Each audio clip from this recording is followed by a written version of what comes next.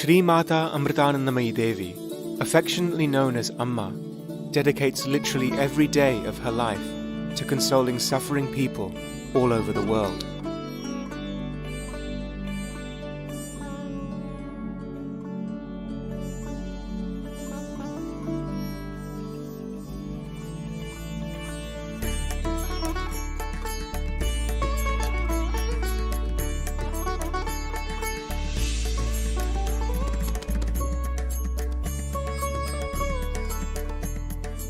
Her message and the essence of her compassion is expressed in her darshan, the motherly embrace she has given to more than 33 million people throughout her life.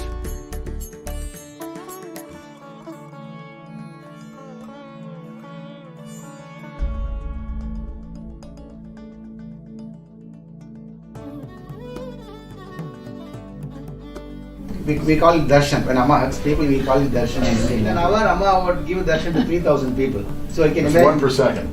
Imagine speed, yeah. Right. Almost 1 hour. Imagine Except for that. 2 seconds, except for 1 They're second. both hands. But also running all the Oodipondo. university and running all those institutions in addition. I mean, running a big organization can be done. It's the Prime Minister of India who has to run the whole country, but he doesn't spend all day meeting people. She has been known to give darshan for more than 22 hours without interruption.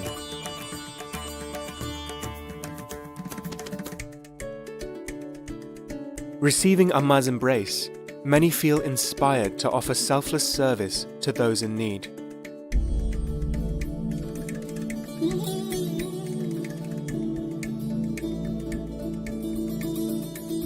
In this way, this simple yet powerful act has become both catalyst and symbol for a growing international network of humanitarian initiatives known collectively as Embracing the World.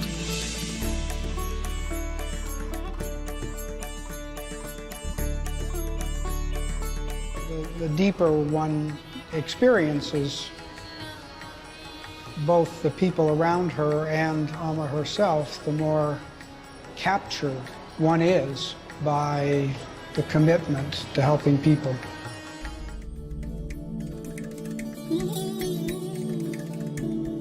More than 25 years ago, the administrators of a local orphanage confessed to Amma that they were out of funds. They told Amma that before long, they would have no choice but to turn the children out on the street. Amma diverted the money that had been saved to build her ashram's first prayer hall, and used it to assume care of the orphans. With this, Embracing the World was born. Amma immediately began caring for the children, rebuilding the orphanage and re-establishing the school. Inspired by Amma's profound concern for the children's well-being, Embracing the World completely renovated the orphanage and transformed its atmosphere. Today, there are 500 children living at the orphanage. With the nourishing food and loving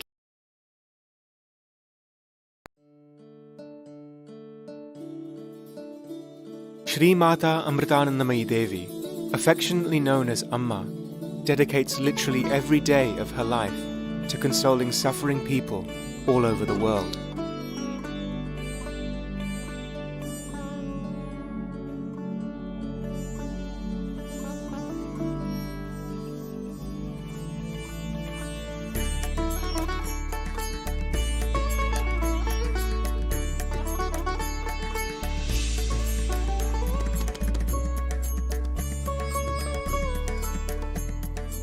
Her message and the essence of her compassion is expressed in her darshan, the motherly embrace she has given to more than 33 million people throughout her life.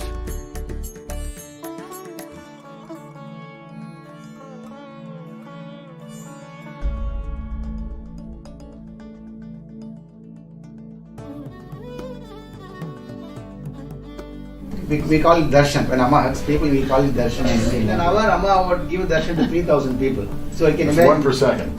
Imagine speed, yeah. Right. Almost one. Imagine. Except 2 seconds, except 1 They're second. both hands. But also running all the Oodipondo. university and running all those institutions in addition. I mean, running a big organization can be done. The Prime Minister of India has to run the whole country, but he doesn't spend all day meeting people. She has been known to give darshan for more than 22 hours without interruption.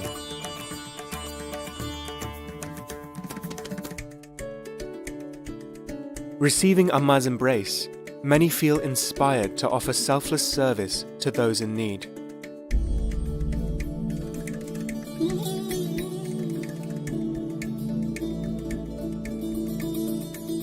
In this way, this simple yet powerful act has become both catalyst and symbol for a growing international network of humanitarian initiatives known collectively as Embracing the World.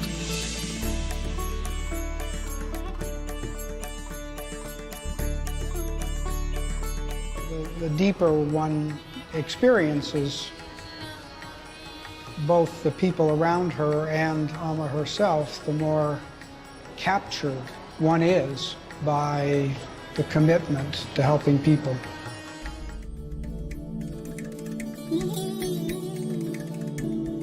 More than 25 years ago, the administrators of a local orphanage confessed to Amma that they were out of funds.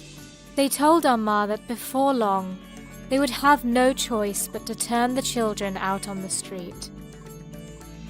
Amma diverted the money that had been saved to build her ashram's first prayer hall and used it to assume care of the orphans.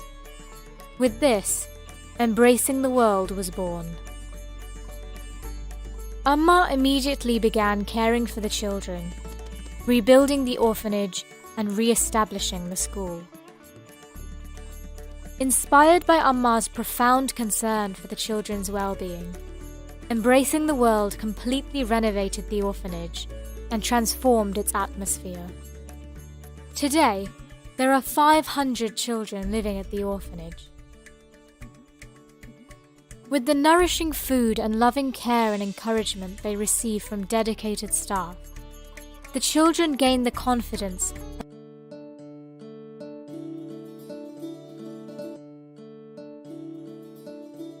Shri Mata Amritanandamayi Devi.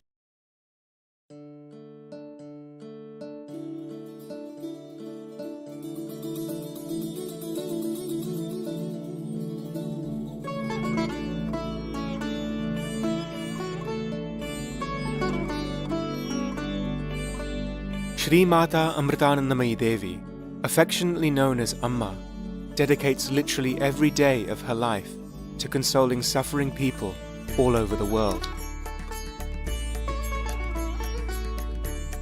Her message and the essence of her compassion is expressed in her darshan, the motherly embrace she has given to more than 33 million people throughout her life.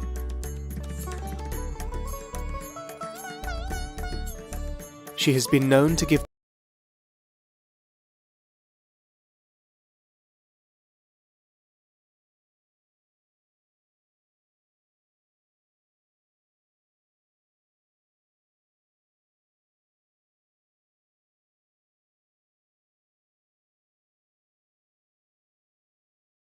See one side of Amma, you have not seen it all, because her concrete part is very solid, like all the microcredit activities that she has undertaken, all the housing activities she has undertaken.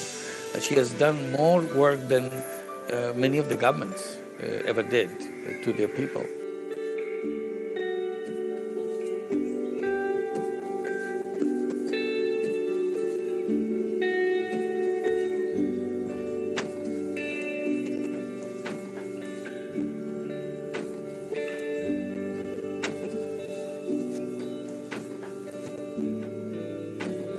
Through Amma's inspiration, these women's self-help groups give back to society by building houses for the poor and helping the needy get basic medical treatment, all from the profits of their small enterprises.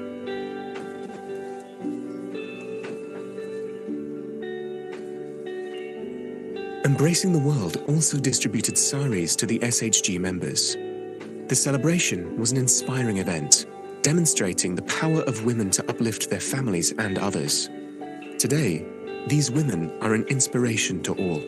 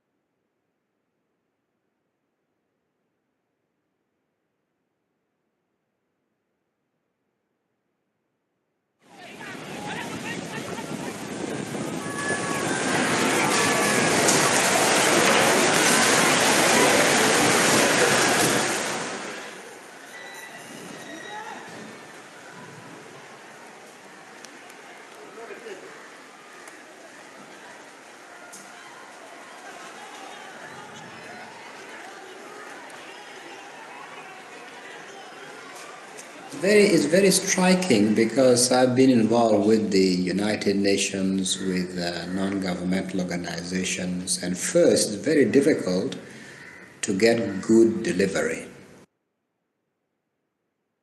Quality delivery of services to those in need, to those in distress, to those who support, to whom we're giving support, and to do it in a timely way is exceedingly difficult, especially in the middle of a massive disaster, massive emergency like the tsunami.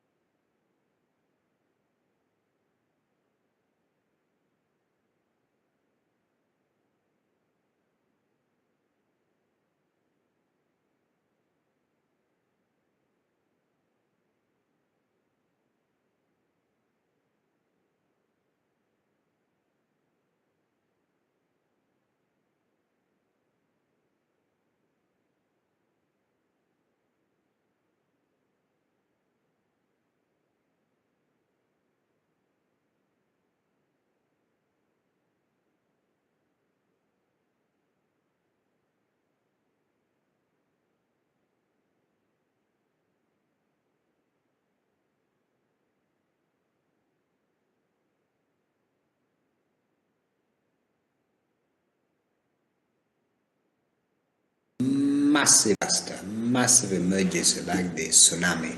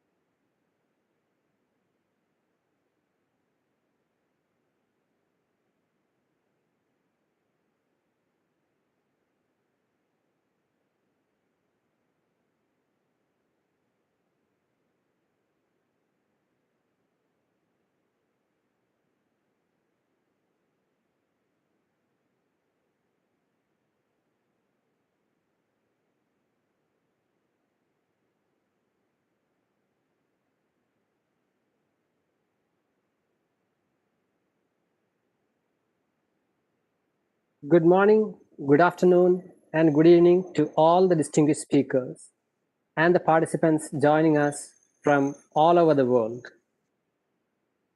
We will begin the proceedings in a few minutes.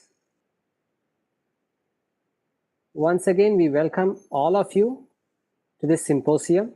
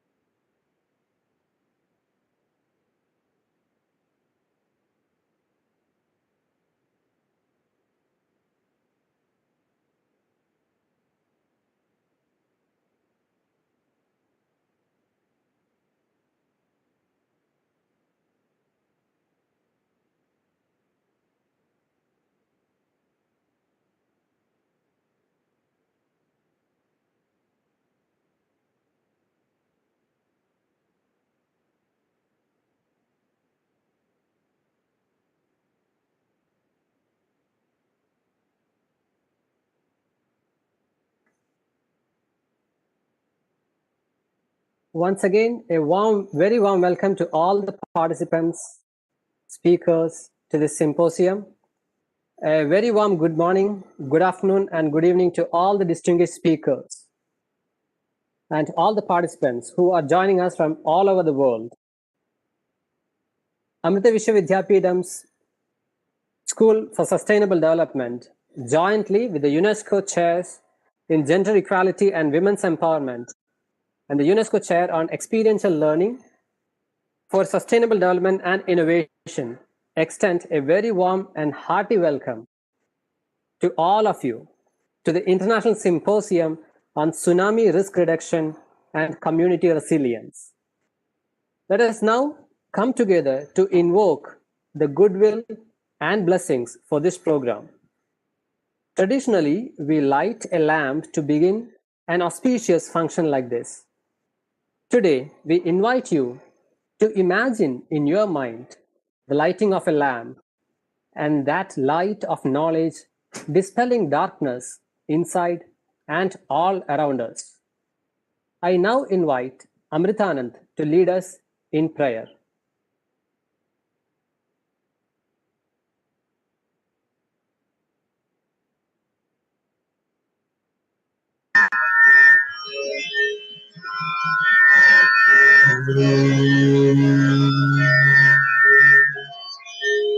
ಛಾಯಾಮೋಧವಳಾವಗುಂಟನವತಿ ತೇಜೋಮಯೀಂ ನೈಷ್ಟಿಕೀ ಸ್ನಿಗ್ಧಾಪಾಂಗವಿಲೋಕಿನೀಂ ಭಗವತೀಂ ಮಂತಸ್ಮಿತ ಶ್ರೀಮುಖೀ वात्सल्यामृतवर्षिणीं सुमधुरं सङ्कीर्तनालापिनीं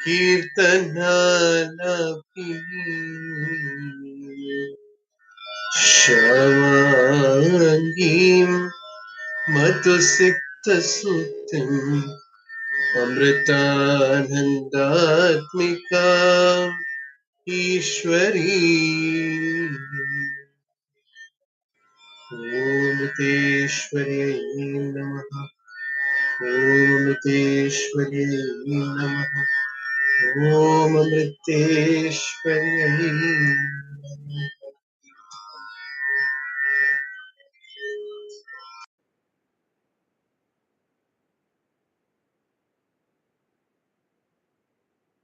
Thank you, Amritanand.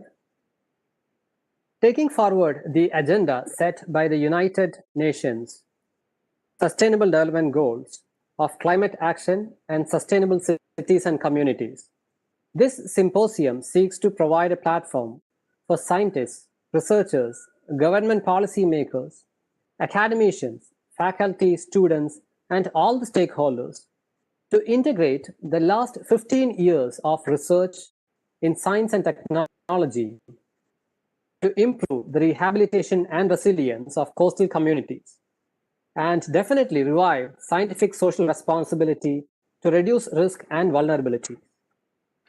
Dr. Manisha is the Director and Professor, Amrita Center for Wireless Networks and Applications, and also the UNESCO Chair on Experiential Learning for Sustainable Development and Innovation. She is also the Dean of International Programs at Amrita. Over the last 15 years, she has been at the forefront of addressing humanitarian challenges through technology-enabled solutions, with more than 140 publications and 15 US patents. From developing and deploying the world's first rainfall-induced landslide detection system, which is currently deployed in Munnar and Sikkim, to OceanNet, a communication platform for fishermen in deep sea. I now invite Dr. Manisha Ramesh to deliver the welcome note. Over to you, ma'am.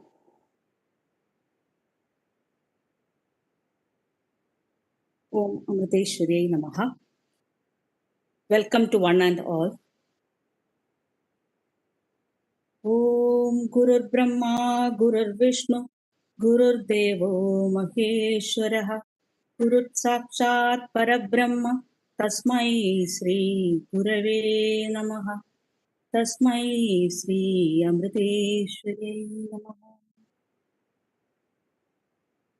On this day, 16 years ago, a magnitude of 9.1 earthquake struck beneath the Indian Ocean in Sumatra, Indonesia, generating a massive tsunami that claimed more than 230,000 lives in 14 different countries, one of the deadliest tsunami disasters ever recorded. Countries were unprepared for necessary disaster relief and responses, including rescue, short-term and long-term, emotional, physical, medical, educational, and vocational rehabilitation, as well as the economic and housing challenges that lay ahead. I vividly remember that water gushing through our area and people running for their lives. Some were carried out to sea by the raging waters. Amma, our beloved Chancellor, immediately went into action to lead the relief efforts. I was fortunate to be part of Mata Amritanandamayi Mutt's rapid disaster management activities and learned numerous lessons throughout the immediate and long-range efforts. Several organizations have collaborated and coordinated. All of them were trying their best to provide the help and support. Exactly how Amma organized every small detail of the relief efforts should be studied and utilized for future disaster management and risk reduction activities. Today, on the Memorial Day of this devastating disaster, we have joined together for an in-depth evaluation of the challenges faced and the lessons learned from the Indian Ocean Tsunami 2004, how we can prepare ourselves better for future tsunami impacts, and how to identify the gaps to build a resilient community.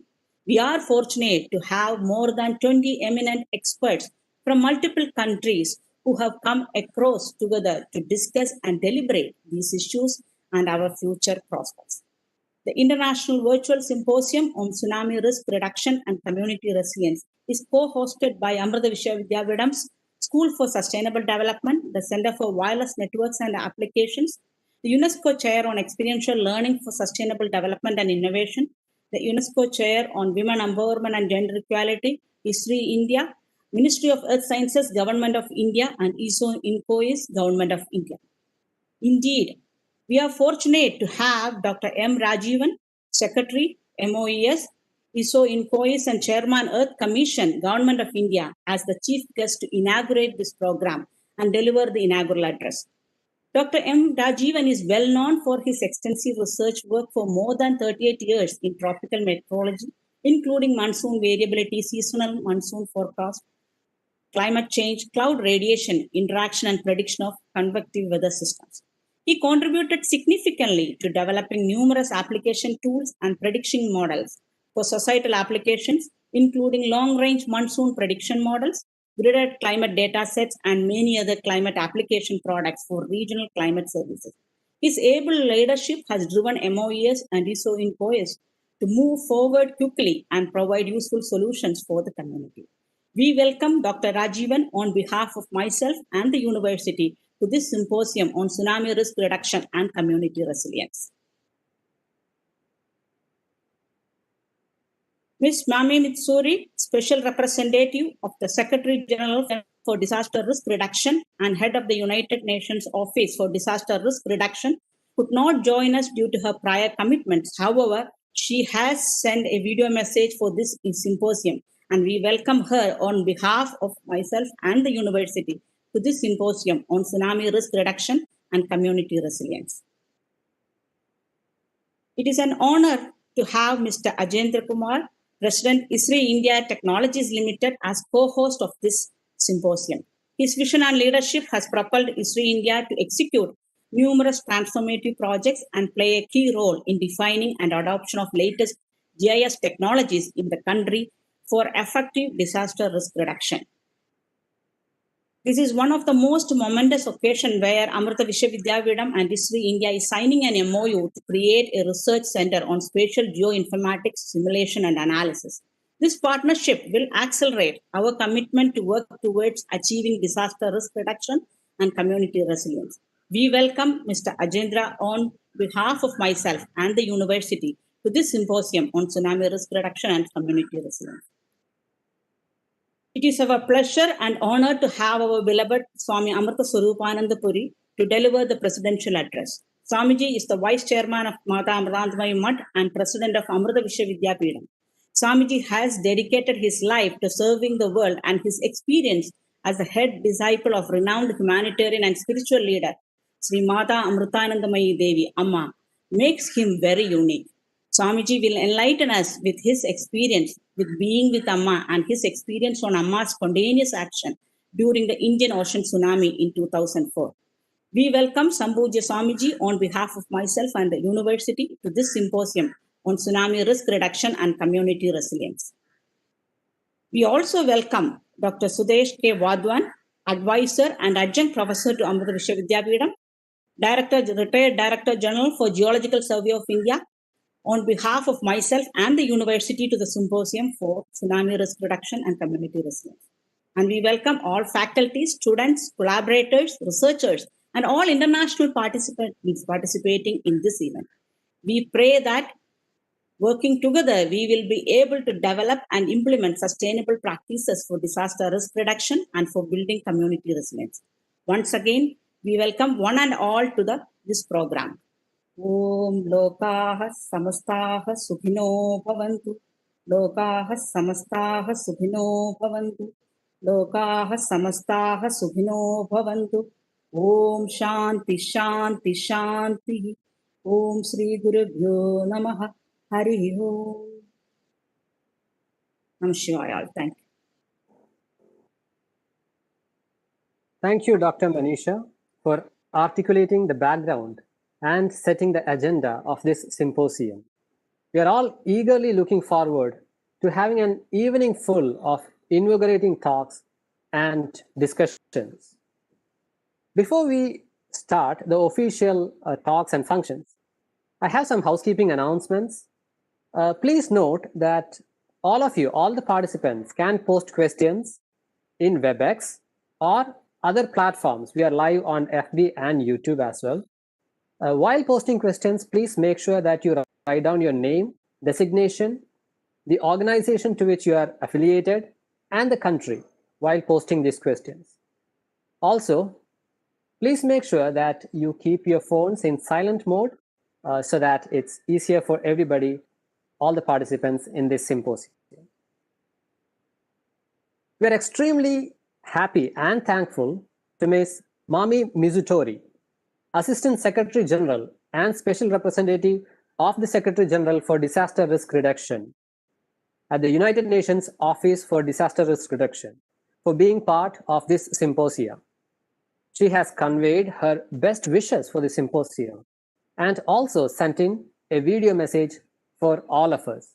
Let us hear Ms. Mami Mizutori.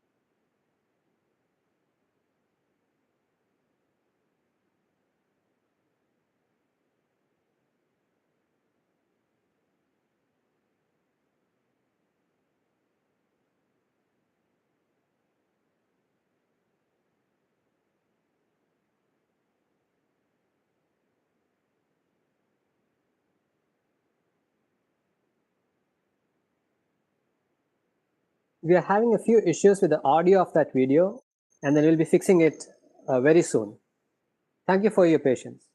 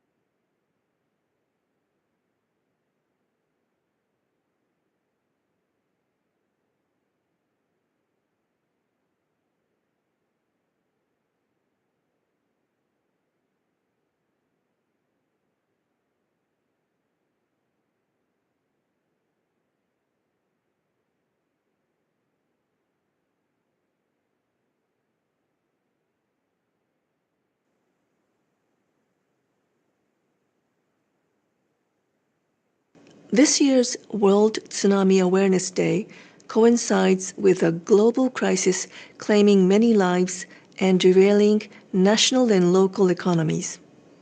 COVID-19 has taught us that being prepared and ready can save lives and jobs.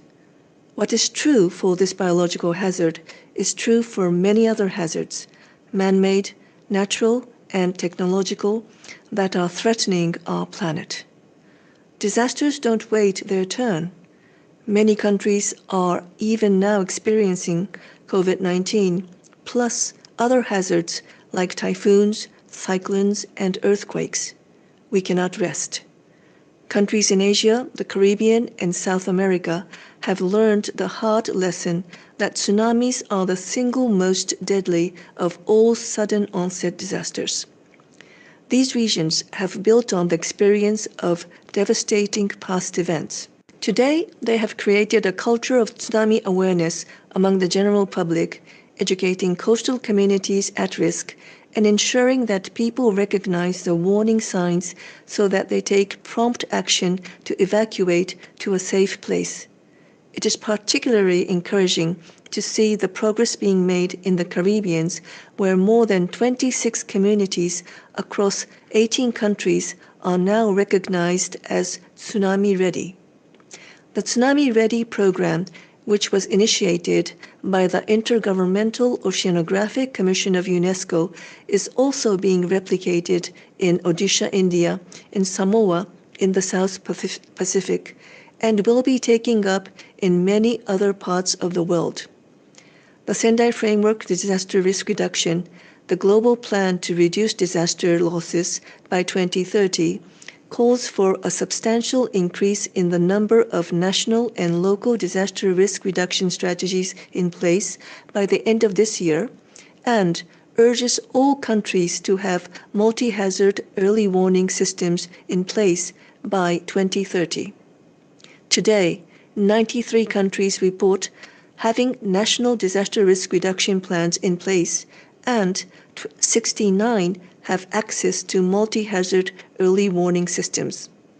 This is a good start, but many countries are still unprepared and are not yet ready to anticipate a tsunami. My message today is that disaster risk governance matters. Clear vision, guidance, coordination, and competence are essential to the success of raising tsunami awareness around the world. Lives will be saved, injuries reduced, and economies spared if we get the planning right. Prevention saves lives. Thank you, Ms. Mami Mizutori. And you have made your take-home message pretty clear. We cannot rest or be complacent. We need to continue efforts towards being tsunami ready. We are honored to have amongst us Dr. M. Rajivan, Secretary to the Ministry of Earth Sciences, Government of India. Dr. Rajivan, as introduced by Dr. Manisha, is an internationally renowned scientist with over 40 years of experience, both as an operational weather forecaster and an active researcher in weather and climate sciences. May I now invite Dr. M. Rajivan to deliver the inaugural address to this symposium. Over to you, sir. Good afternoon, all of you. Sri Swami Amrita Swarupananda Puri, President Amrita Vishwa Vidyapeetham, Ms. Mami Mizutori, Head of the UN Office for Disaster Risk Reduction, Mr. Ajendra Kumar, President ESRI India, Dr. Manisha Ramesh, Director and Professor Amrita Vishwa Vidyapeetham, Dr. Sudesh K. Wadwan, Advisor and Adjunct Professor of Amrita University. First of all, my humble pranam to Amma Amritandamayi. Thank you for kindly inviting me for this important international symposium. Thank you, Dr. Manisha. I should really congratulate Amrita University for organizing this important international symposium, namely on today, 26th December. Today marks the 16th anniversary of the Boxing Day tsunami of December 26, 2004, that resulted in catastrophic losses of life and property in the Indian Ocean and demonstrated how destructive the tsunamis can be. In the wake of this tsunami, the Ministry of Earth Sciences, the Government of India, established the Tsunami Early Warning System in October 2007 as a multi-institutional endeavor. Since then, Indian Tsunami Early Warning Center at the Indian National Center for Ocean Information Services, INCOIS, has been providing early warnings of impending tsunamis in the Indian Ocean region. The Indian Ocean is likely to be affected by tsunamis generated mainly by earthquakes from two potential source regions, the Andaman Nicobar Sumatra Island arc in Bay of Bengal and the Makran subduction zone in northern Arabian Sea. Hence, the tsunami warning system was tailor-made to capture the tsunamis generated in these two zones.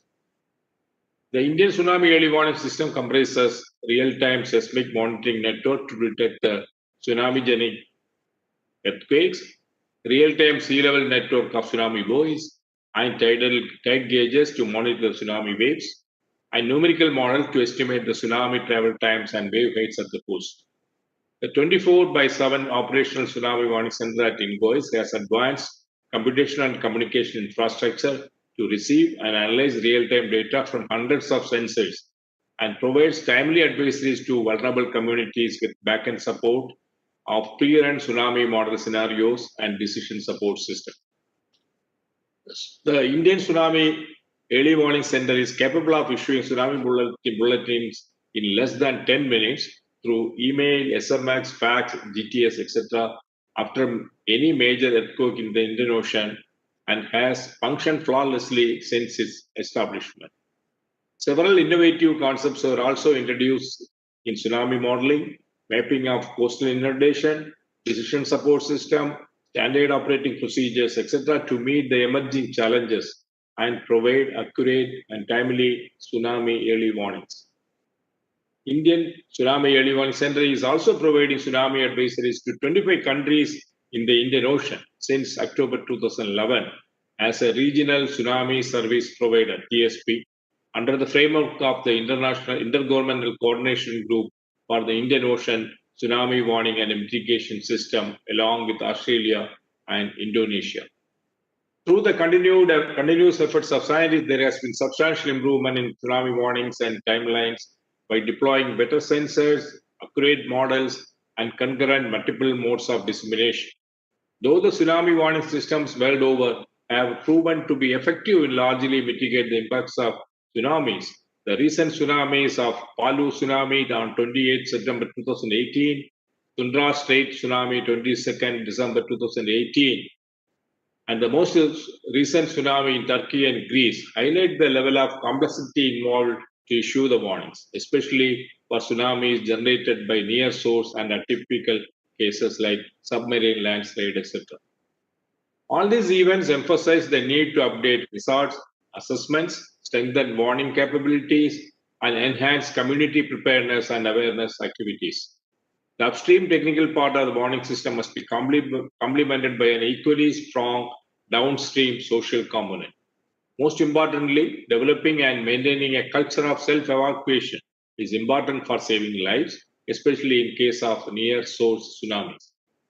To overcome these challenges and strengthen the upstream part, INCOIS is establishing a network of 35 global navigation satellite systems. It's called GNSS, and strong motion accelerometers in Andaman and Nicobar Islands to estimate the tectonic plates in movements in real time and measure the vertical displacements under the sea directly. INCOIS complete the study of multi-hazard vulnerability assessment for entire coast and updated maps to 1:25,000 resolution with satellite data, ground surveys, and air reconnaissance. Also, INCOIS is developing capability to run tsunami inundation model in real time to get information such as the extent and height of inundation for specific region along the Indian coast. From the downstream perspective, it is to be noted that the success of a warning is measured by what actions people take once the respective authorities issue a public warning. Surviving a tsunami depends on the ability of an individual in the hazard zone to recognize official and natural warning signals, make correct decisions, and act very, very quickly. To address this issue, the Tsunami Warning Center in INCOIS is equally focusing on strengthening the community awareness and response.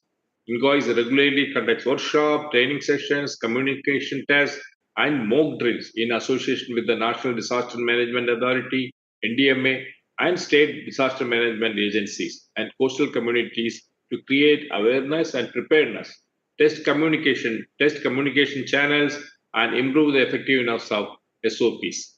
The last tsunami mock exercise and multi-stage mega mock exercise were great examples on our efforts to build a tsunami resilient community. INCOIS, the Intergovernmental Oceanographic Commission of UNESCO, come up with a concept called Tsunami Ready to promote tsunami preparedness through active collaboration of public, community leaders, and national and local emergency management agencies. It's a very good approach and effective program. It provides a structural and systematic approach through 11 important indicators to build community preparedness for tsunami emergency and to minimize loss of life and property. More importantly, the Ministry of Essence through INCOIS successfully implemented a communities-based tsunami preparedness program of the UNESCO IOC called the Tsunami Ready. 2 communities in Odisha, Venkat Raipur in Ganjam district and Nolia Sahi in Jagatsinghpur district have been conferred Tsunami Ready recognition by the UNESCO IOC. India is the first country in the Indian Ocean region and Odisha is the first state to achieve the Tsunami Ready recognition. Being prepared for a tsunami hazard also enhances the capacities of communities to respond effectively to other coastal hazards such as cyclones and storm surges. We will make all the efforts to expand this program to other coastal communities in India. With the state-of-art Tsunami Early Warning Center, India is much safer against the threat of tsunamis. We will continue to work towards building disaster-resilient coastal communities by adopting latest scientific advancements and community preparedness initiatives under a multi-hazard framework. I once again thank you for giving me an opportunity to participate in the inaugural session of this important international symposium. I wish the international symposium a grand success. Thank you. Jai Hind. Thank you, Dr. M. Rajivan, for that wonderful inaugural address to all the participants. Indeed, it's a pleasure that you shared with us how under your able leadership, our country is becoming ready towards, moving towards becoming tsunami ready. Thank you once again, Dr. M. Rajivan, for taking time off from your highly busy schedule to be part of this symposium. It's a great pleasure. Thank you, sir. Next, we have Mr. Agendra Kumar, President, Esri India. With more than 3 decades of experience in the Indian IT sector and heading operations of multinational companies, Mr. Agendra Kumar is also the President of Association of Geospatial Industries. We now invite Mr. Agendra Kumar to kindly share his expertise and vision of the industry. Over to you, sir.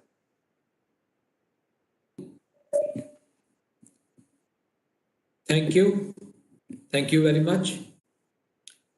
I'd like to start by thanking Amrita Vishwa Vidyapeetham for their initiative to organize this symposium.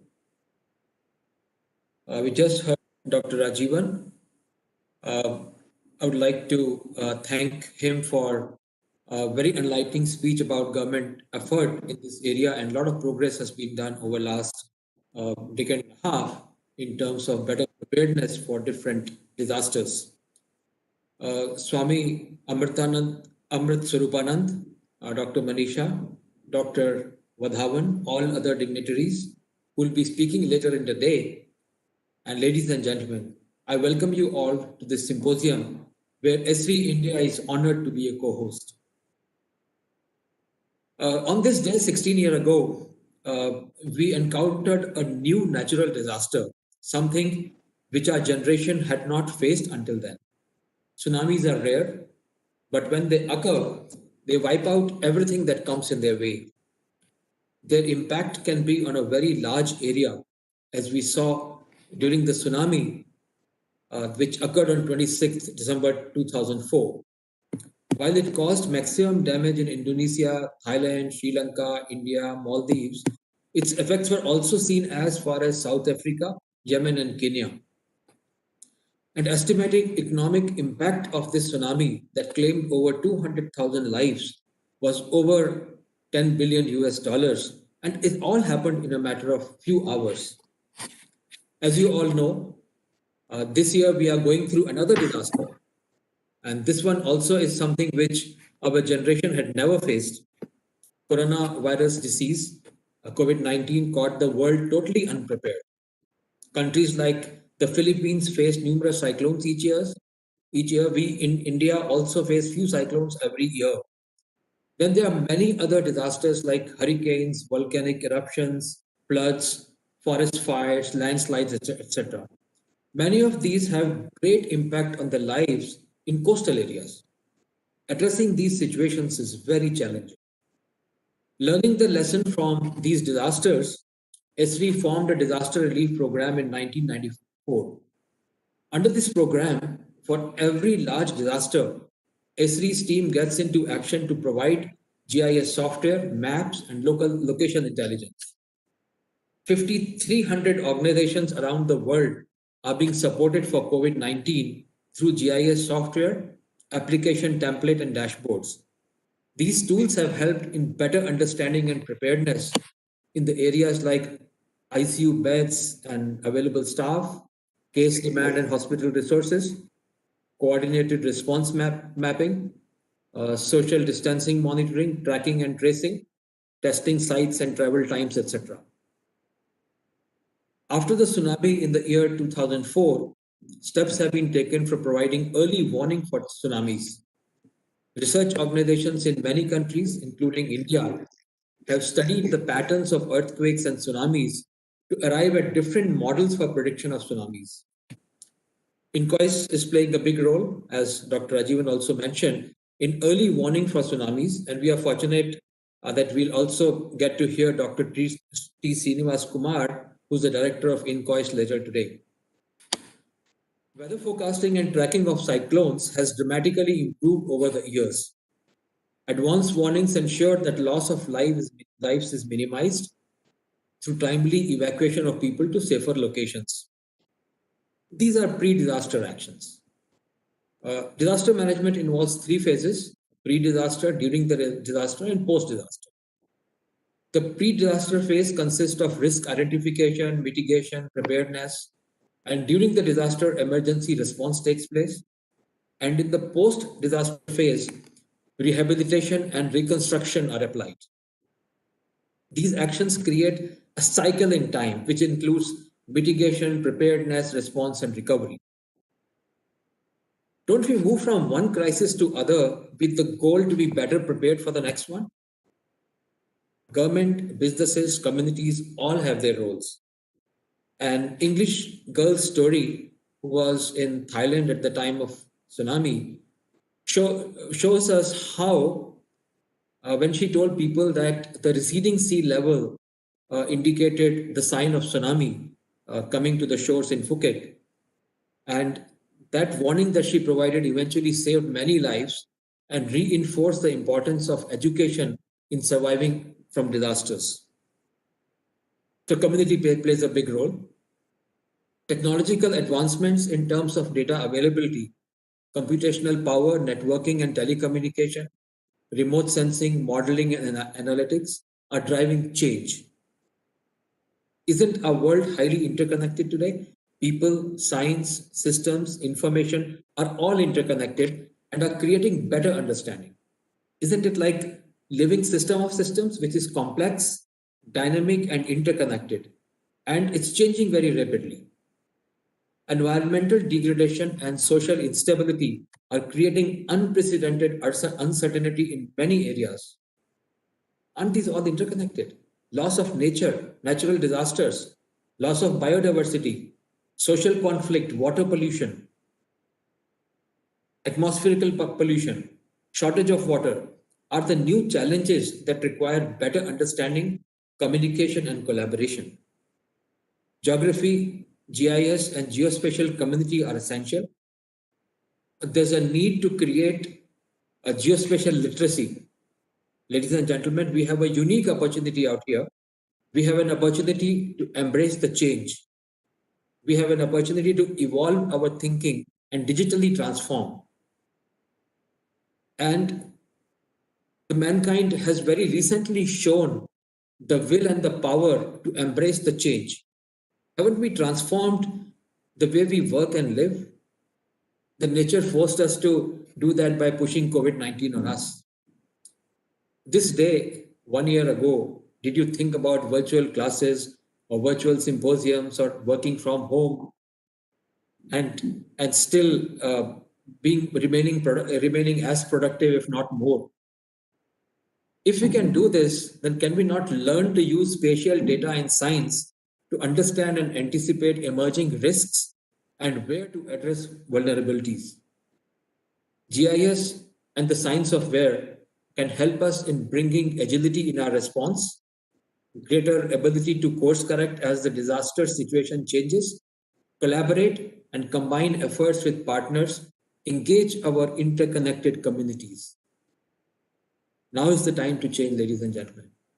So getting communities and collaborating with people across is really going to play a big difference in managing disasters better in the future. And a lot of work has been done in this area, as Dr. Rajivan has said, that community involvement has been very high in some of the coastal areas of the country.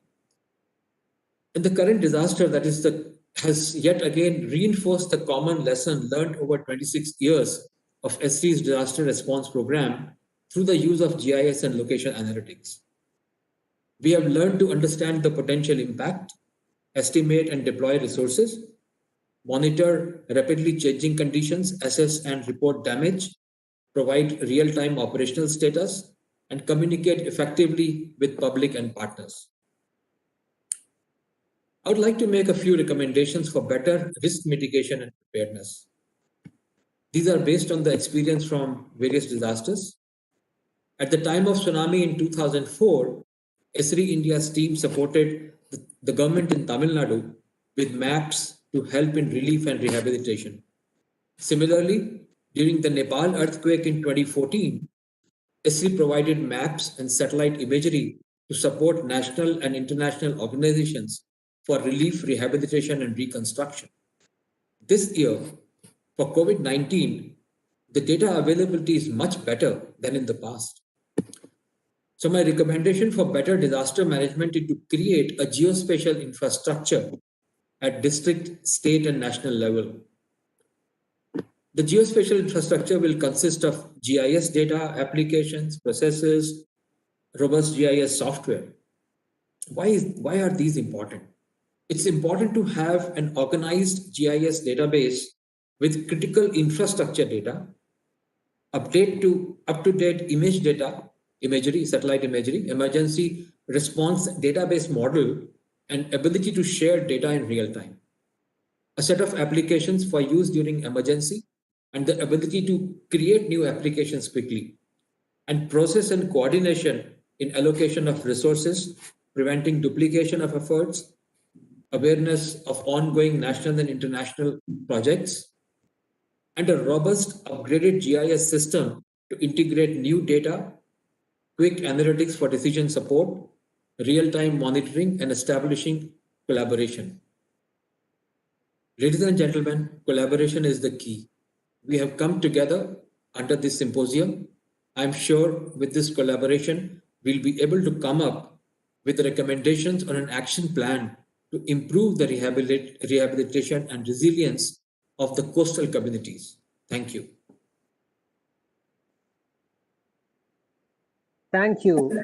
Thank you so much, Mr. Agendra Kumar. Thank you once again for helping the audience understand and appreciate, especially the recommendations that you have given to reduce risk and making communities resilient through the use of GIS software. Thank you so much, sir. It has exactly been 16 years since the dreadful Indian Ocean Tsunami had struck us and took away lives and many livelihoods. Amma, who is the Chancellor of Amrita Vidyapeetham, was at the forefront of delivering help and care to all those who were affected in the aftermath of tsunami. We invite all of you to watch this short video that details Amrita's tsunami response and relief activities. This video was shot at our Amritapuri ashram itself, and some of the videos would detail relief activities.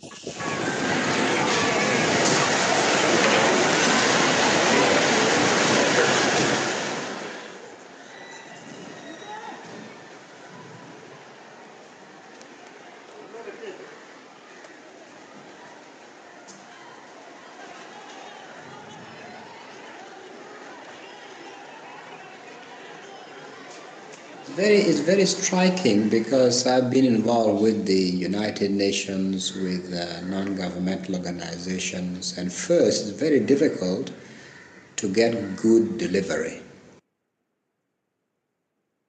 Quality delivery of services to those in need, to those in distress, to those who support, to whom we're giving support, and to do it in a timely way is exceedingly difficult, especially in the middle of a massive disaster, massive emergency like the tsunami.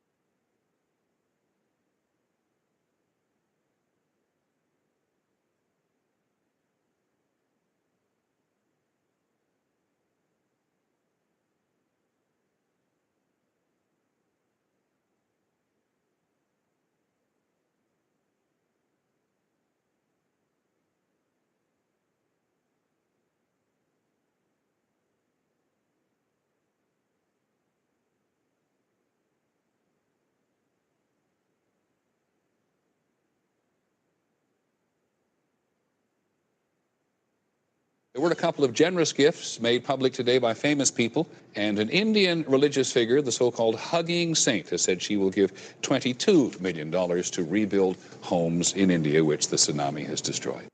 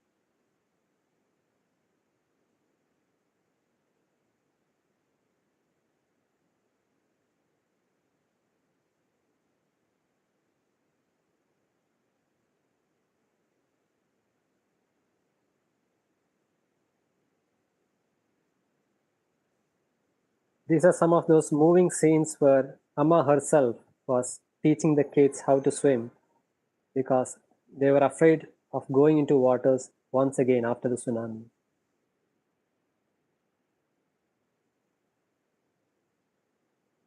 This is the bridge that was constructed by M.A. Mudd and inaugurated by our late President, Dr. APJ Abdul Kalam, which enabled the residents of this village to evacuate faster in case of another tsunami. Every time I come Amrapuri, a unique thing I found. What is that unique thing? That is give. Go on giving and give and go on giving. And giving, this Amrapuri gets the pleasure, happiness and anand. That is by giving. And the message what for people like us, the people who are sitting there, what you get, the giving is indeed happiness.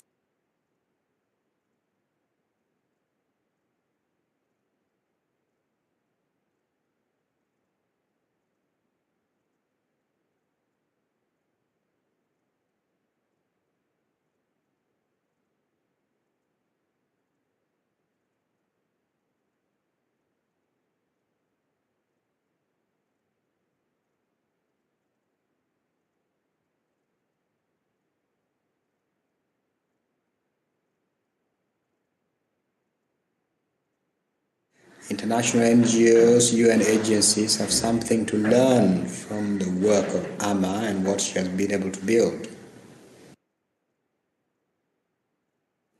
How much of the resources mobilized to support those in need go to those who are providing support, the personnel, whether UN agencies or NGOs? The overheads tend to be quite high. How much of the money which is mobilized actually goes and benefits directly those in need? This is remarkable. It's very striking for me how she managed to get that formula right.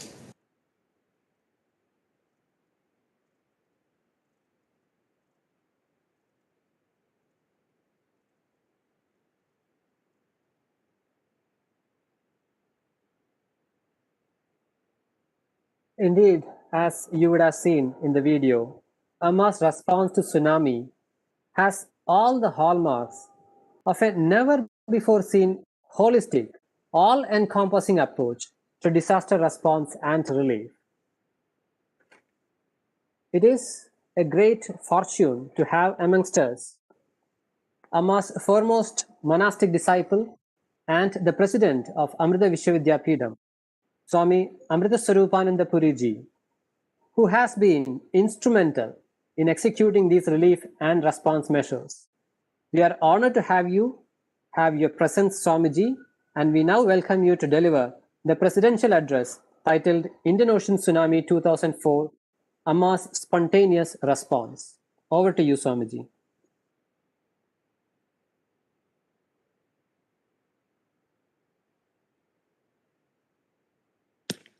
Swamiji, we request you to kindly unmute your microphone, please.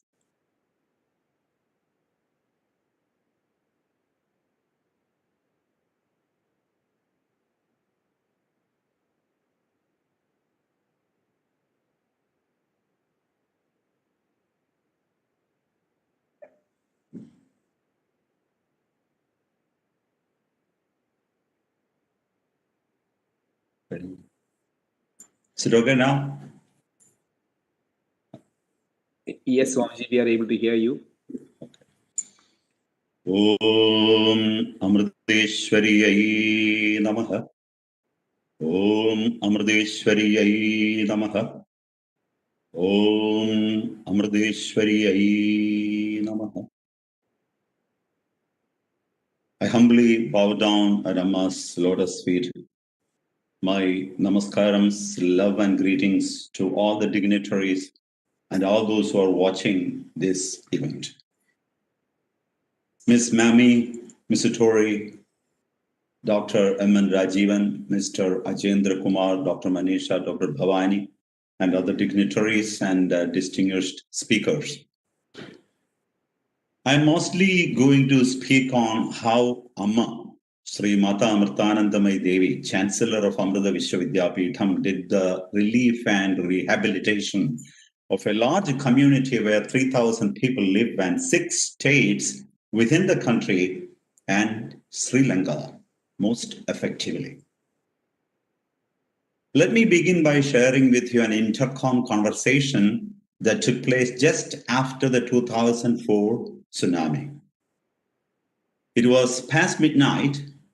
My intercom rang. It was Amma. I picked up the receiver. For a few moments, there was silence. Then Amma spoke. I quote, "It torments my heart to see so much suffering. We should offer something more lasting, more concrete for people to hold on to and help them rebuild their lives." After a pause, Amma continued, "They need new houses, boats, fishing nets, medical treatment, and so forth. How do we help?" I didn't know what to suggest and therefore remained silent. Suddenly, Amma said, "We will set aside 100 crores, that is 22 million US dollars for relief and rehabilitation." Naturally, her words blew me away. Any response I had was choked in my throat. When I recovered from the initial shock, I asked Amma, where is the money going to come from? In a calm voice, Amma answered, that's not so important. Compassion is the most important thing. There are many good-hearted people in the world. Money will come. The first step is compassion. And the last step also. Let us take that first step correctly. And impenetrable was her conviction, and therefore instantaneous was the decision.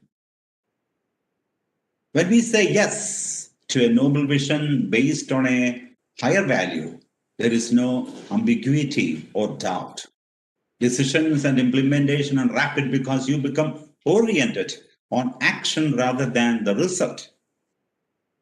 Action is in the present, the result is in the future. When all our energies are focused on the present, the future simply unfolds. It was sudden. In the twinkling of an eye, the gigantic waves snatched away everything. First, it was the waves receding more than 1 kilometer into the ocean, a beautiful sight revealing the sparkling white sand and that lay beneath the ocean waters. It looked as though the entire seashore was covered with the tiny white pearls. Hundreds of our ashram residents and local villagers thronged to witness this wondrous sight. But when Amma heard about this unusual sight, she knew it wasn't a good sign. She instructed everyone to immediately return to the center and asked the thousands of people gathered to move to the upper floors of the building. In a few minutes' time, giant-sized waves rose up, swallowing houses and innocent people, including children and women. Within a moment's time, everything that was there disappeared into oblivion. Amma immediately stopped seeing people and initiated the evacuation process. She came down and waded through the floodwaters, as you have seen on the video, giving instructions to the thousands of people, including the residents and the villagers, who came running to our NGO headquarters, hoping to find a safe haven. It was a scene of all-consuming panic and utter confusion. Mothers with babies, small boys and girls looking for their parents, the elderly, sick, disabled. It seemed overwhelming and unmanageable. Even though there were no fatalities among the residents, our ashram headquarters was badly affected by the tsunami waves. However, Amma was more worried about the well-being of those who lost everything, their entire savings and their loved ones in the tsunami. She was completely focused on how to accelerate the relief and rehabilitation process. Allow me to quote an article that appeared in the New York Times on May 25th, 2013. The article says, in fact, Amma has energized an entire organization that often fills the vacuum left by government. When a tsunami devastated parts of southern India in 2004, it took the state government of Kerala 5 days merely to announce what it would do by way of aid and relief. Amma, however, began a response effort within hours, providing food and shelter to thousands of people. In the following years, her organization says that it has built more than 6,000 houses. She has built a vast organization that is the envy of both India's public and private sectors. They said she had built a place where everything from light switches to recycling plants worked as it was meant to. And in India, this was perhaps the greatest miracle of all. Unquote. How does Amma do this? 3 words can answer this. 1, Amma is meditative. 2, Amma is intuitive. And 3, Amma is spontaneous. And what are her main tools? The techniques Amma uses are not new. They are the age-old tools of love, compassion, listening, and patience. We have so many management models. The latest is sustainable management. I refer to Amma's unique methodology as the mirror management model. allow me to elaborate the word mirror. Yam is meditation, finding the silent spot within, transmitting that into action by sincerely listening to the problems and queries and giving guidance and direction without losing clarity, patience, or equanimity. 2, I. I is intuition. Once we realize the silence within through meditation, then it is not the mind and its conflicting thoughts that guide. We develop another faculty, an intuitive mind, a super mind, or call it illumined mind, which enables us to take the right decisions at the right time with the right understanding. Amma says to be intuitive means to be spontaneous. The first step towards being spontaneous is to be in the present, in a restful state of mind. And from that restfulness, the intuitive mind begins to function. The second step is to allow yourself to remain rooted in the restful state of mind while putting forth maximum effort and hard work. The third step is to let go. Forget all that you have done. Stop worrying about the result, the future. Now, R, M-I-R. R is responding rather than reacting. Response and reaction are two different ways of looking at a situation or person. Let me give you an example. What do I do when I am hungry? I'm hungry. What do? I eat, right? In this case, we are responding to the situation. It is quite natural. Now think of a person who eats whenever he sees food. This is reaction. In fact, by reacting, we invite our competitor to win because reaction makes us vulnerable. On the other hand, response is the trait of a mentally strong person who has better control over his emotions. Reaction is from the past and response is from the present. And 4 is resilience or resilience. Resilience after a disaster is the ability of individuals and communities to adapt and to recover rather than to become vulnerable.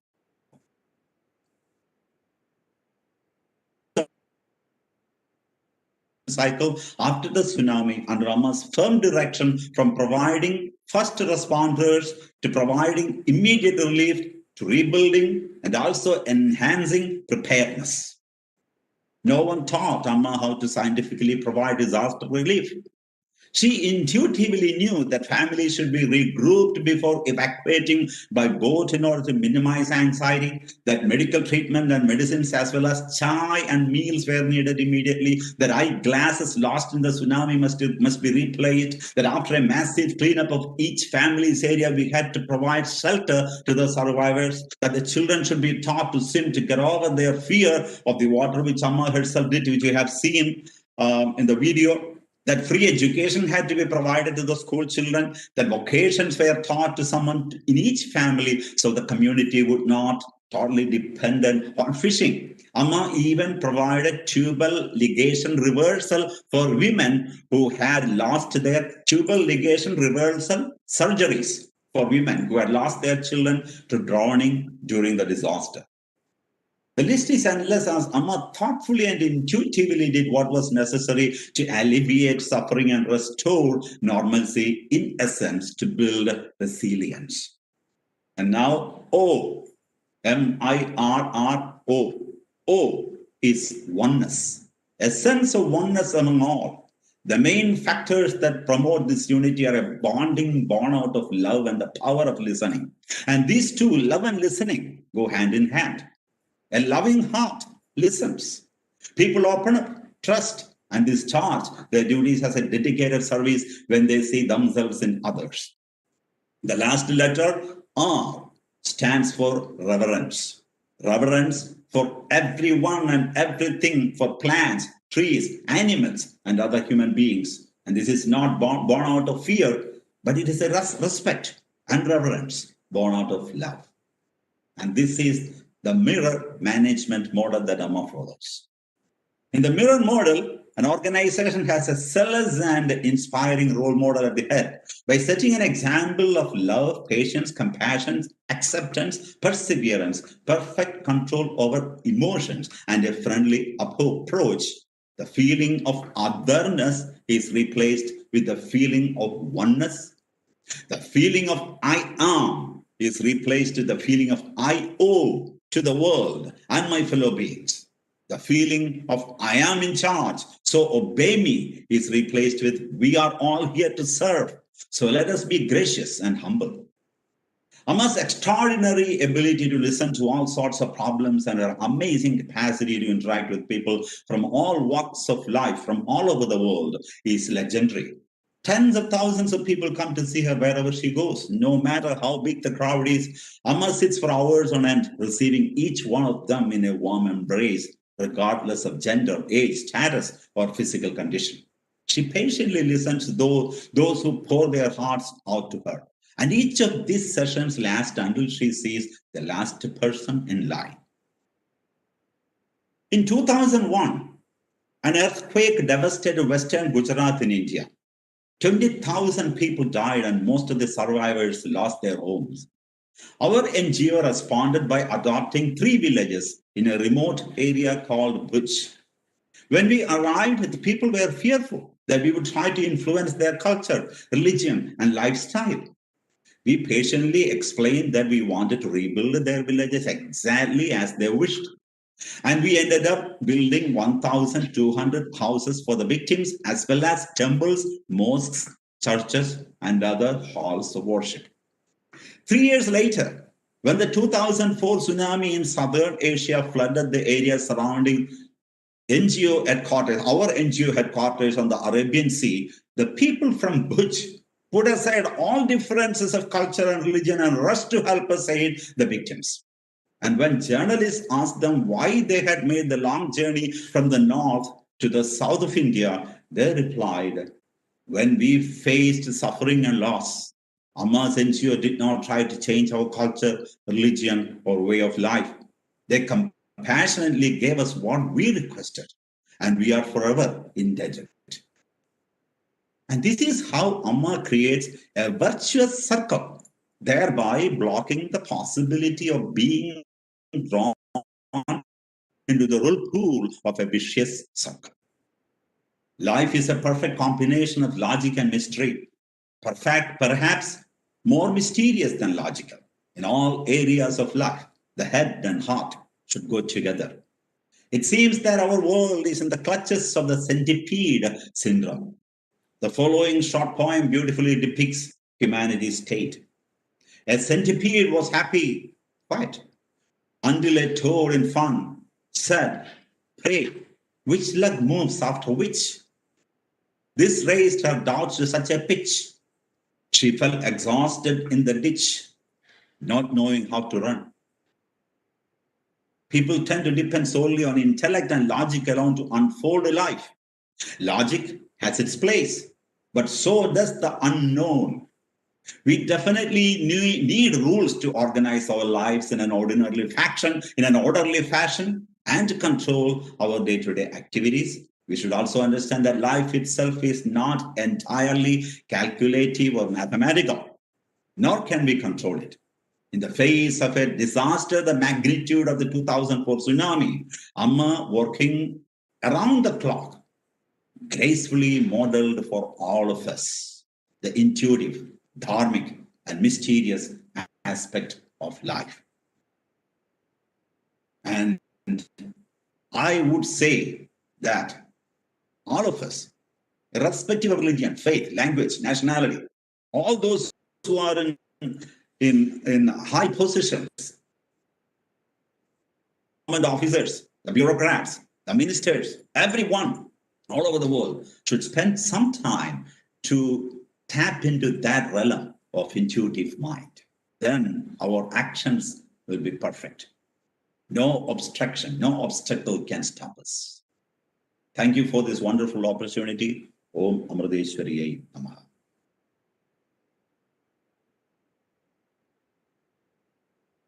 Thank you. Thank you, Swamiji. Thank you, Swamiji, for sharing us sharing with us the beauty of Amma's spontaneous response, as you have beautifully summarized as the mirror management model.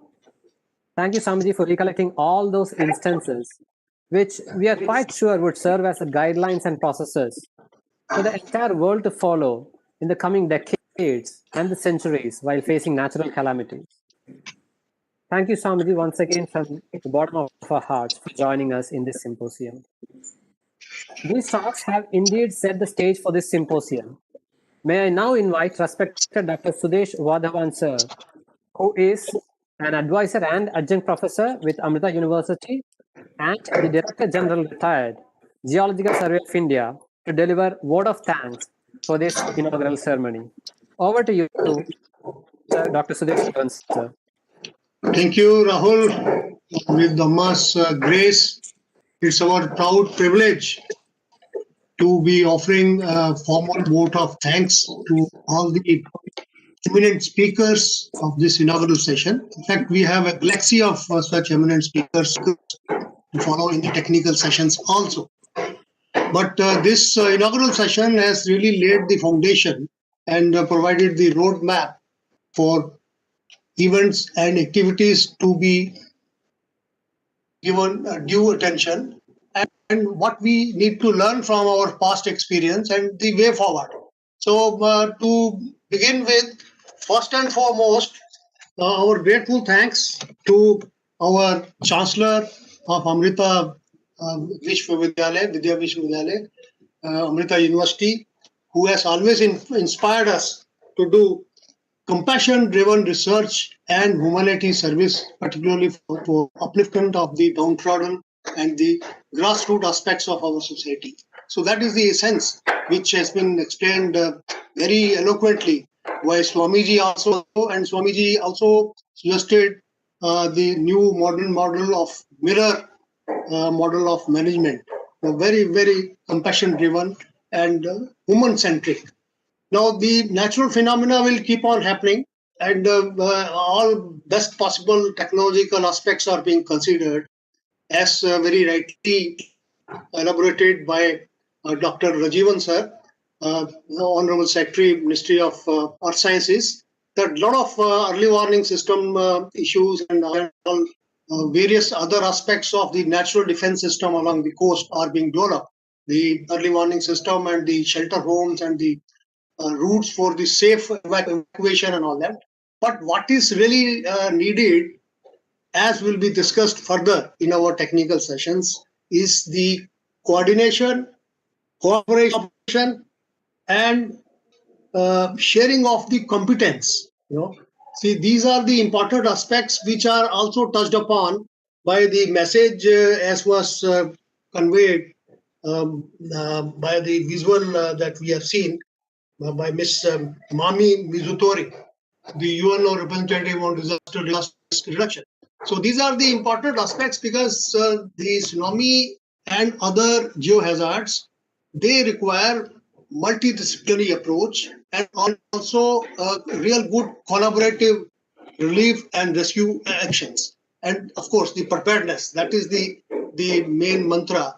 If we are prepared to face certain natural calamities, then the things will follow, as Amma has shown the example, to the satisfaction and upliftment of the people around. We are also grateful to Manisha, Madam Manisha V. Ramesh and Agendra Kumar ji from Esri, who had pooled in their resources. And in fact, we have to offer our grateful thanks to the entire team which has been working behind the scenes to make this event happen. And this is the good beginning, and inaugural session is also proving that the entire session will ultimately end up in throwing up many outcomes and many takeaways that we will be compiling and bringing out in a volume subsequently. So a grateful thanks and a lot of appreciation for all the teamwork. Time will not permit me to name all of you. Dr. Sajid, Preetha Madam, and of course Rahul, who is coordinating, anchoring the entire show, and a number of other persons who are actually involved in doing full-time work for making this event successful. And subsequent to these, of course, there are others who will be also joining us in our these day-to-day deliberations. So with the folded hands, I extend our grateful thanks to all the speakers, all the eminent persons who have taken their time, precious time, particularly Rajivan sir, who is, I know, very busy. He's the Secretary, Ministry of Earth Sciences. He has spared time. And the very fact that he's present amongst us shows the kind of importance that ministry is attaching to this particular commemoration of a particular event. And part of the Ministry of Earth Science, the INCOIS, which is doing a very commendable job, both in the laboratories as well as on the ground, in coordinating and extending full technical support to the people who are affected by these coastal processes. So thank you very much once again. And I'll end up by quoting our respected Amma, whose very profound message is that in our approach to sustainable development, because we are, by addressing these issues which are emanating from such geohazards, we are also addressing the goals of the sustainable development.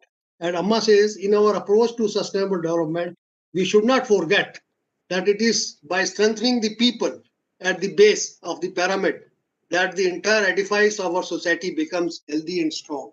So this is the essence of our collaboration, cooperation, and compassion-driven help for the society. So thank you once again. Thank you all, and please remain associated with our ongoing technical programs. Over to you, Rahul. Thank you. Thank you. Thank you so much, sir. And so with this, we conclude the inaugural ceremony of the International Symposium on Tsunami Risk Reduction and Community Resilience. We request all the participants to stay tuned. In a few minutes, we begin the next session of the symposium, starting with Theme 1, Tsunami Response Lesson and Lessons Learned. So before I hand over to Pooja, who will be MC for this session, I request all the participants to kindly switch on their videos so that we can all take a small photo of all of you in one big screen. We would have allowed all of you to be here at Amritapuri, but since COVID has made that not possible, I request everybody to turn on their videos and we'll take a short thank you all. Thank you so much. Thank you. So now I hand over the mic to Pooja for taking over this next session on Theme 1. Over to you, Pooja.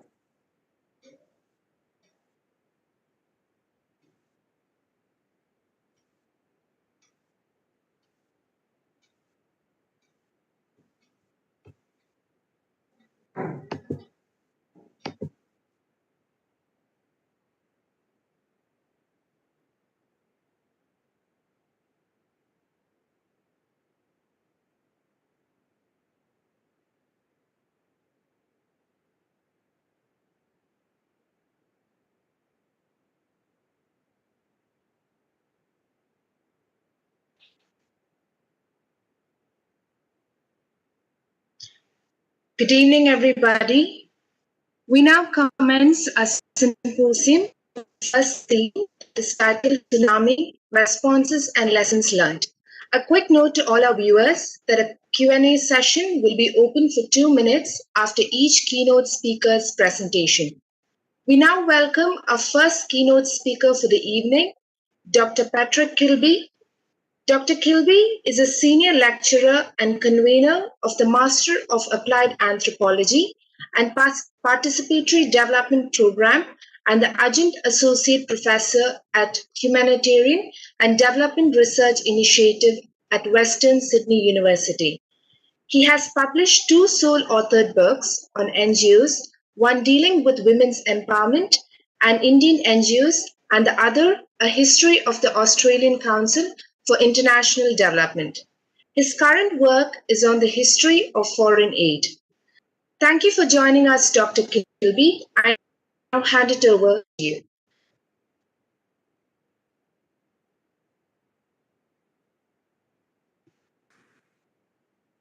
Thank you for that welcome. It's very humbling to follow Swamiji in particular on those thoughts of mirror management to counter the managerialism we come across far too much.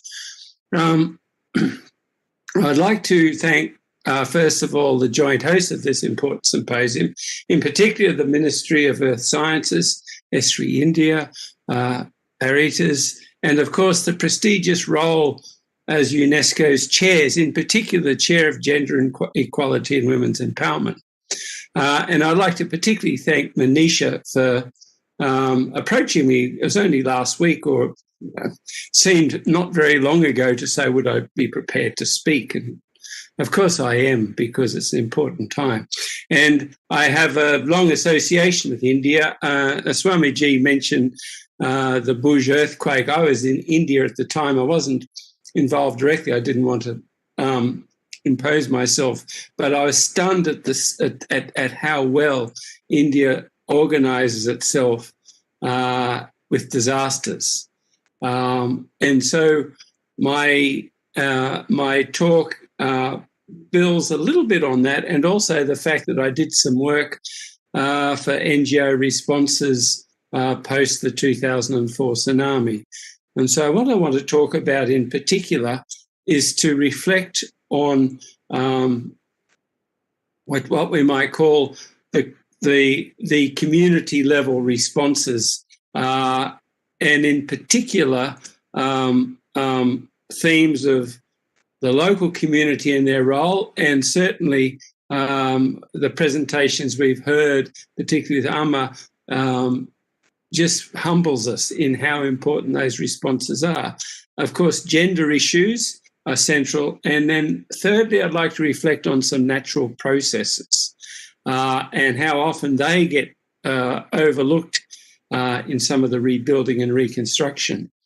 And also, I'd just like to note that my talk is a little bit, it goes beyond tsunamis, because I know particularly the east coast of India, the irregular cyclones are occurring with increasing intensity and frequency with global warming. And then the tsunami in many ways was equivalent to 3 or 4 cyclones along the coast at the same time. Of course, the tsunami was instant, while cyclones have warning and are spread out over some time. But we just remind ourselves, for 2,000 kilometres up to 2 kilometres inland is where the wave went. 12,000 killed, 600,000 homeless. So the scale is quite profound in terms of what happened in India. So I just want to reflect a little bit on local community. And as the video and Swamiji's talk about Amma was, that the first few days of a disaster such as this, the community does the work.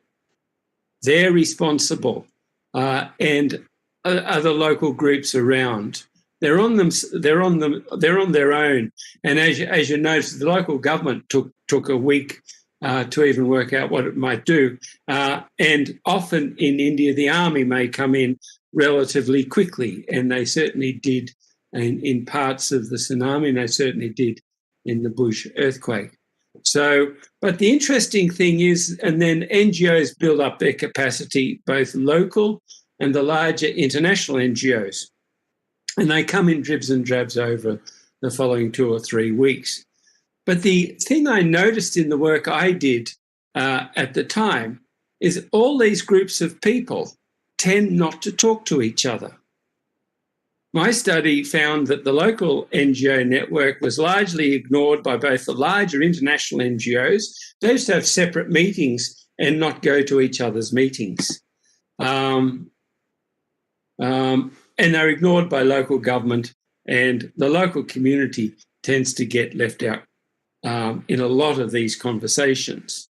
When it comes to longer term recovery, the local community gets ignored further, with regulations on where people live and a whole lot of things which are just simply impractical, like asking fisher folk to move their houses to 2 or 3 kilometres inland.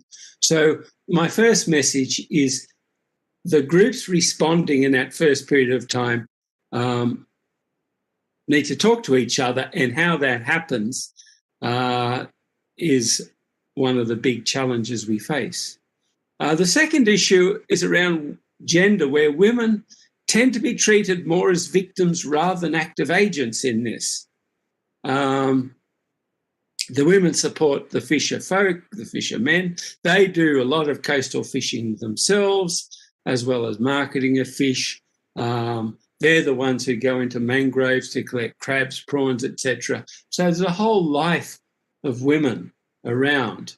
And often we forget the women's main role is that and suggest they do different things. I'm not saying they shouldn't do some different things, but remember their primary role is in their own community, supporting their communities and being an integral part of that coastal livelihood. And this is very important in the recovery period. The role that women play in local economies, I argue, is not that well understood. And they're not well understood, and it's not well appreciated. Including them and their local groups, the self-help groups and the like, and the processes are an important part of any reconstruction. Finally, I want to reflect on long-term rehabilitation and protection. Global development tends to focus on the technical and building back better. These disasters are seen as an opportunity to do that. And building back better often involves new technology. And I remember immediately after tsunami, the World Bank was promising sea walls for everybody, and they tended to forget the mangroves. By the mid-2010s, I noticed, looking at the literature today, the value of natural processes are evident and arguably the most important. And I would say that's about mangroves. 100-metre wide mangrove belt can reduce the damage by up to 50%, while a 500-metre wide mangrove belt can reduce the impact of a tsunami or cyclone completely. Now, the issue is a lot of the debate sees mangroves as a natural barrier, which is a good thing, but they tend to forget they're actually a complete and not only environmental ecosystem, but an economic system in themselves. And so the competition between shrimp farms, which are along the East Coast, is a false economy. You're getting rid of one shrimp hatchery in the form of mangroves to replace it with another, which is far less sustainable. And so the question is, should we be starting to think of our aquaculture itself? That should we be thinking of, okay, shrimps is an important export, good. Why not build the mangrove to improve live caught shrimps? And in Australia, if I go to the supermarket, I can find Indian shrimps, we call them prawns here, or I can find live caught ones from North Australia. I choose the North Australian ones because the Indian ones are from fish farms, which have a lot of problems. So the particular point I'm making is the mangroves are part of not only a natural ecosystem to protect communities from cyclones and tsunamis, but are probably more environmentally and economically valuable. It just means you have to do your regulation, you have to do a whole lot more community consultation to create a sustainable fishery built around mangroves. And when I just read the newspapers about mangroves today, the Indian newspapers, the amount of mangroves, it's increasing, but also it's being taken away. And they talk about mangroves on the East Coast in the tens of square kilometres, when in fact, to really, really create a sustainable system which protects communities, you would be needing to talk about, that's my timer telling me my time is up. We would need to be talking about hundreds of square kilometres, so which is a completely different approach to development on the East Coast. That doesn't mean you can't have tourist resorts. It doesn't mean you can't have a whole lot of other development, but it also means that you have to look after the coastal fishery and the inshore fishery and the mangrove fishery, and that will have two major effects, and that is to reduce the damage of cyclones and tsunamis, to make those communities more sustainable and more economically viable and, dare I say, wealthier, and also move forward. So if I have a recommendation, one is for the symposium, one is to think more about how do we get these diverse sets of groups who are all important to talk to each other, and B, how do we rethink what we're talking about in terms of tsunami preparedness. And I'd just like to thank everybody for having me and for the honour I had to hear Swamiji's presentation and the whole mirror management idea. Thank you very much. Thank you, Dr. Kilby, for your recommendations. Now we have a 2-minute Q&A session open for our viewers. Participants can post their questions to the host Sairam or co-host Rekha.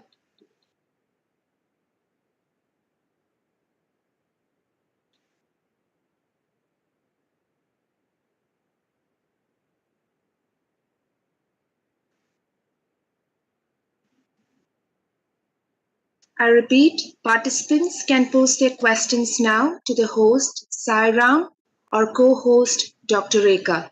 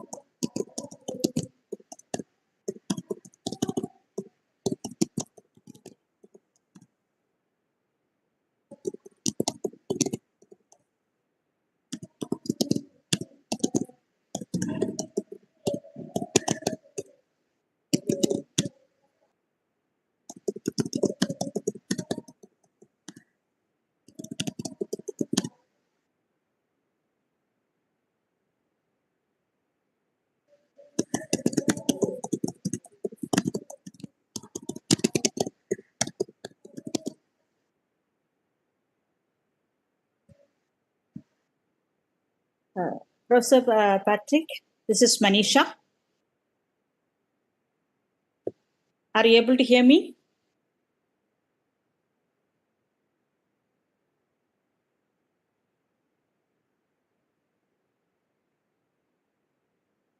Yep, I can hear you now. I was muted. Okay. So your talk was very insightful, and the basic insights which you have talked about, the inter-organizational collaboration and how the local NGO and the international NGO collaboration, what you see as lacking. I think that brings out as a gap which needs to be addressed for every DRR activity. Thank you for bringing out that point. The second point, which also I really was very welcoming and thought-provoking, was about the engagement of women and how they are very important in the whole DRR activities. I would like to hear a little bit more about your thought process on engaging women in the DRR activities. What needs to be done? Where were the gaps? I think with engaging women, the opportunity that how self-help groups in India developed since the early 80s, I think, for the last 40 years now, gives an opportunity now. In recent years, the self-help groups are seen as mainly a microfinance sort of structure, and they're based around, loans and savings and repayments and a whole lot of things. I think we may need to go back to their original thoughts about self-help groups as about self-help and how they can be engaged with their views, not only to make resources available to them, which is important, but their insights. One of my favourite activities when I get to India from time to time is to talk to women's self-help groups. So a couple of years ago, I did it. I was up in West Bengal in a tribal area, and it was great conversations. If you sit down and chat, their insights are profound, and they're very happy to give you very good ideas on how things should be organised. But unfortunately, people tend to run social hierarchies. But it's those who may be Dalits, women Dalits, who are fisher folk, who work in the mangroves, who can actually tell you much more about their local environment than a whole lot of outsiders. I'm not saying outsiders' voices are not useful, but listening, as Swamiji said, that was the first, I think, of his mirror, is meditation, but the meditative is to listen. I think that's important. And listening to local women, you can't go wrong. Thank you so much.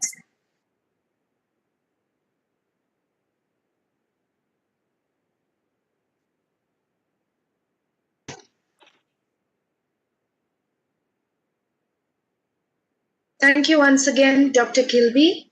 Our next speaker is Dr. Dr. Bhavani serves as the UNESCO Chair in Gender Equality and Women's Empowerment and is the Director of Amati Labs, Amrita Multimodal Applications using Computer and Human Interaction Labs at Amrita Vidyapeetham. A central focus on her work has been the use of skill development as the baseline strategy and women's empowerment as the underlying vision. We welcome you, Dr. Bhavani, and over to you, ma'am. Hello, everyone. Good morning, good afternoon, greetings to wherever you may be. I'm going to quickly pull up my presentation over here. Just if you could just bear with me for just a minute.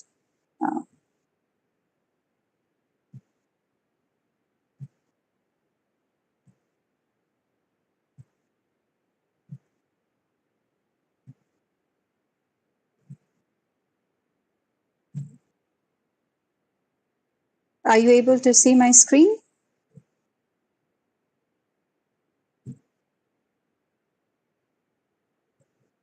Not yet. Yeah, it's coming up. Okay, perfect. All right.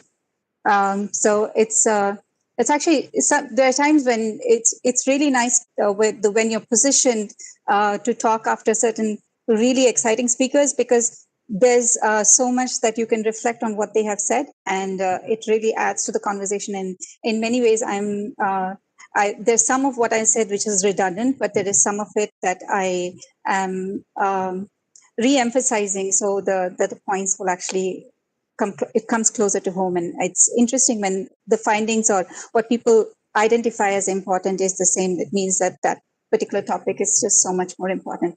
And so I'll be happy to start my talk, and it's on MAM's humanitarian operations in the 2004 Indian Ocean Tsunami and its implications for theory and practice. A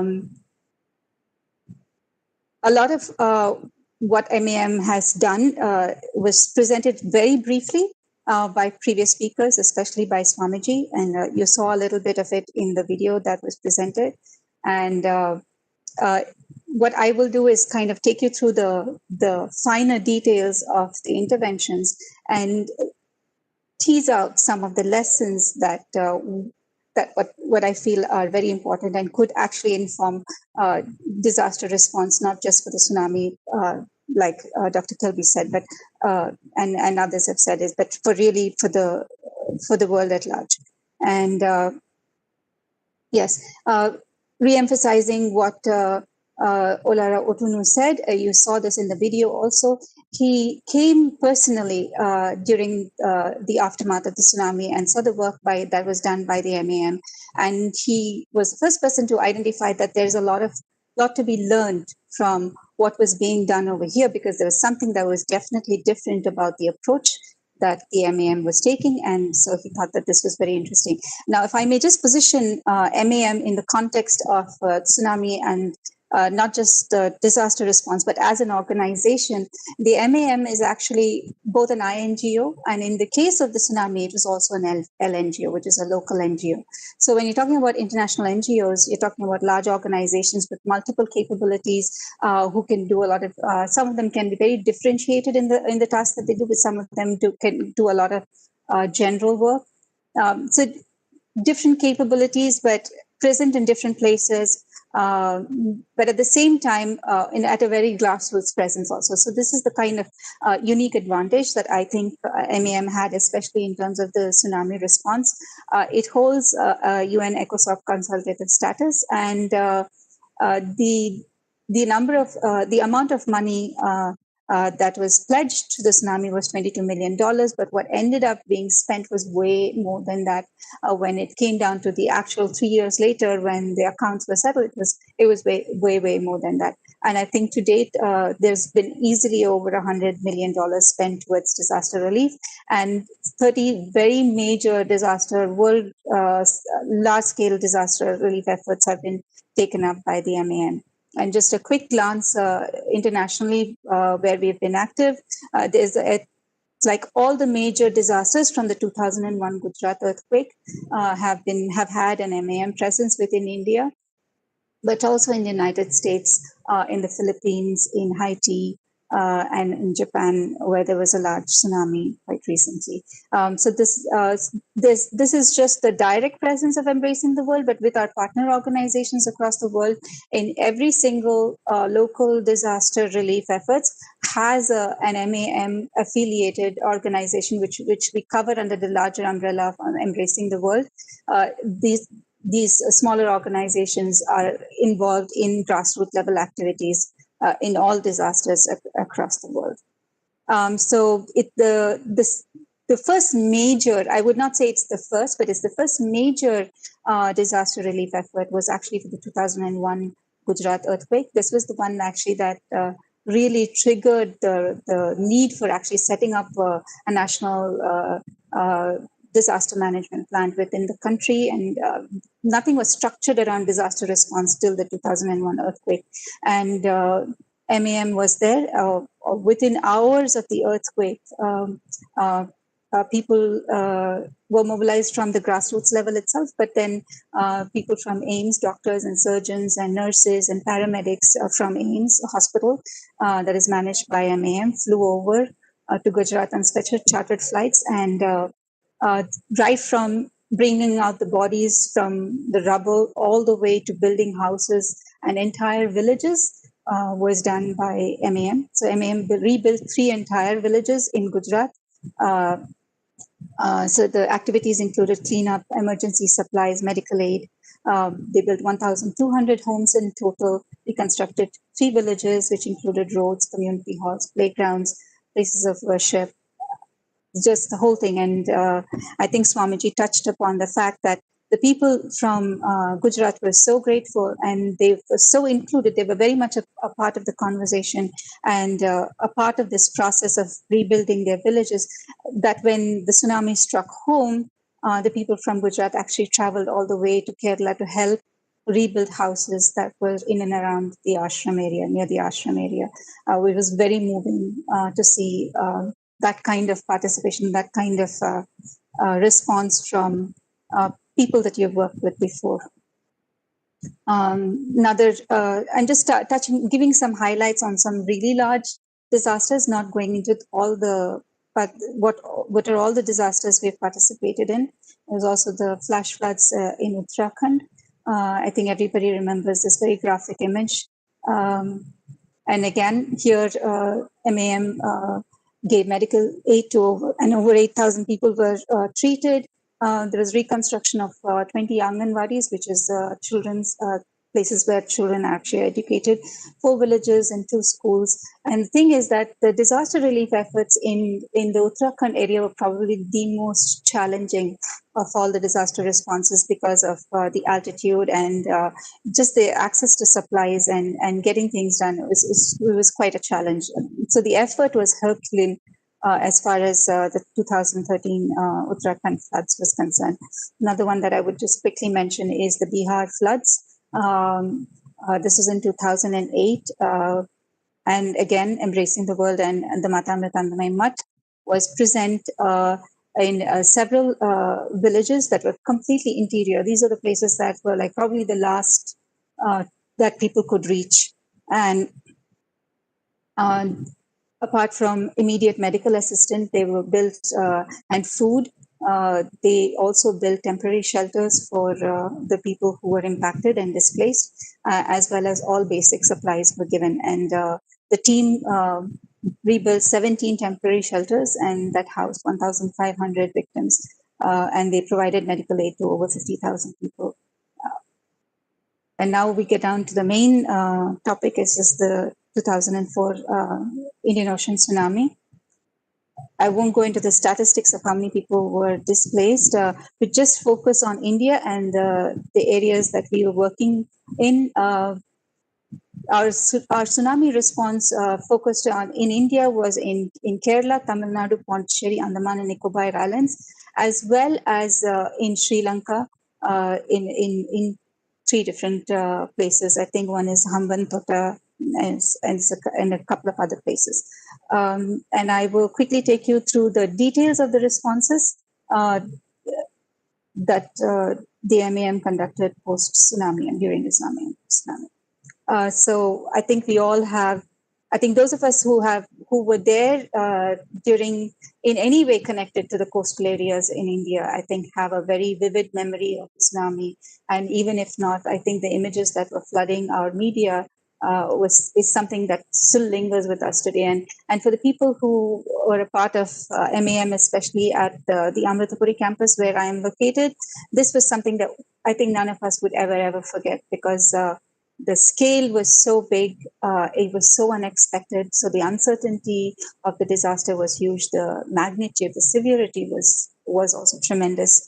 And like COVID in its own way took the world by such a shock and with such complete unpreparedness. I think same could be said of tsunami, and it was just even more because your build-up time was almost negligible. I mean, nobody had an idea of what was even hitting them at that point of time. So the most significant thing is, as soon as the floodwaters just crossed the seawall, which is one of the pictures that you can see, immediately, even before, when the waves receded itself, the evacuation process started. It was not because of prior knowledge in the technical sense, but it was because of knowledge that was from the traditional sense, in the sense that the phenomena of the sea receding was so unheard of that Amma immediately took the decision that this was something that was bizarre and something that we need to be worried about, and immediately started evacuating everybody that were by the ocean side, not just people who were part of the ashram, but also the local communities. So members of the ashram went out into the local communities and physically moved people to the taller buildings that were within the ashram to keep them safe. And this comes from traditional knowledge, but it also talks about your capacity to make an informed decision based on that. And in the meantime, there were also reports that were coming in from Tamil Nadu that there was a tsunami. So to be able to correlate an unusual phenomena and another thing that was happening in another part of the country, and to bring that together and then immediately take an action on that is something that we had 20,000 people who were at the ashram at the time of the tsunami, and we are in a very, very narrow strip between the ocean and the backwaters, and not a single person died in the entire process. There were 2 deaths that were within a small radius of the ashram, outside of the ashram, and just a few kilometers down in Arikal, 117 people lost their lives. So that is the impact of the evacuation process that was conducted at the ashram, of course, led by Amma. And here are some of the numbers. Immediate provisions included 90,000 saris, dhotis, and children clothes, a financial aid of 10.5 million rupees that was given within a day of the tsunami. This is something, again, that is quite an incredible thing, and I will touch upon it a little bit more. I'm just giving you an overview of the activities across the country, and I will specifically talk about the interventions that happened by the Alapad coast, and I will explain why I will focus on that. So, the immediate relief included temporary shelters. 250 families in Kerala, 300 families in Tamil Nadu were immediately housed. They built temporary shelters and housed these people in this. These are people who did not move to the relief camps and did not have access. They had built within, I think, a fortnight. These temporary shelters were built. And medical assistance of greater than 1 million rupees in terms of medical aid supplies, with over 900 people treated and 20 eye camps. And I will go through the details again of the medical aids later. In terms of infrastructure, over 6,000 homes were built. To be precise, 6,296 homes were completed, and 3 villages were completely reconstructed. A pedestrian bridge to evacuate about 225,000 people within half an hour was built. Over 9,000 trees were planted. 700 boats, along with fishing nets, motors, and diesel, was given out. 2,000 youth were skilled in alternative forms of livelihood, since their livelihoods were affected by the tsunami. This is just some of the overviews. And just coming back now to what is our concept of what is an ideal humanitarian operation. So conceptual is, one is that it should be relevant to the people that you're serving. So it should be human-centric. So it is customized to the needs of the people. And the second would be that it is conscientious, it is humanistic, it is done for the right reasons.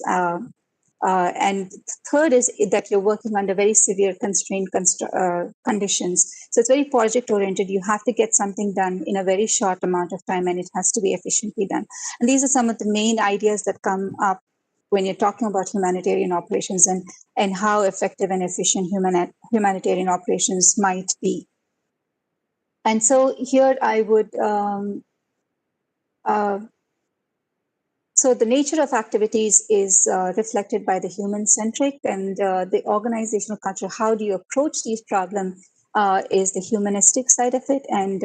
And project-oriented, I'm going to speak about timing because that's probably the most critical part of it. I don't know if I will have time to get into it, but if time willing, I will touch upon the timings part of it as well. And yes. So the next is the human. So I'm organizing the responses of MAM according to the 5 capitals. And this is a very and I'm using the Sustainable Fisheries Livelihood Program as a reference, as a framework to categorize the activities that were covered by the MAM. I'm focusing again only on the Alapad coastline and the work that was done by the MAM in the nearby area, because one, it's an LNGO, INGO combined kind of a response. So the problem that you have with multiple organizations trying to coordinate and is definitely minimized. So you have one organization that is looking at the immediate response all the way to the long-term rebuilding, which is a very rare situation. But what if you are in that situation? So because it provides that unique insight in being one organization that covers the entire range of activities. This entire coast is a fisheries livelihood. It's this predominantly fishing livelihood. If they're fishermen, they go to the ocean to fish, and so I've used the fisheries livelihood program as a framework of reference. And so along each capital, which are the 5 capitals, are the human capital, the physical capital, the natural capital, the financial capital, and the social capitals, they have recommendations of what should be done in terms of interventions post a disaster. And so they typically recommend that the human capital, you have access to health, improve food security, to raise the awareness, They do not mention mental health and well-being, but I put it in over there because when you talk about health, mental health is subsumed under health, but it is such an important factor that I feel that it requires a special mention or it can get left behind completely. And so I put it out as a separate bullet point, even though the SFLP doesn't mention it specifically. Access to education services, basic and long-term physical needs, training and education. And these are the high-level recommendations of the framework. So if you look at it's a lot. I did not know how to fit in all the activities the MEM did just along the human capital, but this is an attempt to try to really bullet things out. Just in terms of the numbers, like it's like over a million rupees was spent in terms of medical care. It's like 20,000 people were evacuated.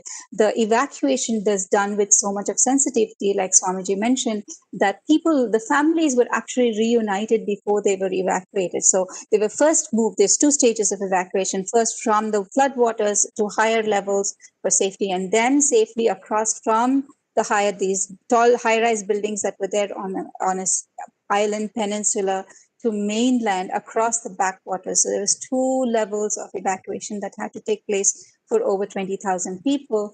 And this was done not just effectively because the death toll was in this entire area was less than 2 people, and the 2 people were people who were outside the ashram premises. And the fact is that they were reunited in the ashram and regrouped with their families before then evacuating, before sending them across to our university campuses, which were immediately converted into temporary shelters. There's something to be said about the medical intervention. So offering first aid and help and immediate medical assistance is a no-brainer. But there is something that is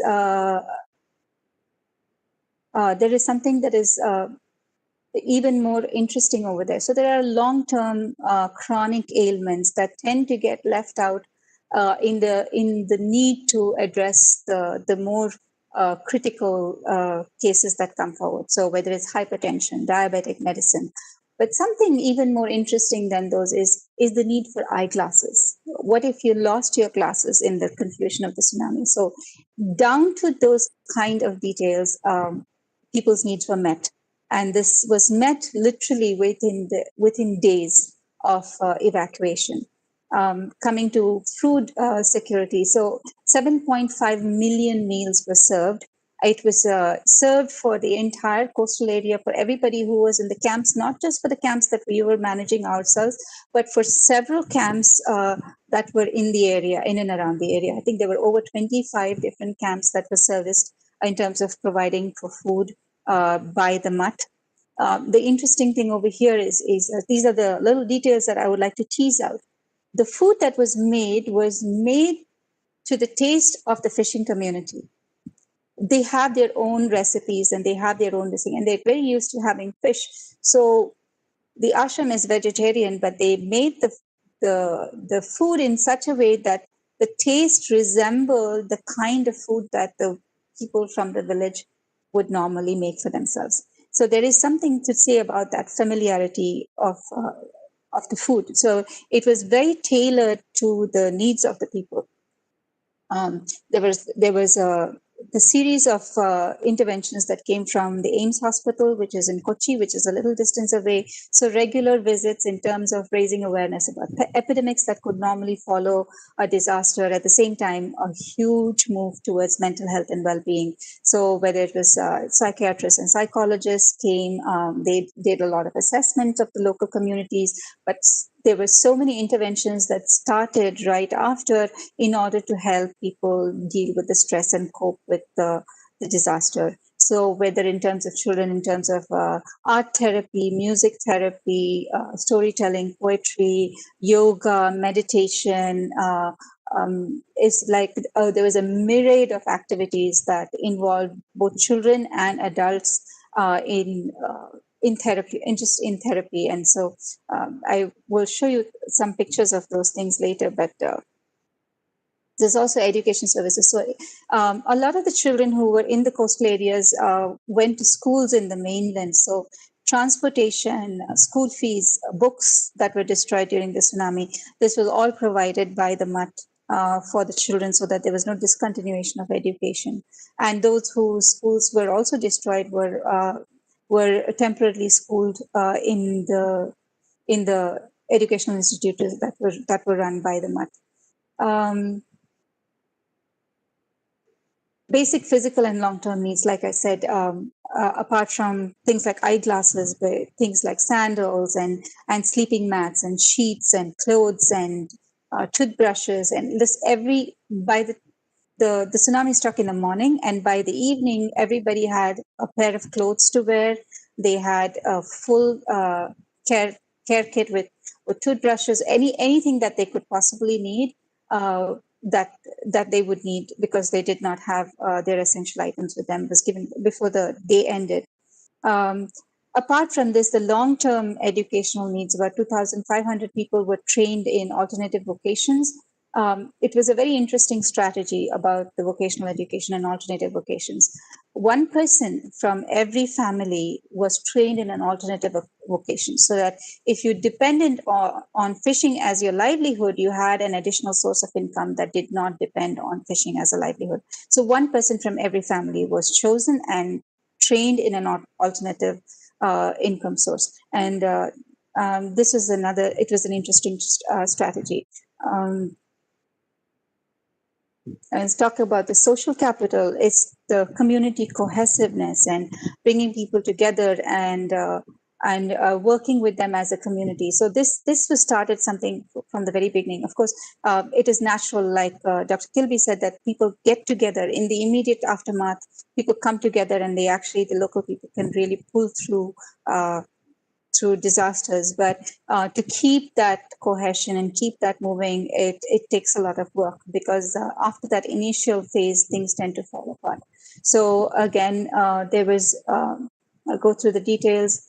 The first thing is to listen to what the people have to say, to be a part of their grief, and to help them process that grief. So whether it's helping people find the bodies, that locate missing members, having closure to their grief by helping them conduct ceremonies that were in line with their traditions, but also trying to rebuild communities' cohesiveness by involving the mothers of the community. So this is called the Mathrugramam project, and how bringing together the concept of an ideal village or an ideal community, having discussions around that, trying to build capacity to make sure that they could realize that. These were many different activities along the social capital. And here I would like to also bring in the idea of self-help groups, since Dr. Kilby actually, he kind of opened the quote for me to bring this point in. So immediately after the tsunami, and of course, immediately after the immediate cash assistance that MAM gave, Amma also decided to start the self-help group program for the women in the entire coastal community. This women's self-help group that was started in the aftermath of the tsunami basically has grown to be a movement that is 250,000 women strong, mostly from the coastal Kerala, but also from all other parts of Kerala and all other parts of India. And it was not just micro-lending and microfinance that these women who were interested were taught alternative livelihood skills, were given training in how to start their own businesses, were given market connects, startup capital, and some of these organizations are so successful that they now build houses for others. They finance surgeries and education for the members of their community. So they are now contributors to the welfare of their communities. And this is probably one of the most impactful projects that was started by MAM right after the tsunami. There's another interesting aspect. So in terms of, I mentioned in the previous thing, in terms of human capital, people were given boats and nets and diesel. I mentioned it earlier. there is a very intrinsic concept of equalizing social capital. Now, not all boat owners lost their boats, and some people who worked as fishermen did not own boats. So, who do you give boats to, and who do you not give boats to? So, families of five families could come together and co-own a boat, and basically, so every 5 families that came together were given a boat that they could use for their families together. So fishing families got together and started co-owning boats, so they didn't have to work for one boat owner. And so everybody at the end of the thing, the entire coast, everybody had boats. And because it was five people owning the boat, it's not like you get the boat and then you sell it off to the next person who's going to pay you a slightly slight amount of money. So they co-own the boat. So these are all little details, but they were so carefully thought out. Yeah, and the other thing that was also is worthy of mention is hundreds of couples. Like in India, the tradition for marriage is arranged marriages. So families will get together and get people married. And fishermen typically did not have bank accounts to save money. So they would save their money in little pots that they would keep in shelves in their house. And of course, everything went with the tsunami. So a lot of people did not have the finances to get their daughters or their sons married. And so hundreds of couples who could not have afforded to get married were financed. The marriages were financed by the MUT. And next I would... Sorry to interrupt, Dr. Bhavani. Yes. We are running out of time. Okay, I'm going to go quickly through just give me 5 more minutes. If it's okay, I would not take questions and I will use the 2 minutes. Okay, so the physical capital, because it's you can see pictures of the boats, the houses, and the bridge. These are the highlights, and I think you can see the video again to get an idea about the numbers. Along with the physical capital is also natural capital. So replanting of casuarina saplings along the entire coastline, cleaning up of the backwater ponds was another activity to rejuvenate the natural capital. Was something that was undertaken, as well as the financial capital. After the immediate cash support that was provided, startup capital was provided to SHGs. Educational financial assistance was given, and you can see pictures of the hundreds of people receiving their cash. And the thing about this is they did not have to fill any complicated forms to get their money. They just had to identify themselves, and then they would get their money. So it was given out in terms of a need, and that kind of thing was really respected, and with no bureaucracy and red tape, and therefore it was really immediate. Okay, so I'm going to take a look at this, and it's the details that go behind the intervention that really offer psychological support, psychosocial support. And this probably adds to how you can actually look at the intervention in a more holistic way. So there are people who talk about the developmental perspectives and the sustainable development aspects of it, and there are people who talk about the psychosocial aspects of it. And everybody agrees that these have to come together. But at the same time, when you try to bring it together, it's often in silos. It's usually done by psychiatrists or psychologists. But there is a deeper way that you can actually build these concepts into what is being done by the nature of how you roll out your interventions. So there are some very common, very popular frameworks within the psychosocial, which is the Hopfall framework, Hopfall principles, which is safety, calming, connectedness, hope, self and community efficacy. And these are supplemented by principles that have been acknowledged by several psychologists, which is information, social acknowledgement, meaning making, and participatory methods. And I will skip the timelines because we don't have time for timelines. But looking at these things from that lens, from the psychosocial lens, by offering people a hot cup of tea as soon as they're drenched in cold water, shocked, and they're transported, but as soon as they come, they just get a hot cup of tea. This is a very familiar beverage in Kerala, and to have food that is made to your own taste There are separate papers that basically talk about how something like this can create a sense of familiarity, and that familiarity can decrease the stress that a community faces in terms of a disaster. So and I know I will not have time to go through all these nuances in detail, which is a little frustrating, but every single one of the details that were implemented can be teased out into separate research that says that these are things that basically help psychosocial support. So I'm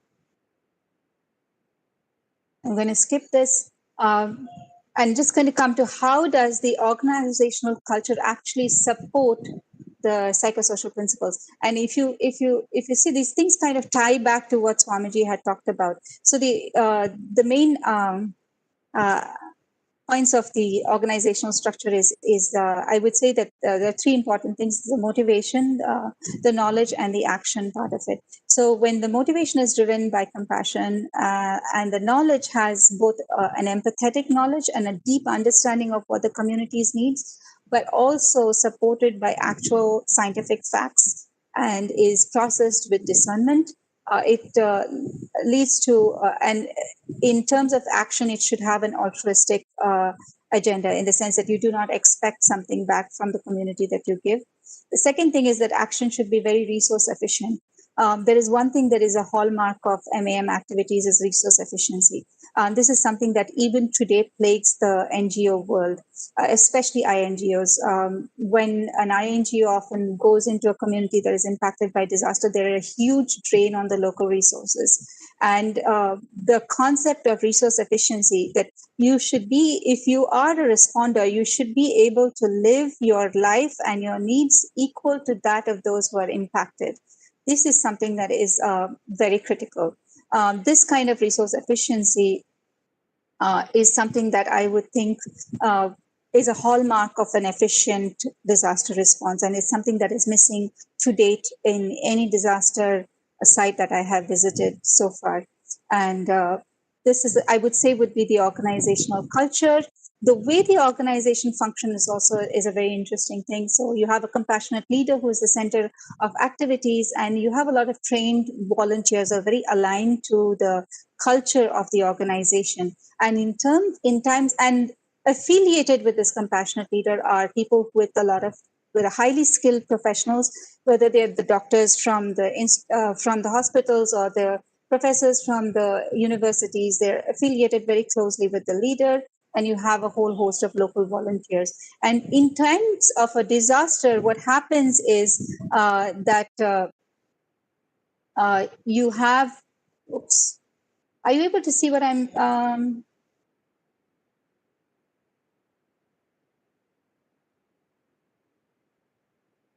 are you able to see what I'm sharing? Are you able to see my screen? Yes, ma'am. Okay, I don't know what happened. So yeah, so in terms of an emergency or a disaster, what happens is that Seeing a white keynote. Somebody had asked, there was a request to annotate something, and when I clicked on OK, basically the screen disappeared, and I don't know how to get it back. So I'm just going to talk without this. Dr. Bhavani, I think you need to reshare your screen probably, because on that annotate request you had already said yes, and somebody started writing on the screen. Yeah, thank you. Okay, now is it back on? No, it's not back on. You need to share it again. Okay, that's a good lesson for any other speaker. Please do not say okay to annotate, and requesting listeners to please not ask to annotate on a presentation. Okay. Bhavani, I think your time is moving fast. Okay, you are on the last slide. Okay, yeah. So you have emergent, empowered, dynamic teams that basically kind of recreate this culture of compassion, which is through the motivation is compassion, the knowledge, the empathetic understanding of the local needs, and action through resource efficiency, sacrifice, and altruism, and which are compounded by inspired assistance from the ground level and trust networks that have been built over it. I'm sorry, I cannot really get into the details of this. I'd like to end with a quote from our then Prime Minister Vajpayee, Atal Bihari Vajpayee. He's a very respected leader, was a very respected leader. He said, the world today needs a solid proof that our human values are useful, and qualities such as compassion, selflessness, and renunciation and humility have the power to create a great and prosperous society. And Amma's work provides us with the much needed proof. And this is what I was hoping to convey through my talk today. And yeah, thank you so much for listening, everyone. Thank you, Dr. Bhavani, for giving us an insight into MAMAD's humanitarian operations during 2004 tsunami and the implications for theory and practice. We will share the participants' questions offline due to the time limitations.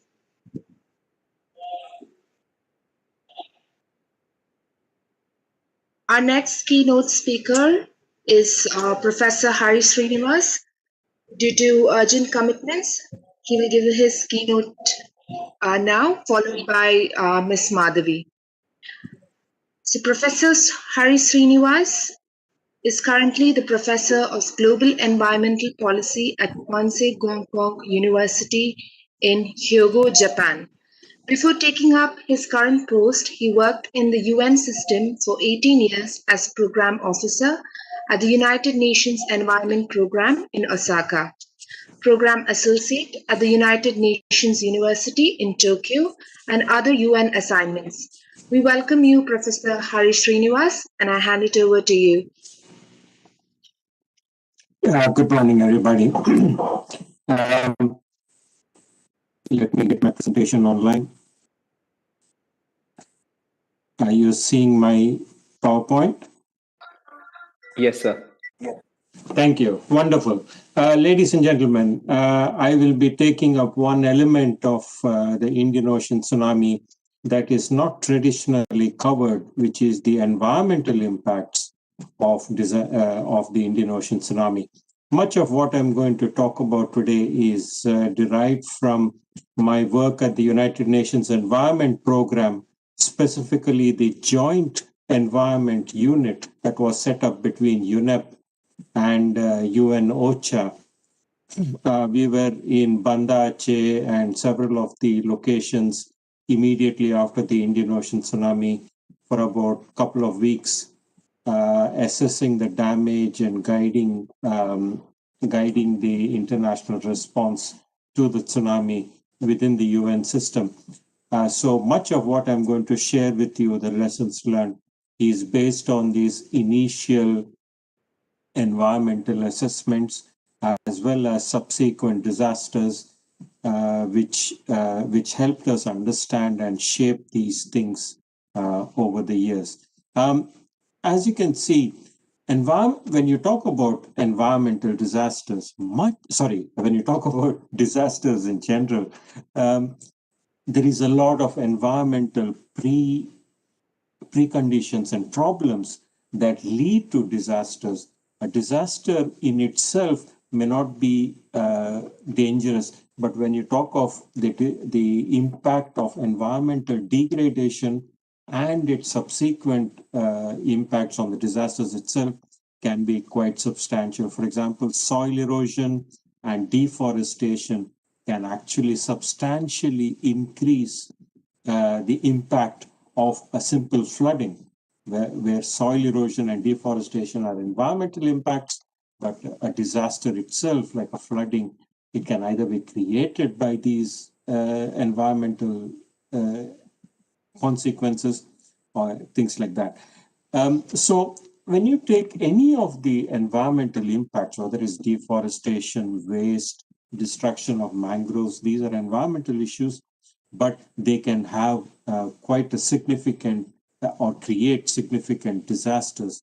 For example, waste. Many of the floodings that you see, for example, in Manila and Jakarta, every year is not just a result of heavy rainfall, but the significant amount of waste in the cities itself that are not collected results in these floodings. So there is, if you look at it, there is a significant link between environmental degradation and disasters that I want to emphasize in my presentation. In the case of the tsunami itself, of course, the human tragedy was quite significant, but if you look at the environmental impacts of the tsunami on Indonesia, almost 7 to 10 billion cubic meters of waste was created in Banda Aceh alone. And that's significant because that is almost equivalent to about 5 to 10 years of waste that Banda Aceh creates in a normal period of time. And that happened only during the tsunami itself, where several industrial sites, drinking water sources, coral reefs, etc. Significant damage from the tsunami that happened to the environment around Indonesia. The same thing happened in Maldives also. Maldives, for example, saw 290,000 cubic meters of solid waste. That for a small island country like Maldives is a significant amount of waste. Hazardous waste, there's very little capacity at the local level for handling waste such as asbestos and other oil and hazardous waste, which created problems for the country itself. So what we eventually start to learn is the fact that earthquakes and other kinds of disasters, there are cyclical linkages both between environmental issues and disaster management issues. For example, earthquakes have potential environmental impacts, including natural gas leaks and household and industrial chemical releases, etc. But they can environmental issues can also increase the impact of disasters like earthquakes. Floods, storms, hurricanes, typhoons, cyclones can also have several potential environmental impacts, but also exacerbating environmental factors. For example, habitat and ecosystem destruction, that is a normal process of environmental degradation, can increase the impact of floods, storms, etc. Forest fires and landscapes are similar disasters where not only does the environmental degradation increase the impacts of these disasters, but at the same time, these disasters also degrade the environment. So there is these cyclical linkages is something that we need to keep in mind, whether it is pre-disaster as well as post-disaster. So what we have learned from all these different disasters is the fact that there are environmental aspects, there are environmental tools, strategies, etc., that we can use for every stage of the disaster cycle. You're familiar with this disaster cycle itself, where mitigation and preparedness comes in the pre-disaster stage, response and recovery in the post-disaster stage. So, for example, in the pre-disaster stage, what we need to understand is what is the real impact of human lifestyles, our everyday choices on the environment, and how environment itself changes over a period of time, etc. And there are several other things also, like, for example, there's a lot of activity going on within the environmental field in terms of environmental agreements. For example, the climate change agreement that is an environmental issue, but also has implications for disaster management, importance of maintenance, management, and development of sound mitigation capacities that are inherent to nature. You have nature as a model for both environmental management, but also has implications for disaster management. These are some of the pre-disaster issues, but also several environmental tools that can provide a significant impact, significant knowledge into the disaster management processes itself. For example, environmental risk assessment, is a very well-known tool where you understand what are the risks posed by the environment to a local community, for example, that can increase or exacerbate the impact of a normally occurring disaster. Environmental management systems and strategic environmental assessments are similar tools that we can use. Environmental vulnerability, hazard mapping, you're quite familiar with this tool. Hazard mapping is simply where we walk around the community and try to understand what are the different hazards, what are the different risks that exist in the community so that we have a better understanding, especially environmental hazards that have an implication of the disaster risk that a community would face. Similarly, when you talk of a post-disaster scenarios, we look at, again, how different aspects of the environment can affect the disaster response, but also require response in itself, not just the humanitarian aspects, but also, especially for the recovery, in terms of creating a community, in terms of creating a local environment that is ready for recovery. Most important tools that we frequently use, for example, rapid environmental assessment and the environmental impact assessment. These are tools that are very popular within the environmental field that have a significant role to play within a humanitarian situation as a post-disaster tool. This is something that we have frequently used in UNDAC, the United Nations Disaster Assistance Coordination Mechanism, that brings together all the different UN agencies when they respond to a disaster. And this rapid environmental assessment tool, for example, is frequently used by the environmental experts within UNDAC to assess a disaster situation, which we also did with the Indian Ocean Tsunami. So that brings me to this concept of environment plus disaster planning. Shouldn't we be looking at disasters more and more as an environmental issue and look at planning itself as a process of incorporating environmental issues within the disaster planning, within the disaster management process itself? There are several steps to be taken here. I won't go into the details.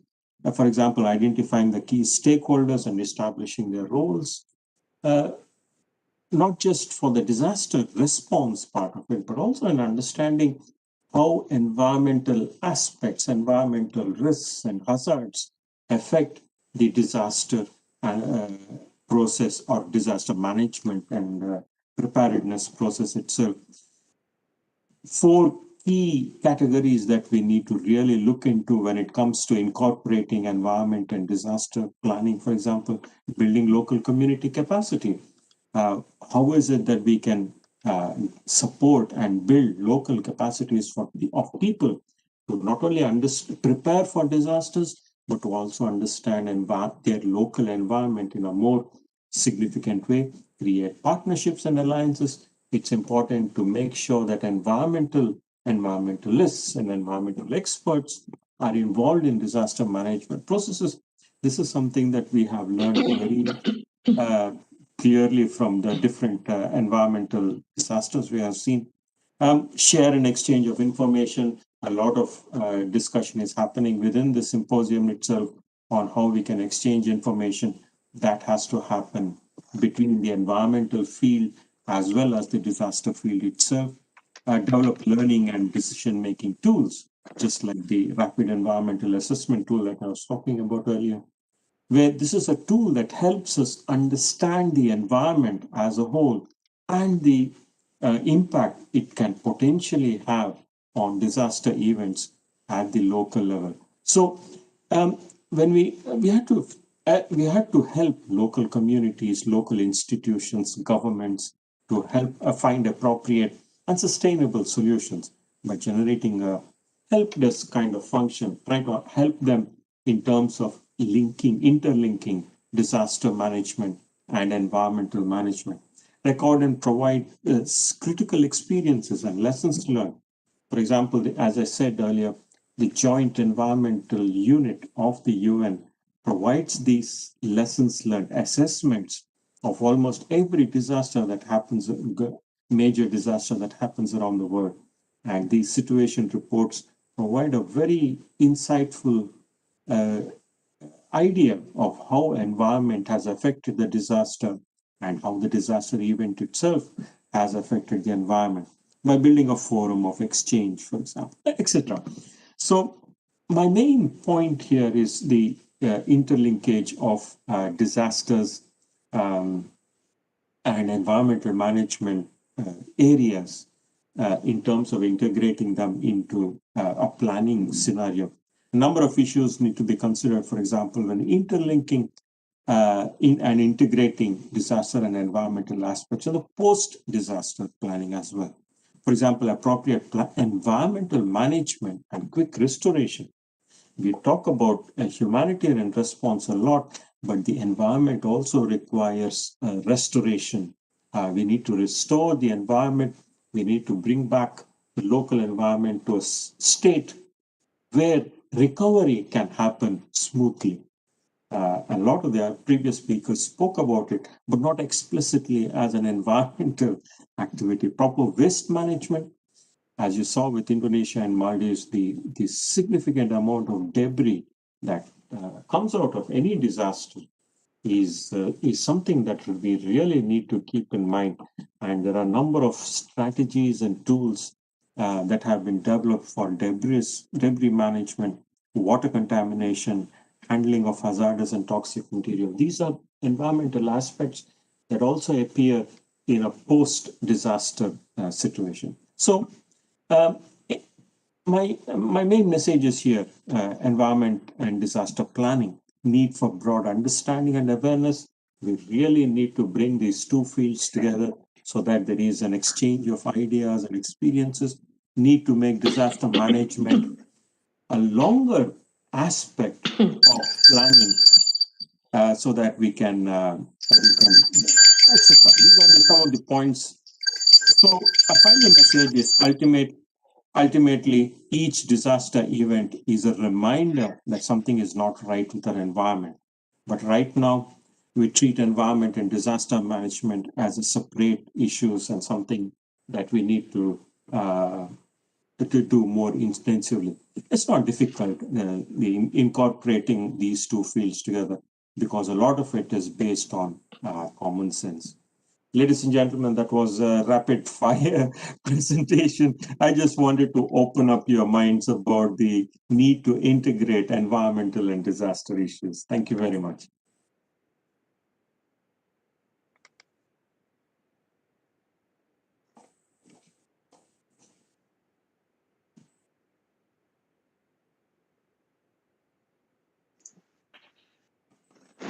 Thank you very much, Professor Hari.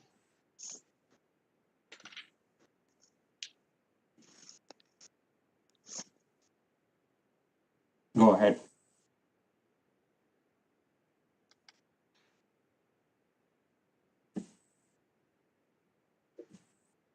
A 2-minute session is open for the participants for questions to Professor Hari.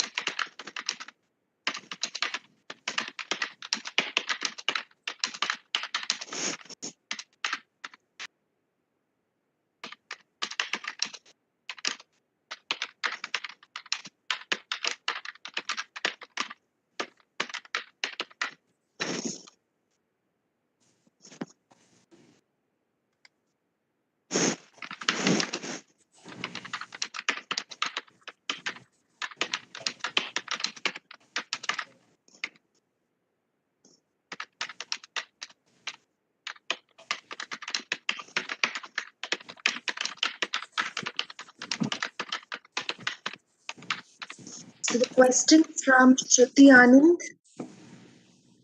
is how much research we need to put in to understand the indigenous knowledge for the disaster management. How developed is that aspect, since you emphasis on the environmental degradation as well? Yes, I think it's very important to understand the indigenous knowledge and people's understanding of the local environment. I talked about rapid environmental assessment. I talked about hazard mapping. Both of these extensively depends on the local people's knowledge of previous disasters, local people's knowledge of the environment around them, and how the environment has been changing over the years, because these changes, these degradation aspects have an implication of how severe a disaster will be, or how these environmental aspects will affect a disaster event. I can give you an example right here from Japan, for example, where the deforestation around the city of Toyooka, significant bad forestry management, resulted in a lot of floods, forest waste blocking the rivers and creating significant floods. So it would have been an ordinary typhoon in normal circumstances, but because of the forests that were not properly managed around the city, it created significant damage and flooding for the city itself. And in fact, many people died from them. So understanding how the environment around a community is changing, mapping the hazards, is something that will be significantly benefit from local indigenous knowledge also. And I think it's an important aspect that we need to include. Thank you, Professor Hari. We have questions from other participants as well. Due to time limitations, we'll be sending it to you through an email, sir. Thank you. Thank you. Thank you, everybody. Thank you once again, sir. Our next keynote speaker is Ms. Madhavi. Ms. Madhavi Malalguda Arebandhu is a development professional with over 25 years of experience with special interest in the political economy of development, disaster and climate risk and resilience. She served UN Office for Disaster Risk Reduction for over 10 years in senior management positions. Ms. Madhavi is currently based in Sri Lanka, engaged as a senior expert in disaster and climate risk management, gender equity, sustainable development, and resilience issues. We welcome you, Ms. Madhavi, and I hand it over to you. Thank you very much. Greetings to all of you. First of all, I would like to thank the symposium organizers to bring into discussion on this day, take a review of tsunami risk reduction and community resilience building. What I plan to share with you in the next few minutes is the tsunami response as of status as of today, and what are the lessons that we have learned over the last 16 years. What are the lessons? What are the pending issues to be addressed? I would like to share my presentation now. Please give a minute.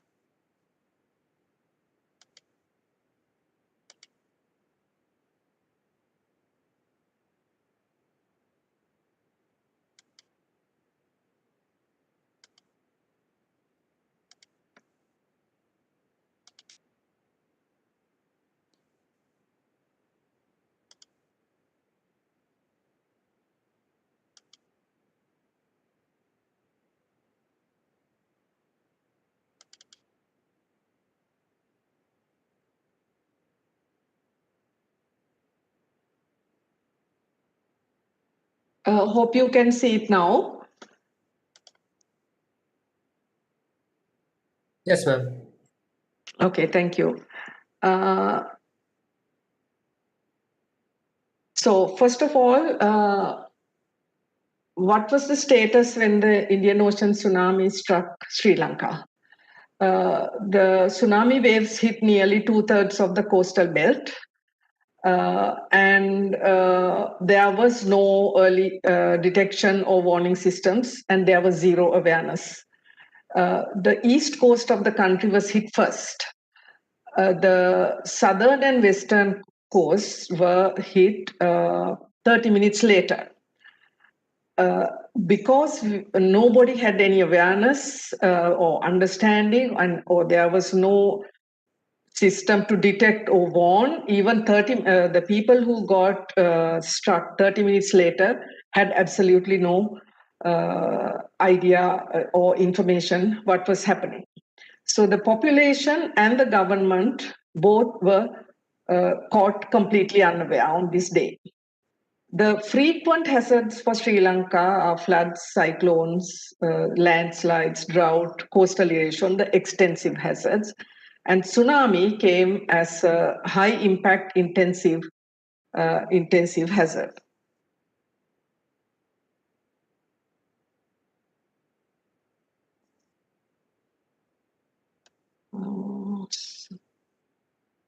Slides are not moving. Okay. So what were the damages and losses? More than 35,000 people lost lives and over 6,000 missing people. Economic losses estimated at US dollars 2.2 billion. Over 500,000 people were displaced, and out of these displaced, over 30,000 were the people who were below poverty line. Houses destroyed, more than 98,000, and coastal livelihoods damaged. Nearly 75% of the fishing fleet were damaged, and more than 500 tourism-related businesses affected.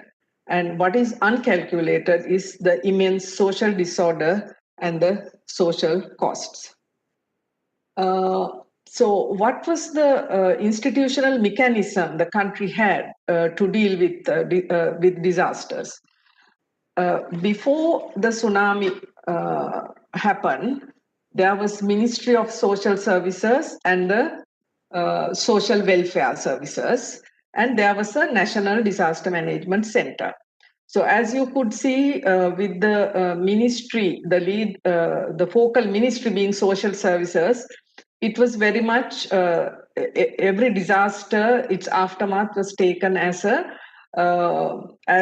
response through various support services. There wasn't anything significant like disaster preparedness, disaster risk reduction, except for some structural aspects like flood protection measures, landslide protection measures. Now, tsunami was a wake-up call for the country, and a disaster management institutional mechanism was established following the 2004 tsunami. So soon after, already in May 2005, the National Disaster Management Act was enacted. This act, by the way, was pending for cabinet approval for more than 6 years. So finally, after the tsunami, it was enacted. And following the act, a very well spread institutional mechanism was established. I just mentioned here the few key institutions: National Council for Disaster Management, with the president as the head of the council, president of the country. Disaster Management Center as the technical agency to attend to all matters of disaster risk reduction, preparedness, response, and post-disaster recovery. A cabinet ministry was established, Ministry of Disaster Management, an emergency operations center, and there was a 10-year roadmap was developed. So I would say tsunami marked a shift in the approach to disaster management in the country. So with this institutional mechanism and the legal background, tsunami warning system was set up. The entire system changed actually with the shift of approach. It started looking at disasters from a different perspective, from rather than just emergency response or event response, to more preparedness, awareness, risk reduction, also followed by the Hugo Framework for Action, which was endorsed in March 2005. So the institutional mechanism actually was following the global guidelines as well as the learning from this very unprecedented event. So the tsunami warning system installed in the country had two key organizations, Department of Meteorology and the Disaster Management Center. So the role of the Department of Meteorology was to receive the warning in coordination with the regional tsunami service providers. So the detection and forecasting part was their responsibility, and warning information to take the warning information and make the decisions on what to do about the warning information, the plan, the decisions, the communication. This part is the responsibility of the Disaster Management Center. So warning dissemination, response, evacuation is the part which is handled by the Disaster Management Center. Sri Lanka is also a participating country of the Indian Ocean Tsunami Early Warning and Mitigation System. So this is how the warning system established with roles and responsibilities. Like in any warning system, there is a significant system interface apart from these two organizations. There are several other organizations who are instrumental in decision making, in communicating, in taking the messages and the action for responding to the message, including the national and at the local level. So some of the issues, therefore, you can imagine that going up to the district and local institutions responsible to deliver this information to communities, so that the communities have the adequate understanding of how to interpret the message and what kind of action to be taken. So this is just to show, not just for tsunami, but multi-hazard early warning dissemination system in Sri Lanka. So you can see on the left side the various agencies who are responsible at different levels, and on the right side the mechanisms used to relay the warning information. And there is a 24-hour emergency operations center, and this system is connected up to the village level. So on the top you can see there is the Pacific Tsunami Warning Center is connected, and various other institutions who issue warnings technically and otherwise, connected with the Sri Lanka Multi-Hazards Early Warning Dissemination Unit, which is located at the Disaster Management Center. So with this kind of a system, I tried to identify, to share with you what are the kind of challenges, focusing only on the, in this occasion, focusing only on the tsunami warning. So first of all, tsunami is not a frequent, it's as an infrequent event. Maintaining preparedness is a very big challenge. Soon after the 2004 tsunami, there was a 100-meter coastal buffer zone rule was instilled, so that in the entire coastline for 100 meters there should not be any houses or economic activities. So while this rule was instilled in the recovery and reconstruction, this is not fully adhered to. There are lots of exceptions following the rule and also breaking the rule, and exceptions of various kinds. So as a result, the vulnerability of the coastal communities to any immediate tsunami threat is very high. Unless otherwise there is a well-coordinated response and evacuation system, as well as very high levels of understanding and awareness of the coastal communities, the vulnerability is high. And it is also important to note that 55% of the urban areas of the island are located in the coastal belt. This also indicates why it is difficult to maintain the this buffer zone rule.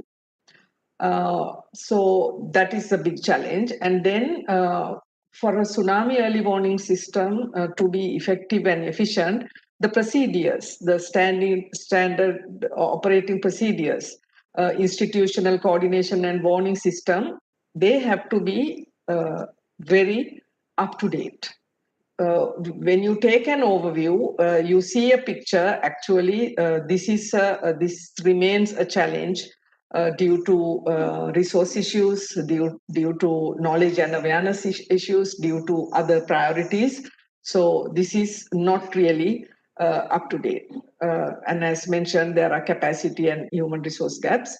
And one of the most important challenges that we recognize here is maintaining the community engagement. The equal share of the success of tsunami resilience and tsunami warning systems working properly is how much the community is aware and how much the community engagement is integral in a warning system. So these are some of the key challenges actually the system is facing at an overall level. But to go a little bit more specifically, if we look at the system from management institutional perspective, there are overlaps in responsibility in the decision-making aspects of the Department of Meteorology and the Disaster Management Center, the two key leading organizations. It's not entirely clear. And then the standard operating procedures, they are not, there are certain standards and requirements by the tsunami services providers and the Indian Ocean Tsunami Consortium that how the standard operating procedures should be updated and maintained to the expected international standards. So this actually countries finding little behind in these updates. Another important aspect is, as I mentioned, there are lots of interface institutions other than these two. There are district authorities, there are sectoral institutions, and this is a system which connects up to the village level. So the local governance institutions, but the standard operating procedures are neither integrated or adequately synergized with the interface institutions. So it could be the ministries, departments, and the local level institutions. And this very often lead to lack of clarity and ineffective coordination in the situation when there is a warning. Now coming to the downstream aspects, there are gaps in the communication flow. Not all key actors are engaged. If we take the coastal line, the fishery sector and the tourism sector are very important because of the very significant activities in both sectors. There are still issues about informing the fishing boats who are already out in the sea when a warning comes. So this kind of issues of communication, which needs significant improvements. The targeting and inclusion. The previous speakers mentioned about the specifically vulnerable groups, the women. How do we keep the targeting and inclusion when people also speak not just one language? The coastal communities speak several languages, so reaching out to them in those languages which are appropriate. And also because, again, as an infrequent hazard, maintaining the evacuation systems.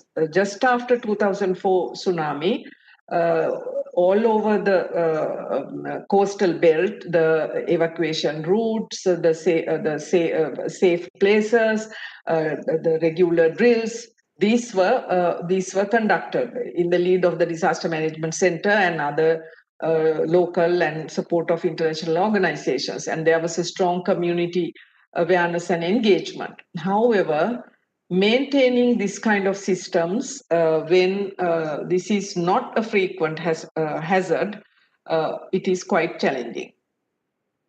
So based on this overview, I would like to share with you some critical issues which need attention for more effective end-to-end tsunami early warning systems. So from systems and institutional aspects, as mentioned, standard operating procedures for all institutions, not only for the lead institutions engaged with tsunami warning and evacuation at all levels, national, provincial, district, and local level. They should be prepared, not just prepared, but they should be updated regularly. Then the flow of command coordination and communication need to be improved, along with the improved understanding by all relevant institutions. So this can be followed from the updated standard operating procedures and the other guidance material. Important also is the closer coordination and connectivity between the disaster management and the fisheries and tourism sectors. Right now, this is not observed as at an optimum level. I've listed a few institutions here: Department of Fisheries and Aquatic Resources, Marine Environmental Protection Authority, National Aquatic Resources Research and Development Agency, Geological Survey and Mines Bureau. These are all key institutions which have their own standard operating procedures and guidelines for operation. Now, they need to be actually synced with the standard operating procedures for tsunami early warning system. This is a gap area which need work. Then address the technical as well as human resource capacity gaps in the institutions, not forgetting the local level. Moving to the downstream aspects, again, being an infrequent hazard, we need consistent work on community education and engagement, including the youth and the schools. There are some programs happening, school tsunami drills in different parts of the island. However, the consistency matters a lot here, so that everybody who are in the coastal belt are adequately updated. Attention to language and religious differences in communication and in evacuation arrangements. Here, I think we need to pay attention to the cultural and religious differences, as well as specifically vulnerable groups, could be elderly, could be children, could be the people with disabilities, and specific cultural issues related to women from a gender perspective. So the warning system actually need to pay attention to constant and consistent attention to these aspects. Then community resilience building. Now, a lot of the work, thinking, planning, decision making happening at the institutional level, at the national as well as provincial and district levels. But the engagement of the community often tend to get little behind, and also not forgetting that communities in the coastal belt, tsunami is not the only hazard that they have to be prepared and be resilient. There are strong winds, there is flooding, there are various other, now we are facing the pandemic situation. So engagement of the coastal communities need to be from the multiple hazard perspective, and appropriate resilient building mechanism for all coastal hazards. So the symposium is asking the question, are we ready for the future? So some thoughts for further consideration in responding to this question based on the tsunami warning, early warning status in Sri Lanka. I think when we ask the question, are we ready for the future? What are the readiness criteria? On what criteria we can discuss the level of readiness. I think the main criteria can be expressed here in a singular word, which is resilience. So to build the resilience need to be at the system level as well as at the community level. So from I will need 1 minute this is my last slide, 1 minute to share my conclusions.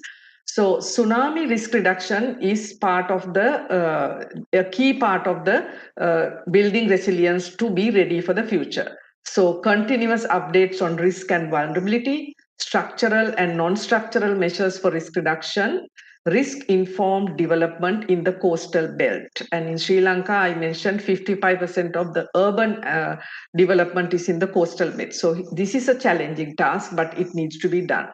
Enforcement of regulations like the buffer zone, and there are several other related regulations, and they need to be strictly and seriously enforced.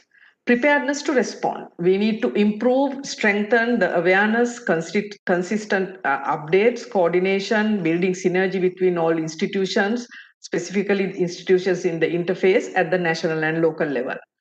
Adequate attention to the last mile aspects, connectivity, access, diversity, specifically vulnerable groups, and accountability. Aspects of accountability running two ways, from the side of the communities and the side of the institutions. And coming to the community resilience, certainly we need enhanced awareness and understanding and community engagement in preparedness and response. This is an element which is not actually strong enough. While the institutional aspects are being looked at in a more consistent manner, the community engagement aspect, I would say, is not as strong. So both these elements, the combination of the systemic institutional aspects as well as the community resilient aspect need to come together for getting better ready for the future. Thank you very much.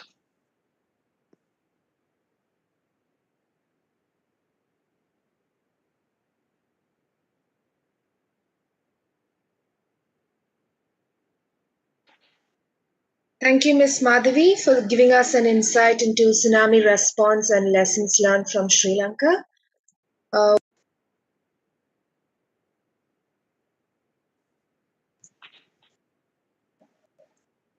I'll be happy to respond to questions if there's time. As we are running out of time, ma'am, we will send the participants' questions offline to you. Okay. Thank you very much again, ma'am. Next, we move on to the panel discussion, moderated by Dr. Joost Monks. Dr. Monks is an international expert in education and vocational training policies and serves as lecturer on regional philanthropy at the University of Geneva, in Switzerland. He teaches and conducts research at the university on the various forms, cultures, and motives of regional and emerging philanthropy in Africa, Asia, and the Middle East, and the use of AI for social good. We welcome you, Dr. Moos, and I hand it over to you. Thank you very much. Can you hear me loud and clear? Yes. Thank you very much. It's very clear. Okay. Greetings, good day. Greetings from Switzerland, from Geneva. Very honored to be here today. Dignitaries, distinguished speakers, dear participants. Let me first thank the organizers for putting this great event together on such a timely moment, obviously. It is quite an exceptional organization, and the symposium offers such a wide view on things with Amma's grace. So to take our discussion one step further and to build on more practical insights, we have the great pleasure of welcoming a distinguished panel from different parts of the world, France, India, and Indonesia.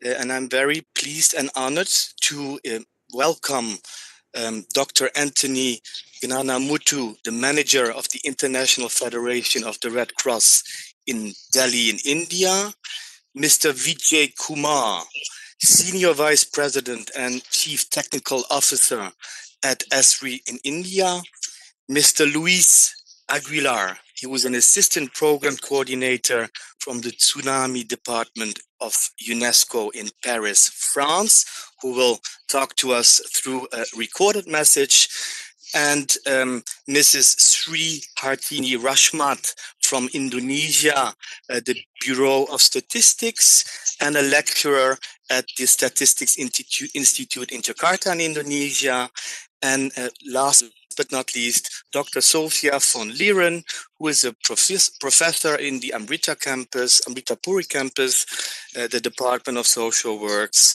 from the Amrita University. I will also ask Dr. Manisha to join us in the discussion that we hope to open up after the short presentations by the panelists. We're a bit short on time. I think we are almost an hour late. So with your permission, I will try to stick to time, and I would really humbly request you, panelists, to stick your short presentation to 5 minutes. That would leave us hopefully with some time at the end to engage some discussions around what are the key lessons and recommendations that we want to take away from this session, from this very first team discussion on a response and lessons learned around RDD. So without further ado, I would like to start by giving the floor to Dr. Anthony, who has a very wide-ranging, more than 20 years experience, I think, in this field, in particular also with the Red Cross movement. So without further ado, Dr. Anthony, the floor is yours. I suggest in terms of the format that we have the presentations by the panelists first, and then we'll open up the floor, if time permits, for questions at the end of these presentations. So Dr. Anthony, as they say, today the screen is yours. Thank you, Dr. Rose, and welcome to all the participants. Good afternoon, good evening, and can somebody help me to open my presentation? I'm unable to open it from here. Hello? Hello?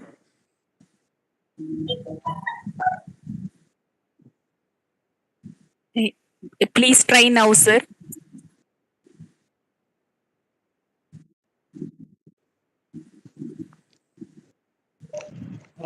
You'll be seeing a share button in the bottom of this video. Yeah. Okay. When you see the share, just select the screen that you'd like to share and click OK.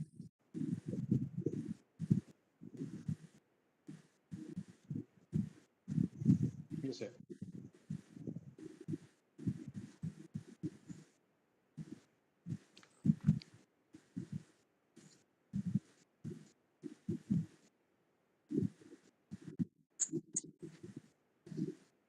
you able to see the presentation? Is it PowerPoint? Yes, sir. It's just opening. Yeah.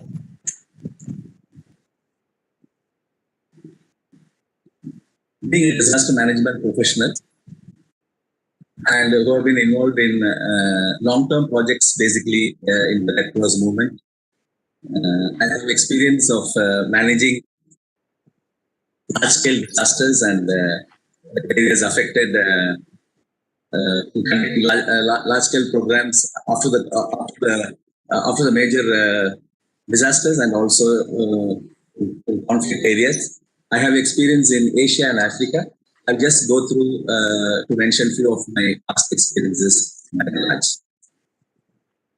In India and Orissa, there was a program called Orissa Disaster Mitigation Program, which proved to be very effective. There were multi-purpose cyclone shelters built across the coastal Orissa, and this had saved a lot of people and has minimized the loss of life over the years, and it has been proven. And we see that the safe multi-purpose cyclone shelters have been also sustainable because it was used during normal times for weddings and marriages and other purposes. Anthony, sir. Sorry to interrupt. Could you please put it on presentation mode, sir?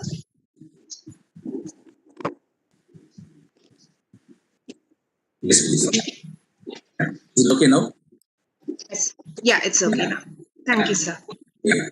So, along with the multi-purpose cyclone shelter, although the communities who are involved there on the coastal Orissa are also trained on contingency, on the community contingency plans, and also they were involved in the community preparedness, on psychosocial support, and also on search and rescue themselves as a first responders. They were trained, and we saw that in the coming years, over the years, we have seen that this has paid a lot, and we have seen that there has been loss of life has been highly reduced, and also we see that the property loss is also reduced because of the well-planned community, and also with the administration has taken up the past experiences as well.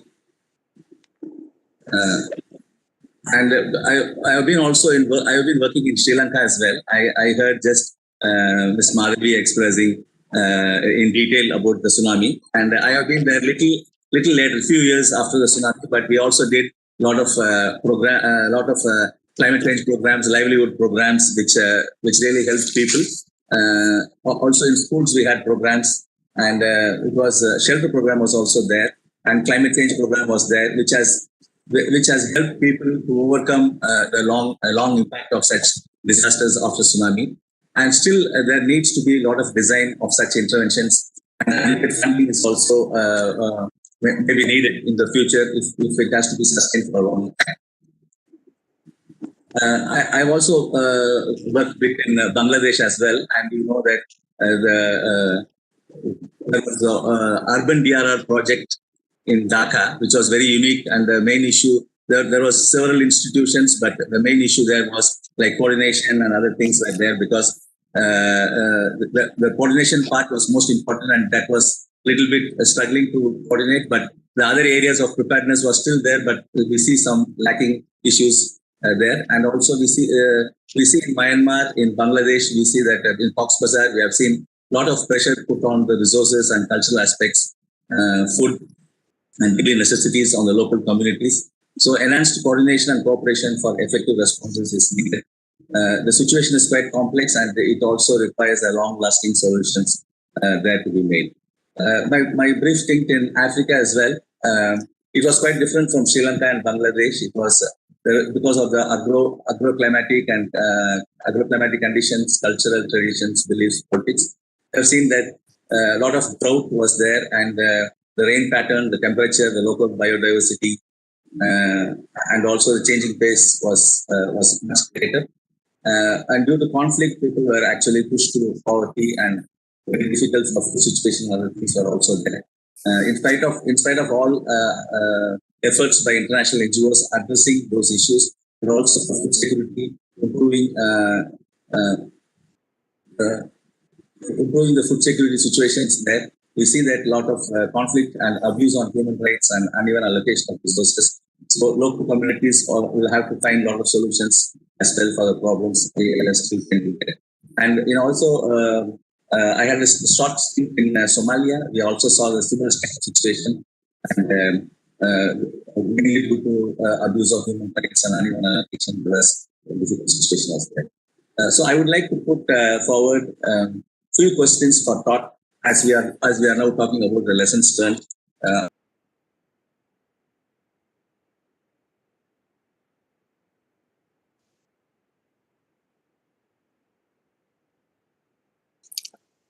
I think we lost Anthony.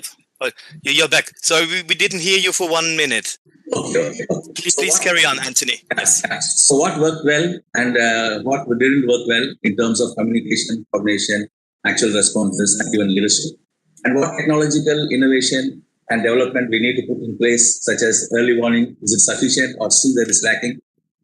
Because as we earlier heard by the earlier presenters, there is still gap of communication between different levels and different institutions to synchronize and other issues. Also, there is infrastructural issues are there, evacuation plans, and also the communities to practice mock drills and exercises most frequently so that when any disasters come, they are well prepared.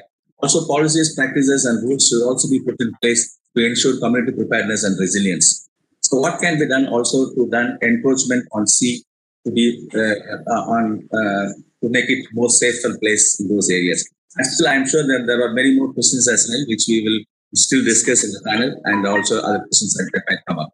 I would like to put some 5 pillars for the final for the discussions as my final point. There should be peace for all, so that people can themselves build for their own livelihood strategies, strategic investments into community infrastructures, DRR strategies, and community systems, agricultural infrastructures, power supply, access for water, drinking water, crops as well.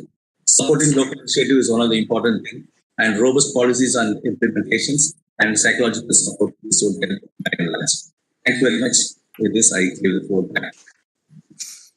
Okay, thank you so much, Anthony, for sharing your broad international experience. So much and so little time. But I would like to suggest to come back during our discussion about what you think is the most important recommendation that you would like to put forward to the audience and to our space. And we'll pick that up in the final recommendations that we'll do by the end of today. Vijay, thank you so much for joining us. Vijay, as a reminder, is the Senior Vice President and CTO of Esri India and has been involved for more than 30 years, from what I understand, in particular in the field of technological innovation and building new business models. So very much looking forward to your brief introduction and statement here. The floor or the screen is yours, Vijay. Yeah, thank you. Thank you very much. Thank you, Amrita, for providing this opportunity to me to be part of a distinguished panel along with Dr. Just. So let me just share my slides and give me a moment.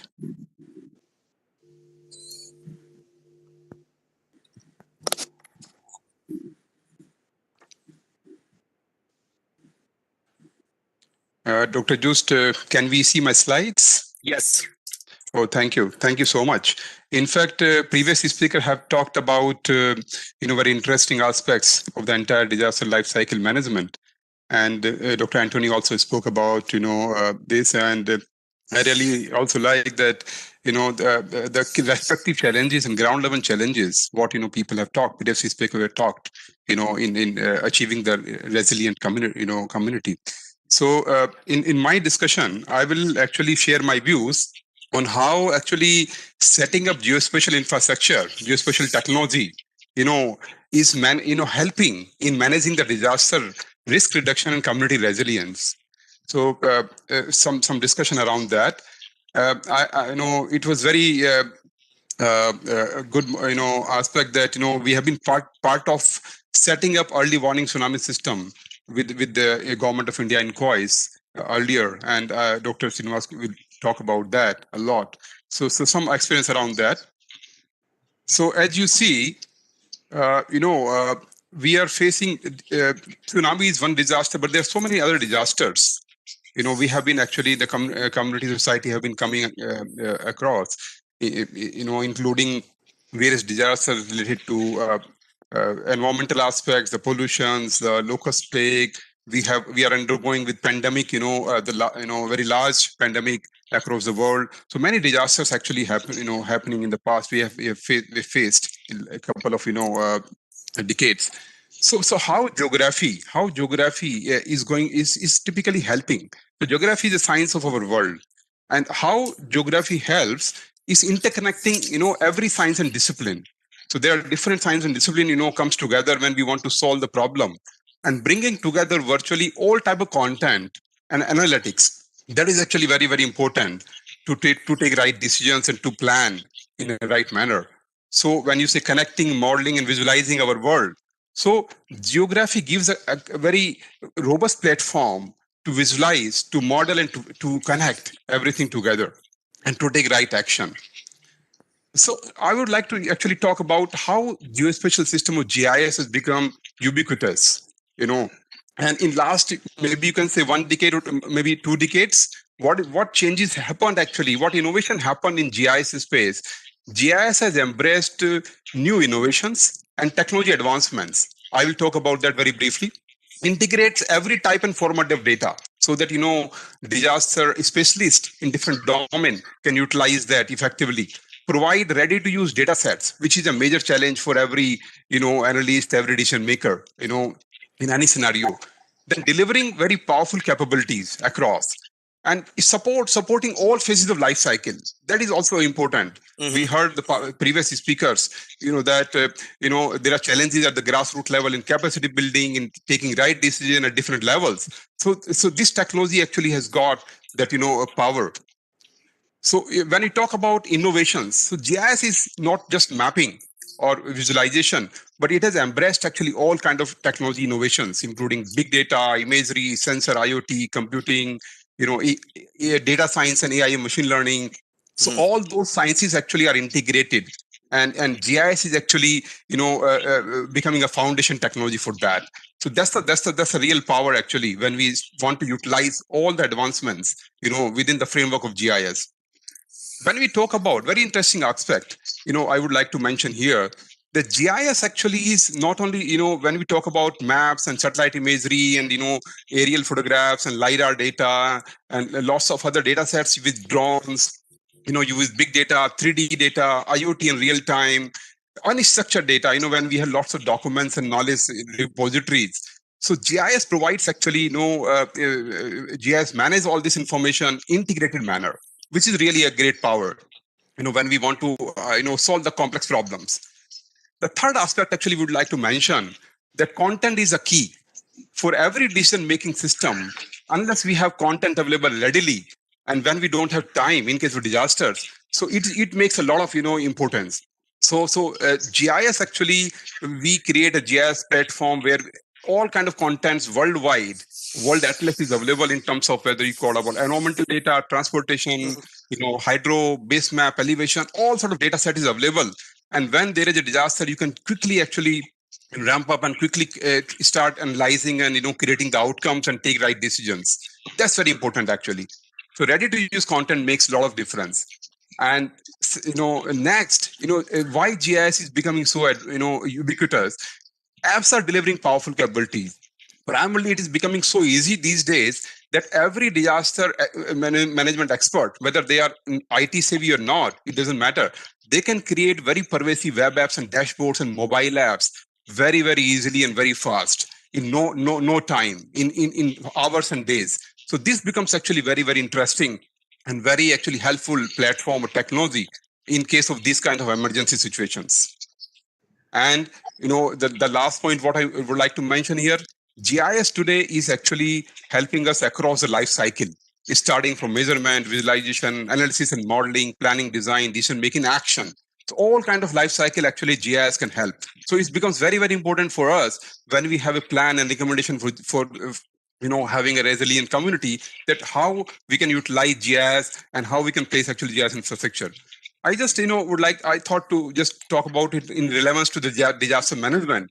When we talk about the all four phases, key phases, starting with preparedness, mitigation, response, and recovery, GIS helps actually in the entire life cycle in different manner. I'm not covering detail, but it helps a lot in every use case aspects of every life cycle. So just some examples how GIS have been used in different countries for different disaster preparation and response. And I think Dr. We will have an interesting session after this by Dr. Srinivasa Kumar from INCOIS, which you see in the right side on early warning tsunami system. And worldwide, many disaster situations, many times GIS system has helped the society and community a lot. So what are the recommendations, in fact? I would like to just conclude my session. The setup of geospatial technology infrastructure and capacity building, which is a ground level challenge. It should happen at all the levels, at state, district, town, village, so that every community is prepared to manage the disaster effectively and to achieve a resilient community going forward, which is actually our goal. So thank you so much. Okay, thank you so much, Vijay, for providing this very short, to the point, compact presentation on the power of technology and how we can harness this power for our purpose. And you very rightly pointed out, I mean, that natural disaster tsunami is just one manifestation, but the number of natural hazards and disasters is only increasing, unfortunately. So having new technology together with downstream activities, and we mentioned that earlier this morning, will be critical. We might pick this up again in the discussion. So thank you so much again. Thank you, Dr. Just. The next short, I think, video recorded or sound recorded message is from Luis Aguilar from UNESCO in Paris, who has been working with the Oceanographic Commission, looking in particular at monitoring and evaluation of that new initiative. So I think we're going to play an audio message here. Technical team, is that happening now?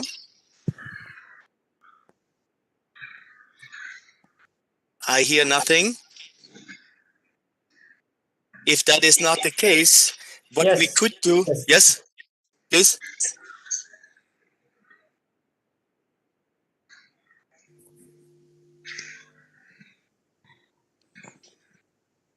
This is our speaker from Indonesia. Here we go. Can you briefly tell us about UNESCO IOC pilot program and how it compares with the US NOAA Tsunami Ready program in 2001? The US NOAA Tsunami Ready is a voluntary community recognition program that promotes tsunami hazard preparedness. Collaboration exists between federal, state, territorial, and local emergency management agencies, community leaders, and the public. The main goal of the program is to improve public safety before, during, and after tsunami-ready emergencies. It aims to do this by establishing guidelines. They are established and implemented to guide communities to help them become recognized as tsunami-ready by the National Warning System, NWS. Now, in the case of the UNESCO IOC pilot program in 2017, the TOS-WG, as of February 2017, recommended the IOC Assembly to instruct ICGs to consider piloting guidelines with a view toward developing a harmonized, consistent global guidelines. Now, PTWS testing on tsunami evacuation maps, plans, and procedures, better known as TEMP, and Tsunami Ready was established to facilitate the piloting of the Caribe EWS guidelines in the Pacific and the Southeast Pacific, CEP, and Pacific Island countries and territories.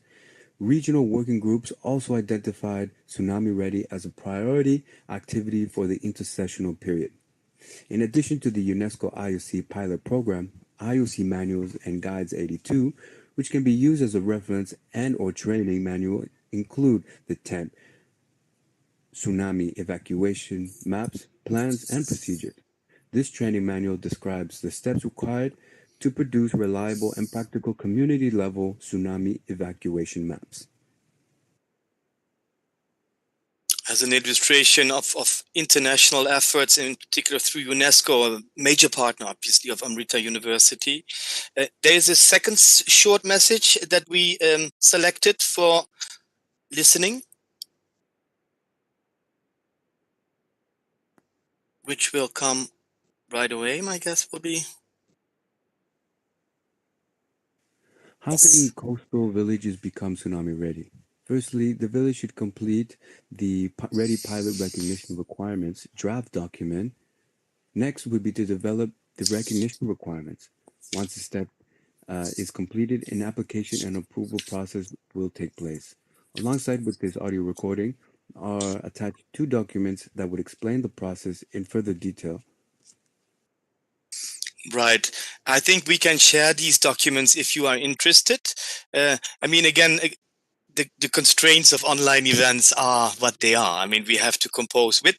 So I thank Luis for sending in these messages, and we will reconnect and debrief with him afterwards. I would like to move on to Indonesia. I'm very honored and pleased that you could take the time to join us from Jakarta. Ms. Sri Hartini Rashmat, as said, you work at the Bureau Pusat Statistik, the National Statistic Office, but you're also a lecturer at the Statistics Institute and have a particular strong interest for sustainable development, environment, and disaster risk reduction. So without further ado, Sri, the floor is yours for your brief intervention. Thank you, George, for the introduction. I'm Sri Rahmat, working for National Statistic Office and sometimes give lecture at Statistics Institute. This is my presentation today. Please share my slide.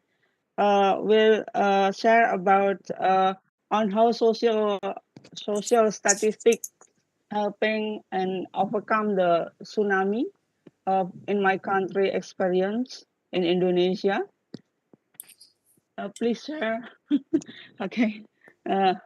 While sharing my slide, I continue give a talk. And actually, this is experiences of us on how to anticipate low victim of tsunami in Indonesia in the past experience and for the next. So it cannot be shared, my slide? Organizers? Yeah, just give it a second. Sairam, you need to take the present from her. Yeah, all right. Dr. Hartini to Sairam, can you take back the presenters and you can share the slide from your end, please?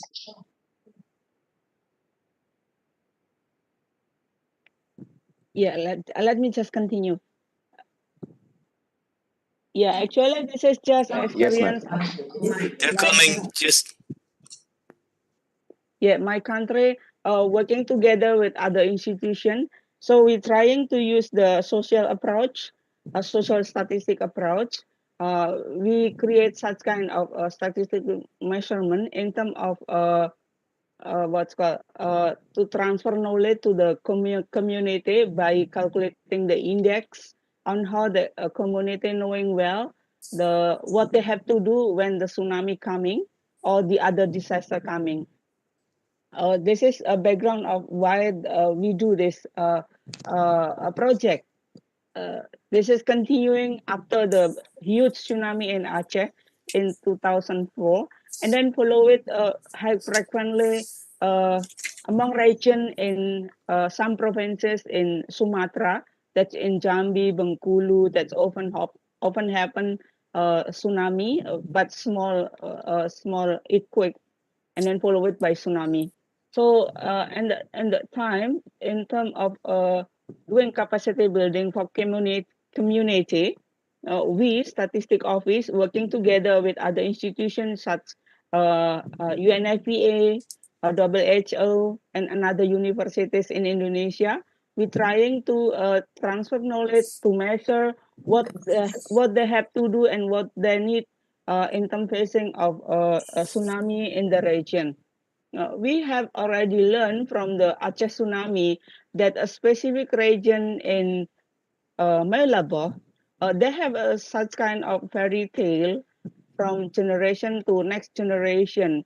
If they told to their children, if there is a huge tidal wave in the beach, so they have to run away to the higher place.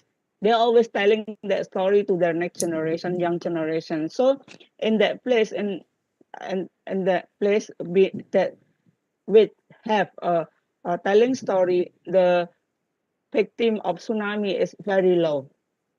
So in terms of that, so we measure we create some index related with the knowledge of the community, what they have to do, and then please next. And yeah, this is the picture actually showing where is the earthquake and tsunami often happens. That I already told that Sumatra. That's why Indonesia we are telling of this, because Indonesia mostly experienced several catastrophe, earthquake and tsunami, not only in Aceh but not only in Sumatra but also in Sumbawa, Lombok, that close to Bali, that where the Krakatau mountain been exploded, a huge impact up to Europe in 1883 in the past. And then why we learn in Indonesia, because we have a high risk and high occurrence of disaster, and Center for Lesson Learned. That's Indonesia already built up a National Disaster Management Agency post of tsunami Aceh in that time.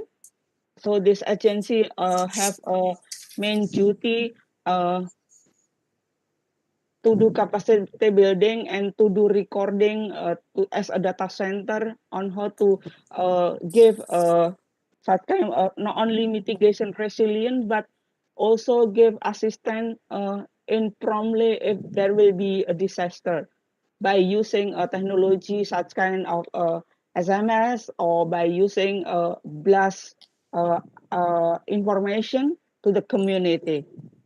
For example, right now we are facing a tsunami of coronavirus 19. So everyone who have the mobile phone, they always get information on how to save themselves, on how to behave, on how to do social distancing.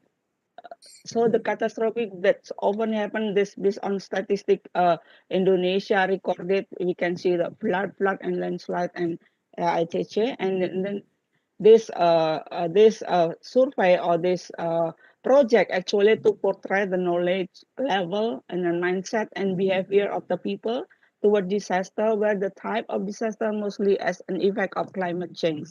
Please next. Yeah. By knowing the preparedness, so we can anticipate even in the uncertainty, disruptive of evaluating relative level of some state. And then we can capture level of social vulnerability to natural hazard. And then we can be composed of several different indicators that related to the quality of life, human development, vulnerability, emergency, preparedness, and tend to be socially constructed and are used in the index that measure condition and change over time. The vulnerability here we can connect it with the such kind of mental health of society. So we after we can measure and knowing the number of people, so we can set up the consultation of mental health in that place. So we can save many of mental health people post tsunami or post other disaster. That's such kind of main sources data that's very important on how government or other institutions worth knowing how to do next after the disaster in terms of helping the population or community. And then we can facilitate the knowledge level of community on disaster by communication and transfer the knowledge, so we can anticipate reduce the number of victims. Please next. Next slide, please.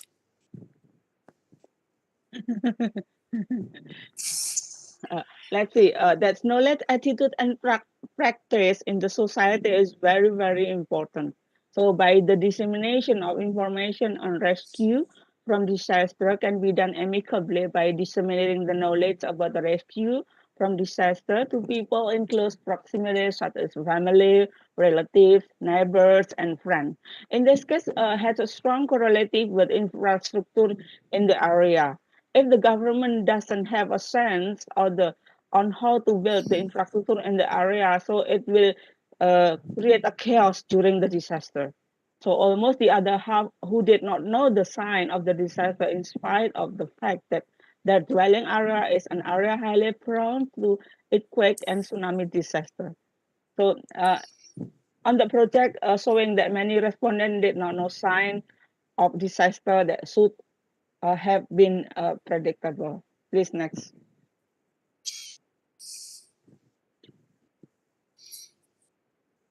This is just a sample of a specific group population. That's my background is demography. So the project is close to the people.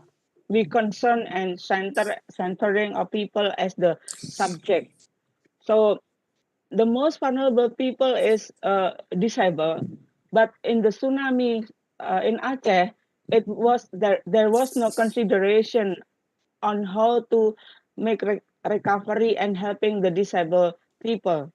But after that, because we classify who are the most vulnerable and not, and then we put the disabled people as the most vulnerable. So we put this in the specific survey of SUPA, Census Population Intercensus, as part of the project in the population data calculation, so we can calculate how many of them and what should we do in terms of empowering them to overcome their problem while tsunami or other disaster coming.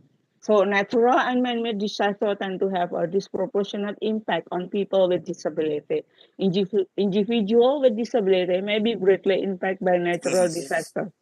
That's always happened mostly in Merapi eruption in Yogyakarta. So that's why in the area have a huge number of disabled people. Please next. Yeah, this is the conclusion that the increased awareness and knowledge of resilience and adaptation of the community should be improved through the participation in training or simulation of earthquake. I think not only earthquake, but including other disaster. So, but mostly the tsunami been initiated by earthquake, including the liquefaction in Palu been started by earthquake as well. So earthquake is actually a such kind of signal, very important of what next disaster will be happen. The high knowledge of the respondent survey who's located in the earthquake disaster is not accompanied by the availability of equipment or facility preparedness. So worstly, the availability of assets owned by the respondents survey that can be used in case of disaster is still inadequate in terms to support the resilience and adaptation. Yeah, people have started to recognize the notification made by the government in terms of the possibility of disaster occurrence is very important. The last is person living with disability should be included to participate in the community disaster management and risk reduction processes to estimate how deep is disaster preparedness index of person living with disability can be measured. My opinion and my suggestion is, I think I think all of country already have experiences recently from the COVID-19 disaster. I think many government in terms of management, they haven't changed the way of they manage on disaster that already happened in their country. My suggestion is they should be changed into management crisis sense. Mostly they're just doing business as usual. This already happened in my country. Even we already what's called encourage and give information, but the style of management in the government is not really easy to be changed in shortly. Secondly, having transfer knowledge regularly into community and even put into school curricula for children preparedness is very important. I think this should be started from childhood in terms of to save their life. Thirdly, social capital should be empowered. This is very important, have to be empowered. Why? Because social capital in the local have a different characteristic, and that's very suitable regarding their local nature. So have to be nurtured and have to be transferred to the next generation. I think that's three of very important things that I should send to all of you that's already done. Thank you for the chance. Thank you so much, Sri, for this compact, again, presentation, sharing this rich experience and the rich experience of Indonesia also in that sense. And I think I heard you say COVID is like a tsunami. I think you said that. In that sense, there's things that we can learn in terms of also how to manage the pandemic from RDD. So thanks again. We'll get back on the discussion on your main recommendation for the audience. You already shared quite a few, but I just would like you to boil it down to one if you can. The last speaker will be Sophie van Dieres, Dr. Sophie van Dieres, who is a researcher and a professor at Amrita University. Has done extensive research in particular on the psychological effects of the 2004 Asian tsunami, works a lot on the SURF project of Amrita, Embracing the World, and also works closely with Dr. Bhavani on the UNESCO Chair for Gender Equality and Women Empowerment. Without further ado, Sophie, your challenge is to keep it short for the coming few minutes. Thank you so much. Yes, thank you so much, Joost. I'll share my screen. It's Is coming. it visible? Yes. Is it visible? Yes, okay. So I'm going to talk about the psychosocial protective factors to mitigate the effects of traumatic stress after the 2004 tsunami in Kerala. So that's the place around the Amma's ashram, the headquarters of the MI-MAT. So this was the topic of my PhD. So I was collecting data in villages around the ashram. Now, protective factors can be psychosocial factors. But I found out that tsunami victims still showed symptoms of psychological distress in 2007. So I actually collected my data 2.5 years after the tsunami happened, and I found people were still suffering from symptoms of PTSD, that means post-traumatic stress disorder. And I had two groups. One group was severely affected, so they had lost their family, they had lost their houses, they had lost everything. And then 74.9% of those people really still had symptoms. Then there was a group in that same coastal strip of Kerala, but they were protected by some kind of dam. I'm not quite sure how, but they didn't lose their houses or their family, and 35.5% still had symptoms of PTSD. So it doesn't matter. If they don't lose their houses, if they don't lose their loved ones, obviously, they're not as much affected. Now, of course, the best prevention of traumatic stress is avoid the tsunami, right? Don't avoid being caught up in a natural disaster. Now, of course, that's not possible. We can't help it if the tectonic plates shift.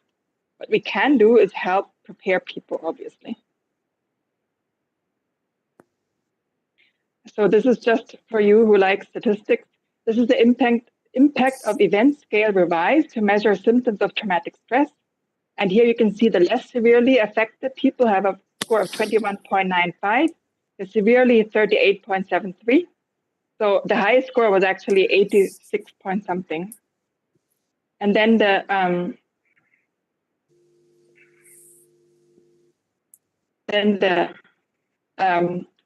so you can see here, this is the brief symptom inventory measuring psychological distress or psychiatric symptoms.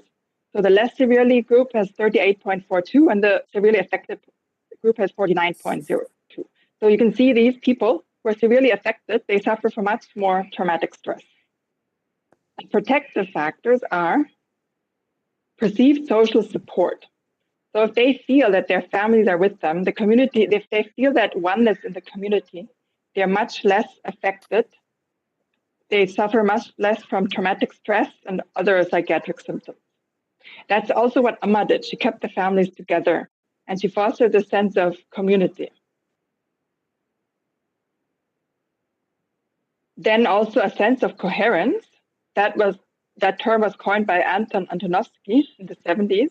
That means finding meaning in what happened. It's like the spiritual aspect, perhaps, of also helped to mitigate the effects that they had lesser levels of PTSD or psychological distress, and also avoidance coping, surprisingly, pretending nothing happened. Really predicted lower level of post-traumatic stress disorders, which was surprising. That means refusing to think about it, not wanting to remember it, or pretending that nothing happened. 2.5 years after the tsunami, for the severely affected group and the other group together, somehow it helped them. And then you can see why people, they don't want to think about it.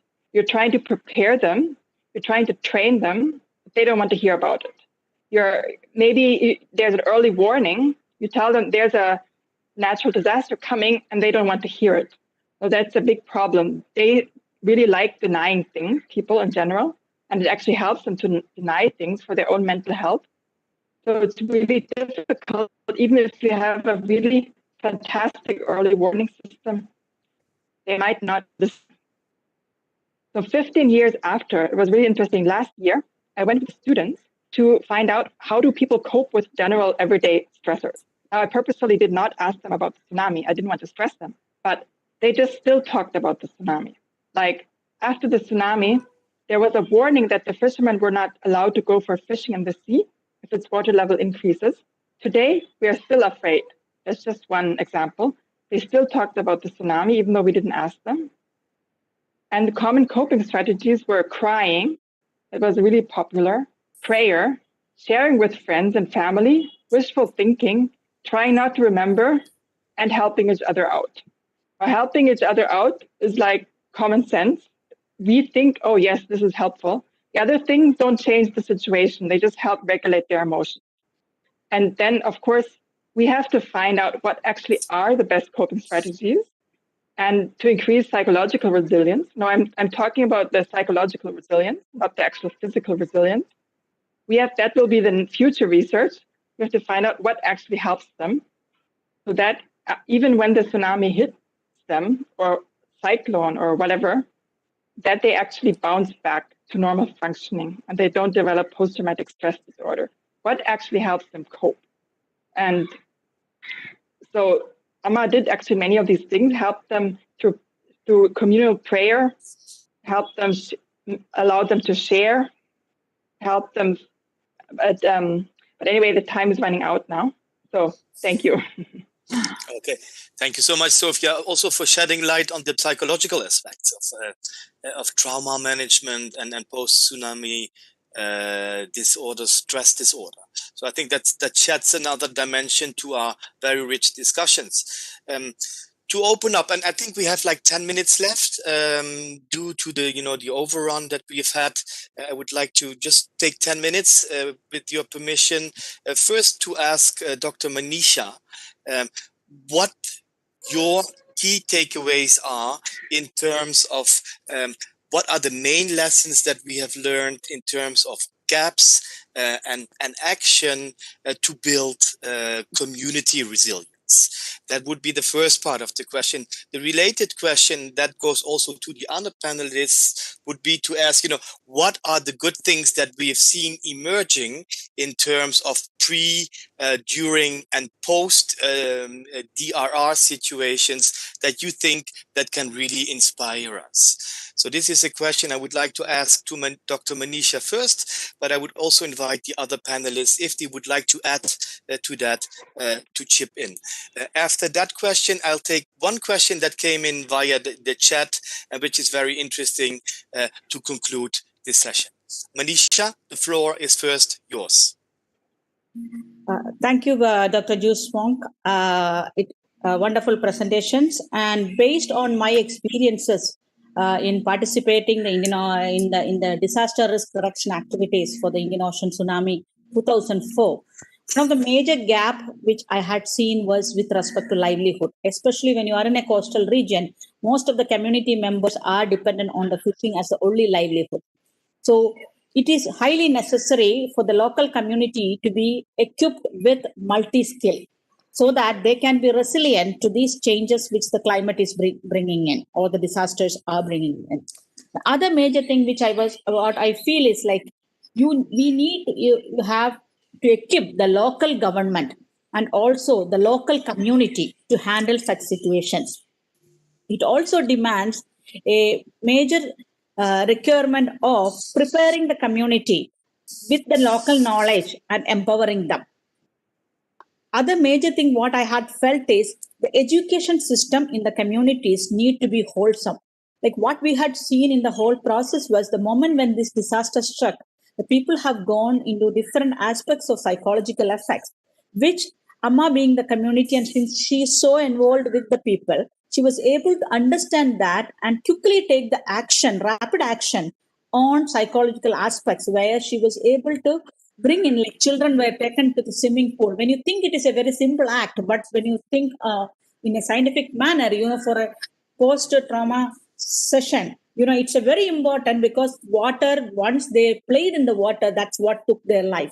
So Amma had given such a big impact there by bringing in more than 10,000 children and providing them that wholesome learning. So it's very important to build self-reliance and also to help build back quickly. I think that's a quick answer. Thank you so much. I mean, again, very short, very compact, but again, it illustrates the holistic approach that Amma has been having, on the various dimensions and the various types of populations to make them more resilient. Other panelists that would like to highlight, key insights, key recommendations that they would like to share at this point with us? Yes, investing in the first responders seems to be the key for the community resilience. And I think it resolves a major portion of the loss of life and also loss to properties. The psychological support has already been mentioned. I think this is also a very key issue, and it makes a huge difference in the countries that I have been working. I have seen that. And investing on livelihood is one of the key things where resilience can be felt because they will be able to overcome things on their own as well, their own initiatives. Involving the first responders in the planning on response, planning on programs, on long-term interventions will also make a huge difference on this. Policy and other interventions, I think, will be more stronger to support the communities so that the community resilience is built strongly, apart from other technological supports and other things which will also play a very important role overall in community resilience. Thank you. Thank you, Dr. Anthony. Anyone else wants to add? Vijay Kumar, Sophia, Sri? Yeah. Thanks, Dr. Joost. I think it's very insightful discussion, and what Dr. Sophie also brings out a new dimension altogether, in terms of, how, demographic and psychological distress is being observed, which is very, very, very important aspect, in fact. And I think many speakers and panelists talked about the capacity building gaps, which is actually talked about many people actually in different forum. So the capacity building gap at all the levels is starting from the village, the community, the habitations, the small habitations, and the larger level, administrative level, at the district and state and different level, decision makers level. I think there is a very clear need to have an integrated, information system, which will actually, bind all the stakeholders together, including the community engagement. What is happening now, all these pieces are working independently. That is, there is a gap felt actually by everyone. So I think, this very interesting aspect actually is in last couple of years, what happened, the GIS, system has also embraced community engagement, within that, so that what is happening, everything actually is working around a single backbone, a single truth of data, decision makers also using the same platform, the community is also using same platform, and all the stakeholders, including response team, they are also hooked to the same platform. I think it's a very essential today. I believe when we hear more and more practical ground level issues and challenges, I think there is a need to have a integrated system at all the levels, which is a single truth actually for everyone, and which can really help us in community engagement, capacity building, analysis, modeling, integrating everything together. No, thank you so much. Very insightful, learning today. Thank you so much. Yes, Dr. Anthony also talked about the cooperation. It's so important that everybody cooperate. Yes. So it's like it's so important that all the different stakeholders cooperate, and that we have the sense of bring back the sense of community to the community. Absolutely. Good, Sophie. Sri from Jakarta. Yes, please. Thank you.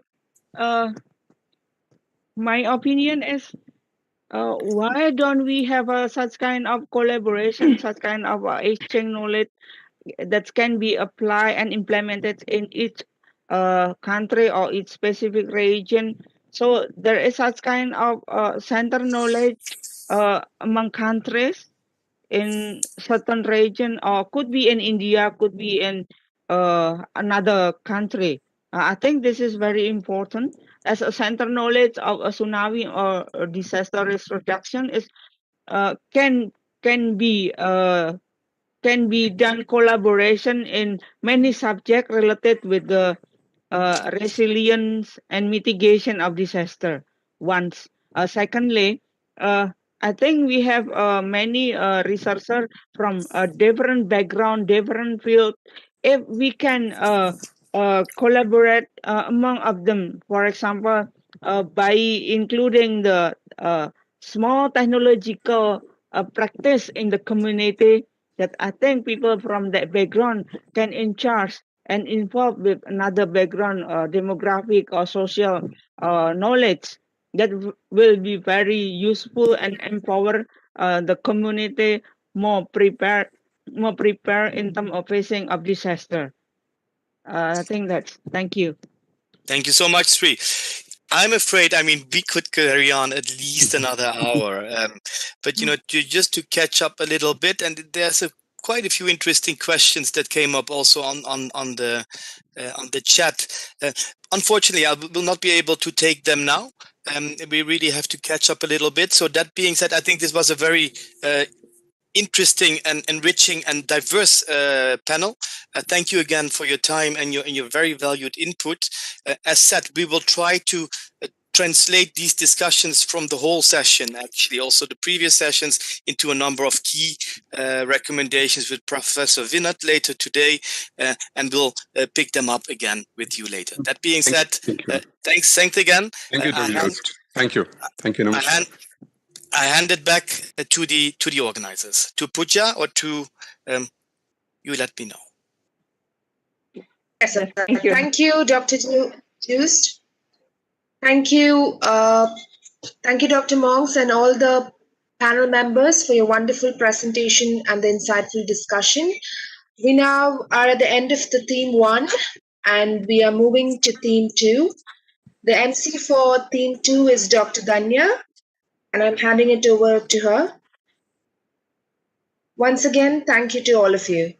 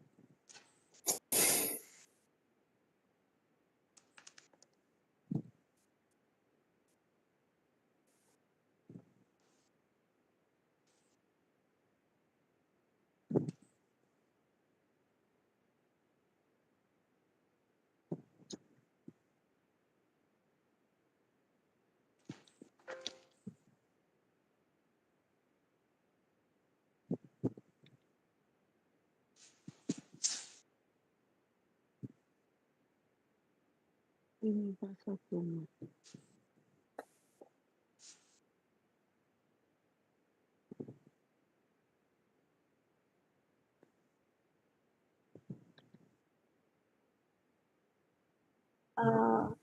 all. Hello, this is Srinivas. Are you able to hear me? Yeah, Danya, you can go ahead. You are audible now. Dr. Danya, you are audible. Thank you, sir. Sorry for the confusion. I'm Dr. Dhanya. I'll be the MC for this session. Welcome to all. I was not unmuted earlier. So welcome you all. This where we ask the pertinent question on are we ready for the future? Change in our schedule. We have 6 keynote addresses lined up, after which there is a technical session followed by the closing panel discussion. You may please direct your questions and comments in the chat box to our host and co-host of the session. We will take up the questions as our time constraints allow us. Let me invite our first speaker of the session. We have Dr. Srinivas Kumar, who is Dr. Kumar was instrumental in implementing several important projects, including the potential fishing zone, multi-hazard vulnerability mapping, coral reef bleaching alert system, satellite 2004 tsunami. He coordinated the successful establishment of the Indian Ocean Tsunami Early Warning System as a multi-institutional project. This prestigious project is identified as one of the tsunami under the UNESCO IOC Indian Ocean Tsunami Organization of Tsunami Watch Operations and implementation of the Tsunami Ready Community Recognition Program. Hearty welcome to you, sir. Thank you, Ms. Tanya, for the introduction. I hope you're able to hear me and able to see my presentation. Okay. So I would like to thank Dr. Manisha and colleagues at the Amrita Vishwa Vidyapeetham for inviting us and then making us INCOIS and the Ministry of Earth Sciences part of this very important event today. And I'd also like to acknowledge the presence of the earlier presenters and then who are going to talk after me, the remarks by Dr. Rajivan, and I'd also like to acknowledge the presence of Dr. Vinod Chandramenon and several other colleagues whom I've known since several years. So jumping right now from response and rehabilitation aspects to early warning aspects. So I'll be actually making a bit of a technical presentation now, and then to really address the question of are we ready for the future, we really need to know what the technical components of tsunami warning system are, starting right from the upstream to the downstream, and then how each of these components integrate with each other, how we detect tsunami warnings, what is our hazard in the first place, and then how the warning should be given to the public, and then how they need to respond. So I'll be trying to cover a bit of each of these things. And 2004, the Great Boxing Day tsunami. A lot of countries in the Indian Ocean region, including India, there was no recognition of the word tsunami. People did not really know the impact that a tsunami could, cause. And then the IOC, Intergovernmental Oceanographic Commission, came up and coordinated the establishment of 3 more regional systems in addition to the Pacific system. And then as a global system, we fall under the Indian Ocean Tsunami Warning and Mitigation System in the Indian Ocean region. So after 2004 event, that triggered IOC to coordinate establishment of 8 more systems in addition to the Pacific system, which was run by the PTWC and the JMA. And as part of this IOTWMS falls the Indian Tsunami Warning System as well. So India is one of the governments which actually came up and said that, okay, after this tsunami, we are going to set up a warning system in the country, which will be a multi-institutional project. And also we will contribute to the Indian Ocean Tsunami Warning and Mitigation System. So India, Australia, and Indonesia currently provide warnings to all the Indian Ocean rim countries. So I'm not going to talk about all the figures that you see there, all known to you. Several speakers spoke before. Now, these are the two potential tsunami-genic zones in the Indian Ocean region. To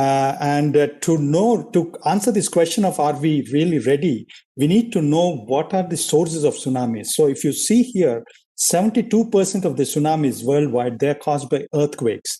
And today, when we talk about tsunami warning systems, most tsunami warning systems are trying to address or provide warnings to earthquake-generated tsunamis, which means that there are about 28% of other sources. It could be landslides, volcanoes, or meteor tsunamis, and then unknown tsunamis, which the tsunami warning systems are really not, designed to address. They could do things, they could detect water level changes, have SOPs in place to detect those events, but they're not designed to do them. So this is an area, this is something we need to remember.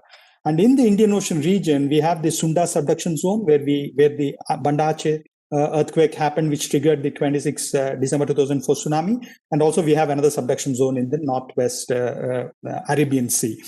So we need to know that for India, we will have about 10 to 20 minutes warning time only if there is an earthquake happening very close to Andaman Nicobar Islands for those islands. But then to the mainland, it could be about 2 to 3 hours. So what we are talking about is as soon as the tsunami earthquake happens, we need to detect the earthquake, we need to characterize it, we need to assess if it could trigger a tsunami and provide a warning. And all the time that you're talking is actually, if you're very close source, about 10 to 20 minutes. And then if you're lucky, 2 to 3 hours. So having said that, these are all the components of the warning system. So you have a seismic network, a network of broadband seismometers, and then you have sea level gauges, tsunami buoys, etc. Then you need to get this data to the warning center in real time. Then you have bathymetry data, topography data, which you use to do tsunami modeling, and then come up with maps that can actually tell you what is the risk of tsunami from a certain magnitude event happening. And then in a real-time perspective, we also can generate information on what will be the expected time of arrival, what would be the expected wave height for a certain earthquake happening in the Indian Ocean region. So all that information goes to the public, of course, through the National Disaster Management Authorities, state authorities, and then if there is a warning, it can directly go to the public. And then there is also a downstream component, which is actually the capacity building. So coming to the Indian network, so we have a network of seismic stations, sea level stations. We have about 7 tsunami buoys that we maintain. We have about 36 tide gauges. We have several hundreds of seismic stations. Then we have a suite of tsunami models that we run. And then we have a 24/7 warning center, which is running 365 days a year, providing information. It has all the state-of-the-art communication computation infrastructure to be able to provide warnings, earthquake first warning in less than 10 minutes. And then there is a detailed standard operational procedure which has been defined. This is actually, I remember Professor Menon, Vinod Chandra Menon was involved in developing the guidelines by NDMA. So which clearly says that, okay, if there is, this is the wave height, this is the travel time expected, and this is the kind of warning that needs to go out or alert or watch. We categorize coastal areas into different zones, district level zones. Such warning. I remember Vijay said in his previous presentation how geospatial is very important. The warning center uses a lot of geospatial technologies. We've been given the award of Special Achievement in GIS award by ESSO-INCOIS. I'd like to recall that here actually. And then we also downstream part, that's on the upstream part. And the downstream is very important again, because people finally, you can have the best warning generated with all the scientific technology that is available today. You might be able to generate a warning, but unless people understand the warning, they receive it on time, and they know exactly what to do with that warning, how to respond, where to go, I mean, it will fail actually. So this is something that we also do on the downstream part. We conduct exercises, we conduct drills, and then there is a very recent initiative by the UNESCO IOC called Tsunami Ready Recognition, which talks about 11 indicators. I'll not talk about it for want of time. My colleague Adito, whom I work very closely with, and then who was involved in implementation of the Tsunami Ready in Odisha, he is going to give a talk, next talk by Adito, so I'll leave it there. Now, this question of are we ready? Now, let me tell you that there has been a great progress since 2004. We have state-of-the-art warning system, not only in India. Like I told you, there are 10 other warning centers, addressing tsunamis in different parts of the globe. We have good observations, modeling, computation systems, decision support systems, SOPs. Indian warning system monitored about 630 earthquakes after we went online in 2007, which are more than 6.5. 100 were in the Indian Ocean. And the average time for issue of first bulletin is less than 7 minutes, about 7 minutes. And then we generated warning for 7 events. And there are several other advances that we are talking about. I'll not get into the scientific details of it, but sea level inversions, new networks, then real-time tsunami inundation modeling. In fact, INCOIS went ahead and mapped in 3D several coastal areas. And then the day we are able to do real-time tsunami inundation modeling, we'll be able to provide information on what are the buildings that might be impacted, what would be the wave heights, etc. Now, these are some of the recent advances that we are working on. And then multi-hazard, somebody said rightly that tsunamis are not very frequent. So we need to really get into multi-hazard kind of warning so that we have the SOPs and the warning system itself exercised and people know what to do. Now, there are several challenges that we need to work on. Now, are we, with all these advances, tsunami proof? Unfortunately, no. Like I mentioned, we do a good job for seismic generated tsunamis, but then tsunami is always a race against time. The quicker you want to give a warning, the more erroneous it would be. So my 10-minute alarm went off, so I'll end in 2 minutes now. So tsunami is a race against time. So these uncertainties, the sooner you want to give a warning, the more uncertain it would be. So you need to actually improve on your observing networks. To reduce uncertainties, you need a lot of data from several sensors. So that's something we need to keep working on. And then there are gaps in warning and response capacities. We heard this speaker from Sri Lanka mention this before and several other speakers. And especially for atypical near field sources, we need to enhance our capabilities there. And then there are gaps in SOPs and early warning chains. I mean, how the warning gets disseminated. So these are a few events. I'll not get into details again. Like, for example, the Japan tsunami of 2011, the earthquake was actually magnitude 9, but in the first 3 minutes, it was assessed as 7.9, which means that a low level of tsunami warning was put out. And then people did not react on time because they were not prepared for a large wave that came in. And then there were other events like we overestimated the magnitude, but then of a tsunami, but then what came in was, lesser than that. These are all the uncertainties from the technical perspective I talked about before, because you want to give a tsunami warning in a finite amount of time, 3 minutes or 4 minutes. So you would have these uncertainties, which we need to actually work on in the future. Palu and Sunda Strait, again, huge events. I'm sure Adito will cover some things here. Several people died. Our colleague Shri from Indonesia spoke a bit about, how people need to respond on time. These are near source tsunamis. Palu tsunami came in 3 minutes after the earthquake. It was actually triggered by an earthquake, but secondary landslides within the Palu Bay. Now, how do you detect the earthquake? Even if you detect them, will you be able to warn people in less than 3 minutes, and will they be able to respond? So in such cases, it is just pure, capacity of the communities to understand the natural signs of a tsunami. So if you hear the ground shaking, if it is long and strong, get gone, go to high ground. So these are the kinds of things that we need to work on in the downstream. So this is my last slide. So in India, as well as within the entire Indian global tsunami warning systems, the entire community, tsunami warning community has made gauges, altimetry, ionospheric observations, infrasound, coastal radars, which NIOT implements already, and then bathymetry and topography mapping. You need to have very good bathymetry and topography to be able to do exact modeling. And that's on the upstream. And last but not the least, enhance community awareness and preparedness. Downstream is so very, very important. People should understand what to do. So this is actually an example from New Zealand, where they actually have a concept called the blue line. So there is a blue line drawn on the road so that people know that, okay, if they're within the blue line and the beach, they are within a threatened zone. If there is a tsunami warning given out by the national agency, they need to move beyond. Very simple, as simple as that. So these are the kind of tsunami-ready kind of communities that we need to have so that we can all at the end of 2030, this is the plan as part of the tsunami decade, that each community, global community that is a threat of a tsunami should be tsunami ready. Thank you for your patient listening.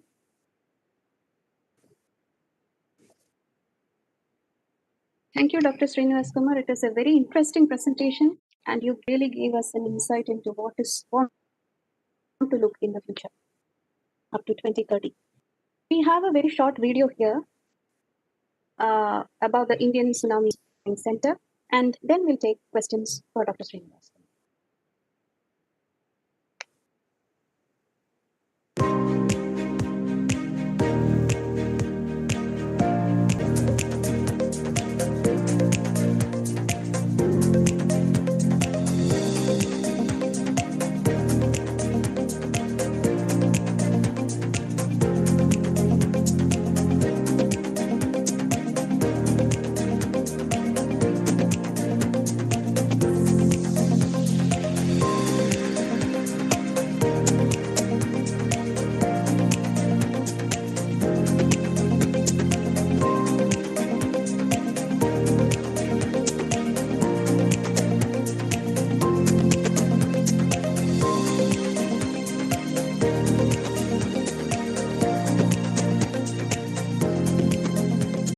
Proceed with the next. So I would like to take from what Dr. Srinivas also has been mentioned in his last slide about the United Nations Decade for Ocean Science for Sustainable Development that will start in a few weeks or maybe a few days, because it starts at 2021. And the UN Decade for Ocean Science is basically focusing on the ocean we need for the future we want. And there are 7, which is basically becomes the focus that we want for a clean ocean, healthy and resilient ocean, productive oceans, predicted oceans, safe oceans, accessible oceans, inspiring and engaging oceans. And when we talk about this tsunami hazard, then there are 2 which is very important under this UN Decade for Ocean Science, also has been mentioned by Dr. Srinivasa. First is the predicted oceans, in which that we need to understand, we need to be able to observe, we need to be able to predict the changes in the ocean conditions, as well as any phenomenons. And the safe oceans, which is basically related to what we are going to discuss about the tsunami ready. So when we talk about safe oceans, it is not an oceans or shores that do not have any coastal hazard. In this case, our discussion is on tsunami, but it is coastal areas or oceans that is understood. It is observed by a lot of technological means, and well as it can be predicted. So this is something that relates to the upstream part of what Dr. Srinivasa has mentioned before. About the downstream part in safe ocean is actually an ocean where the people can continue to interact with the sea, the oceans, doing their own livelihood related to the sea and oceans, doing their lifestyles without having the fear of coastal hazard, in this case tsunami, because they already have the awareness, they have already have the knowledge, they are prepared, they have the skills and ability to save themselves in case of emergency. So when we work on Tsunami Ready, basically we are working in responding to this global platforms that is required. We know that there is the Sustainable Development Goals related to the SDG number 14. We are coming up to this next 10 years about this UN Decade on Ocean Science. We are also still working under the Sendai Framework for Disaster Risk Reductions. We commemorate World Tsunami Awareness Day annually. So working on Tsunami Awareness Day is not only building capacity, but also responding to these global platforms that has been agreed by many of the countries. So why Tsunami Ready is important? I think Dr. Srinivasa also has mentioned many countries, especially India, has established a very advanced tsunami early warning system. But however, how advanced the system is, if the people does not know how to react to the warning, does not how to respond or to take actions based on the warning, then the system will not save life. We also know that in coastal communities that is weak or doesn't have any community preparedness, the risk of loss of life and the loss of properties are higher.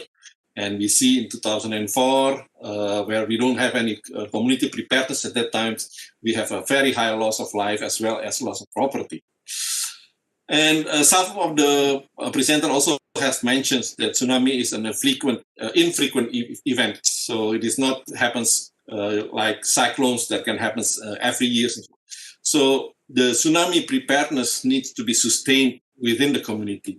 And we know that the cycles of tsunami might take years.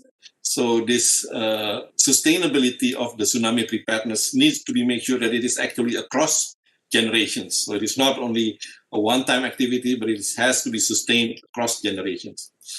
Dr. Srinivas also mentioned about near-field tsunami, and this is something what happens in Palu, where the tsunami actually hits the community within less than 3 minutes. So in a near-field tsunami, the community need to react, need to take actions, need to respond to this natural warning, and does not have to wait until the official warning. So, and to be able to do that, they have to be able to have this level of community preparedness. We also see that there are possibilities of broken of warning chains due to technology failures, due to human resource limitations and so forth. So the community needs to be able to actually respond. And we also understand that in the past few years, the advancements of early warning system focuses more at the upstream level. And I think in the past few years, we are starting to focus more on the community preparedness. And as also Dr. Srinivasa also mentions, it is very important on the downstream parts that we are actually building the capacity. So it is, what is UNESCO IOC Tsunami Ready? It is basically still a part of the end-to-end early warning and mitigation system. So it is part of the system. It is not something that developed by itself. However, the Tsunami Ready is focusing more on the community awareness and preparedness. And UNESCO IOC Tsunami Ready is basically community performance-based program. So it facilitates the preparedness. It is actually engage the collaborations between the community leaders, the disaster management office, either at the national level or at the local level. At present, worldwide, there is only 26 community that has been recognized as tsunami ready. And this is in 18 countries and mostly are in Caribbean. In Indian Oceans, also as mentioned by the Secretary Minister, Mr. Rajivan, that in Indian Ocean we have 2, and India is the first country that have communities recognized as in UNESCO IOC Tsunami Ready, which is in Noliachahi, in Jagat-Singpur districts, and as well as in Venkatraipur in the Ganjam district. So they have already fulfilling all the requirements, the indicators, and then they are already recognized. They have been granted with the Tsunami Ready sign, as well as given the certificate as Tsunami Ready. Now, this recognition is only valid for a certain period of time. It is about for 3 years. And every year they actually need to report what is the progress, and they need to request for extension after 3 years. And by doing these recognitions for 3 years, it's actually, we are trying to continue to maintain and sustain this level of preparedness. So if they cannot maintain or sustain the level of preparedness, then the recognitions as Tsunami Ready might be revoked. And this is basically how we actually encourage the community to continue to maintain as well as sustain their level of preparedness. So in participating in UNESCO IOC Tsunami Ready programs, basically there are 3 factors which is very important. One is we are actually bringing the ownerships of this preparedness to the community. So it is a shared responsibilities between the government through the disaster management office, as well as the responsibilities of the community themselves. So the ownership will be in the community, and hopefully by the ownership as community, it can actually become sustained as well as be maintained regularly. The approach, basically, we make sure that it's there is the structural approach, systematically approach, and of course, more importantly, is a participatory approach, because the community needs to be involved fully in this building the tsunami ready. And it is a collaborative effort, basically trying to fulfill a set of established indicators that has been agreed worldwide through the different expertise discussions and consultation. So these are the 12 indicators that needs to be fulfilled. So if a community were able to actually fulfill all of these indicators, and these indicators consist of indicators related to preparedness, indicators related to mitigations, as well as indicators related to the emergency response. So the indicators number 1 is about tsunami hazard, and this relates to the mitigations. Indicators number 2 and number 4 basically relates to the tsunami risk reduction, information about the number of people in the hazard zones, available resources, what are the vulnerabilities, and so forth. Indicator number 3 is about number 3, and then number 6 and 7 is about education. So there is this public information display available in the community.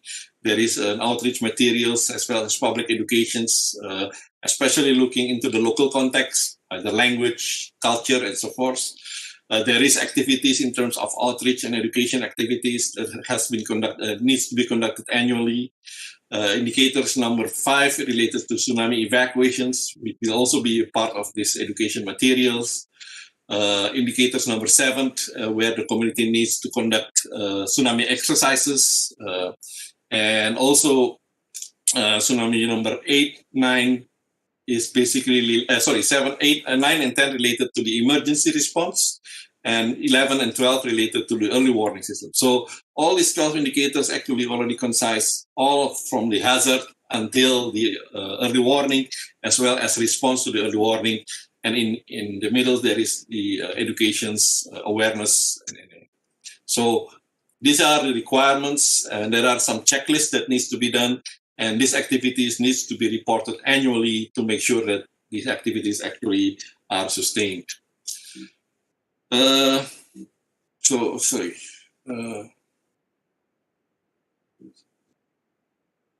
cannot move to the next. Okay, so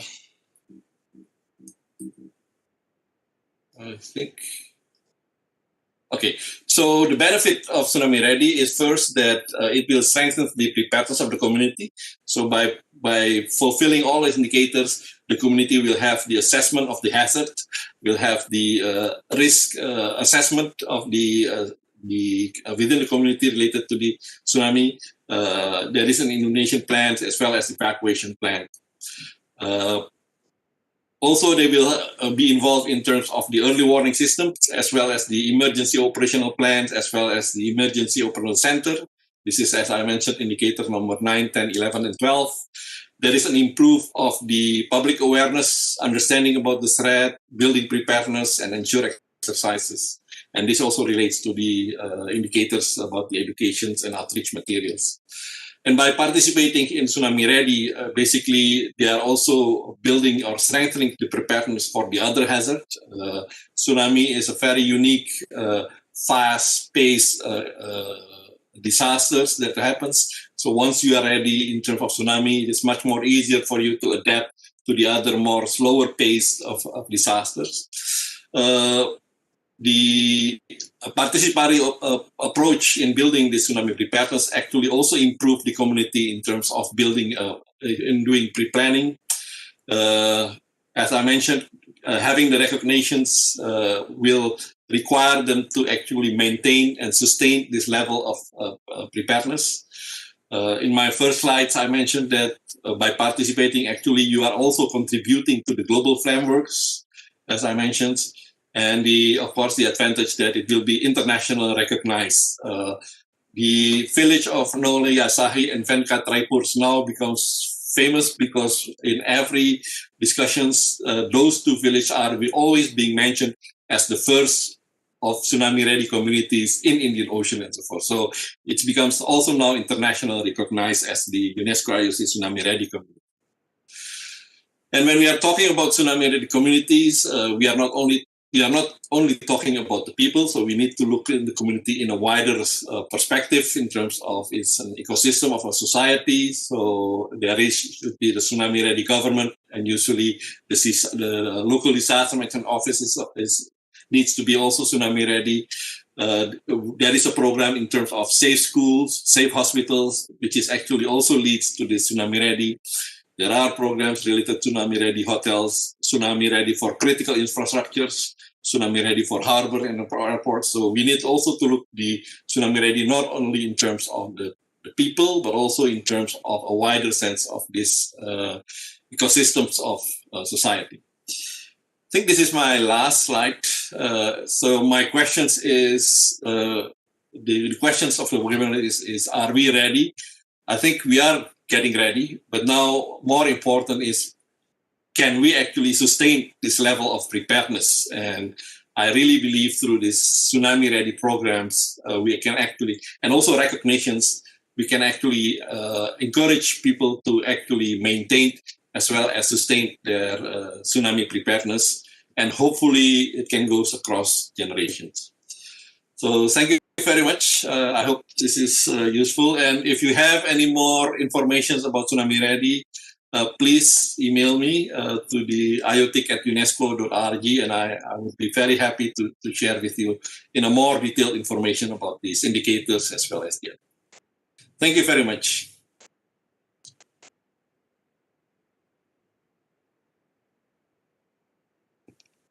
Thank you, Mr. Collier. It was an excellent presentation, very useful to all of us. And it seamlessly took us from the tsunami early warning that Dr. Srinivas Kumar was talking to how the societies are equipped and what is how the communication and this whole tsunami-ready ecosystem. Thank you very much. Do we have any questions for Mr. Ardit Collier? There is one, sir. Let me raise it to you. How can Kerala coast become UNESCO IOC ready? How can we bring it in? I'm sorry, could you repeat the question? How can Kerala coast become UNESCO IOC ready? How can we bring that aspect in?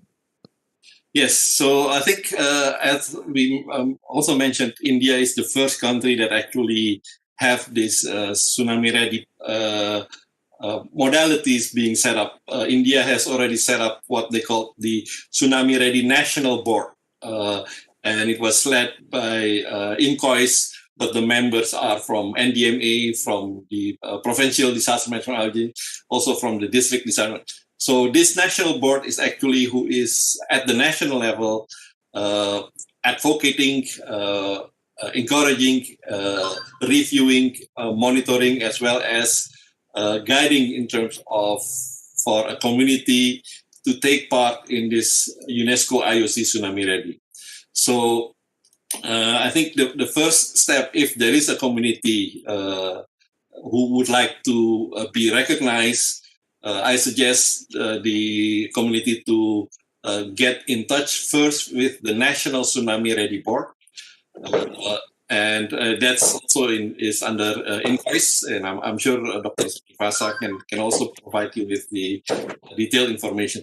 And once this, at the national levels, the capacity has been built with the community, then the community can request through the National Tsunami Ready Board to UNESCO IOC, and the request is sent to the ICG IOTWMS Secretariat, which also to IOTIC, and then there is another review process. Unfortunately, the time is short, so I couldn't show you the process, but I can share you with more information about that.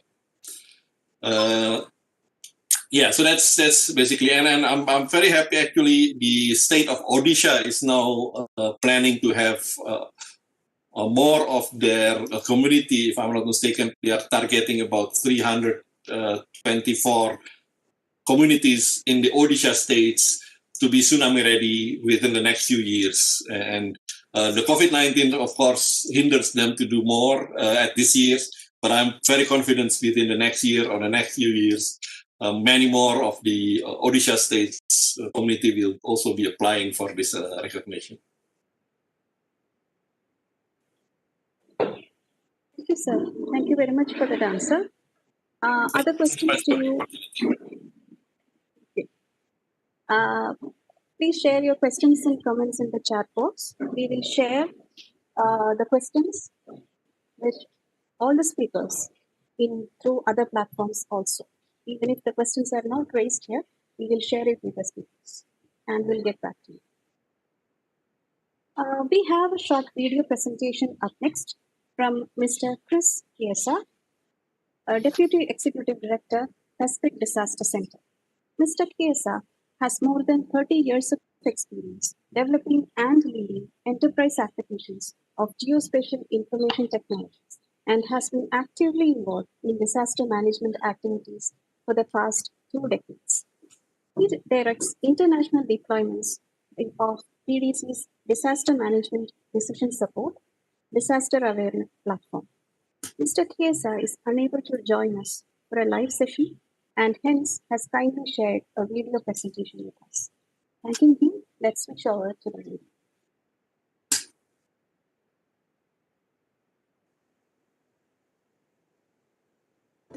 Here at the Pacific Disaster Center, we use science and technology to help reduce disaster risk. What it basically means is that we work on technologies to extend early warning for disasters, as well as we take a look at, through our risk and vulnerability assessment program, we take a look at factors that make the societies more resilient, and that can help with better planning as well as guiding strategic investment in risk reduction and mitigation. Our disaster-aware system is a collection of data, software, information products. It's used by tens of thousands of disaster managers, elected officials, business executives to monitor hazards, respond to hazards, basically take action to save lives and property. Pacific Disaster Center had been working with ASEAN, and specifically its Committee on Disaster Management, in the early 2000s. Shortly after our engagement with the 2004 Indian Ocean Tsunami took place, killing more than 200,000 people. It was that tsunami event, in fact, that provided the impetus for creating the AHA Center, the ASEAN Humanitarian Assistance Center in Jakarta. We worked very closely with ASEAN, its Committee on Disaster Management, to develop a staffing plan and an architecture for the AHA Center. We fielded the Disaster Management Response System, DMRS, one of PDC's earlier versions of Disaster Aware. And we've worked closely with ACDM and AHA Center ever since to upgrade the system, to deliver training, to exercise it annually in their ARDEX exercise. They're a very important partner for us, and they allow us to assist hundreds of millions of people in the most disaster-prone region in the world. The NDPBA is more than just an assessment. It really is a sustainable system of assessing, understanding, and applying critical risk information for decision-making. It's the foundation for which communities can really base investment or focused investment to reduce risk, increase their coping capacity, and really build resiliency. PDC is very excited about this process because we're on track to have 20% of the world complete by 2021. We have a data set and the application of data like nobody else in the world, which is really exciting for us because it means we can start to ask the questions we didn't even know needed to be asked. So the NDPBA really has 4 key components. First, it starts with stakeholder engagement when we start our risk and vulnerability assessment. We then contextualize the results of the risk and vulnerability assessment with a disaster management analysis. Coming together, we then evaluate that data as a team to understand where we can have the most effect in reducing vulnerability and increasing coping capacity by developing a 5-year plan and for promoting investment in the right area. Now, the really exciting piece about this is that our stakeholders get every single piece of data. And that's something that's really important to me, to make sure that this data and information can be used by stakeholders. This really is PDC partnering with these agencies, organizations, and nations to build resilient communities. Pacific Disaster Center works with our partners around the world to customize and deploy national and regional versions of Disaster Aware. In fact, we've done that with countries in Southeast Asia and with the ASEAN Humanitarian Assistance Center. One version, called Inaugural, is used in Indonesia by its national and provincial disaster managers. We've helped BNPB use Inaugural recently for volcanic eruptions in Bali, for a series of earthquakes in the neighboring island of Lombok, and for the earthquake and tsunami that killed more than 2,000 people in Sulawesi. Here at PDC, we're constantly looking at improving and enhancing the technologies that would help better understand the hazards and their impacts, as well as communicating that information to the audiences. For instance, our mobile disaster alert app came at the forefront of the mobile technology, as well as Smart Alert is a technology that we have developed to help narrow down basically the number of notifications that might be received by an agency so that they're not overwhelmed essentially with too much information. Really our goal for the future is to extend the timeline and take disaster management out of the reactive into the proactive.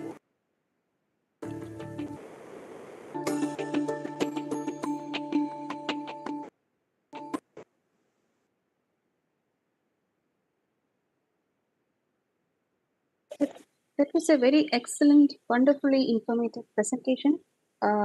Let's thank Mr. Kesa for sharing this with us in his absence. We are now moving on to our next eminent speaker on the list.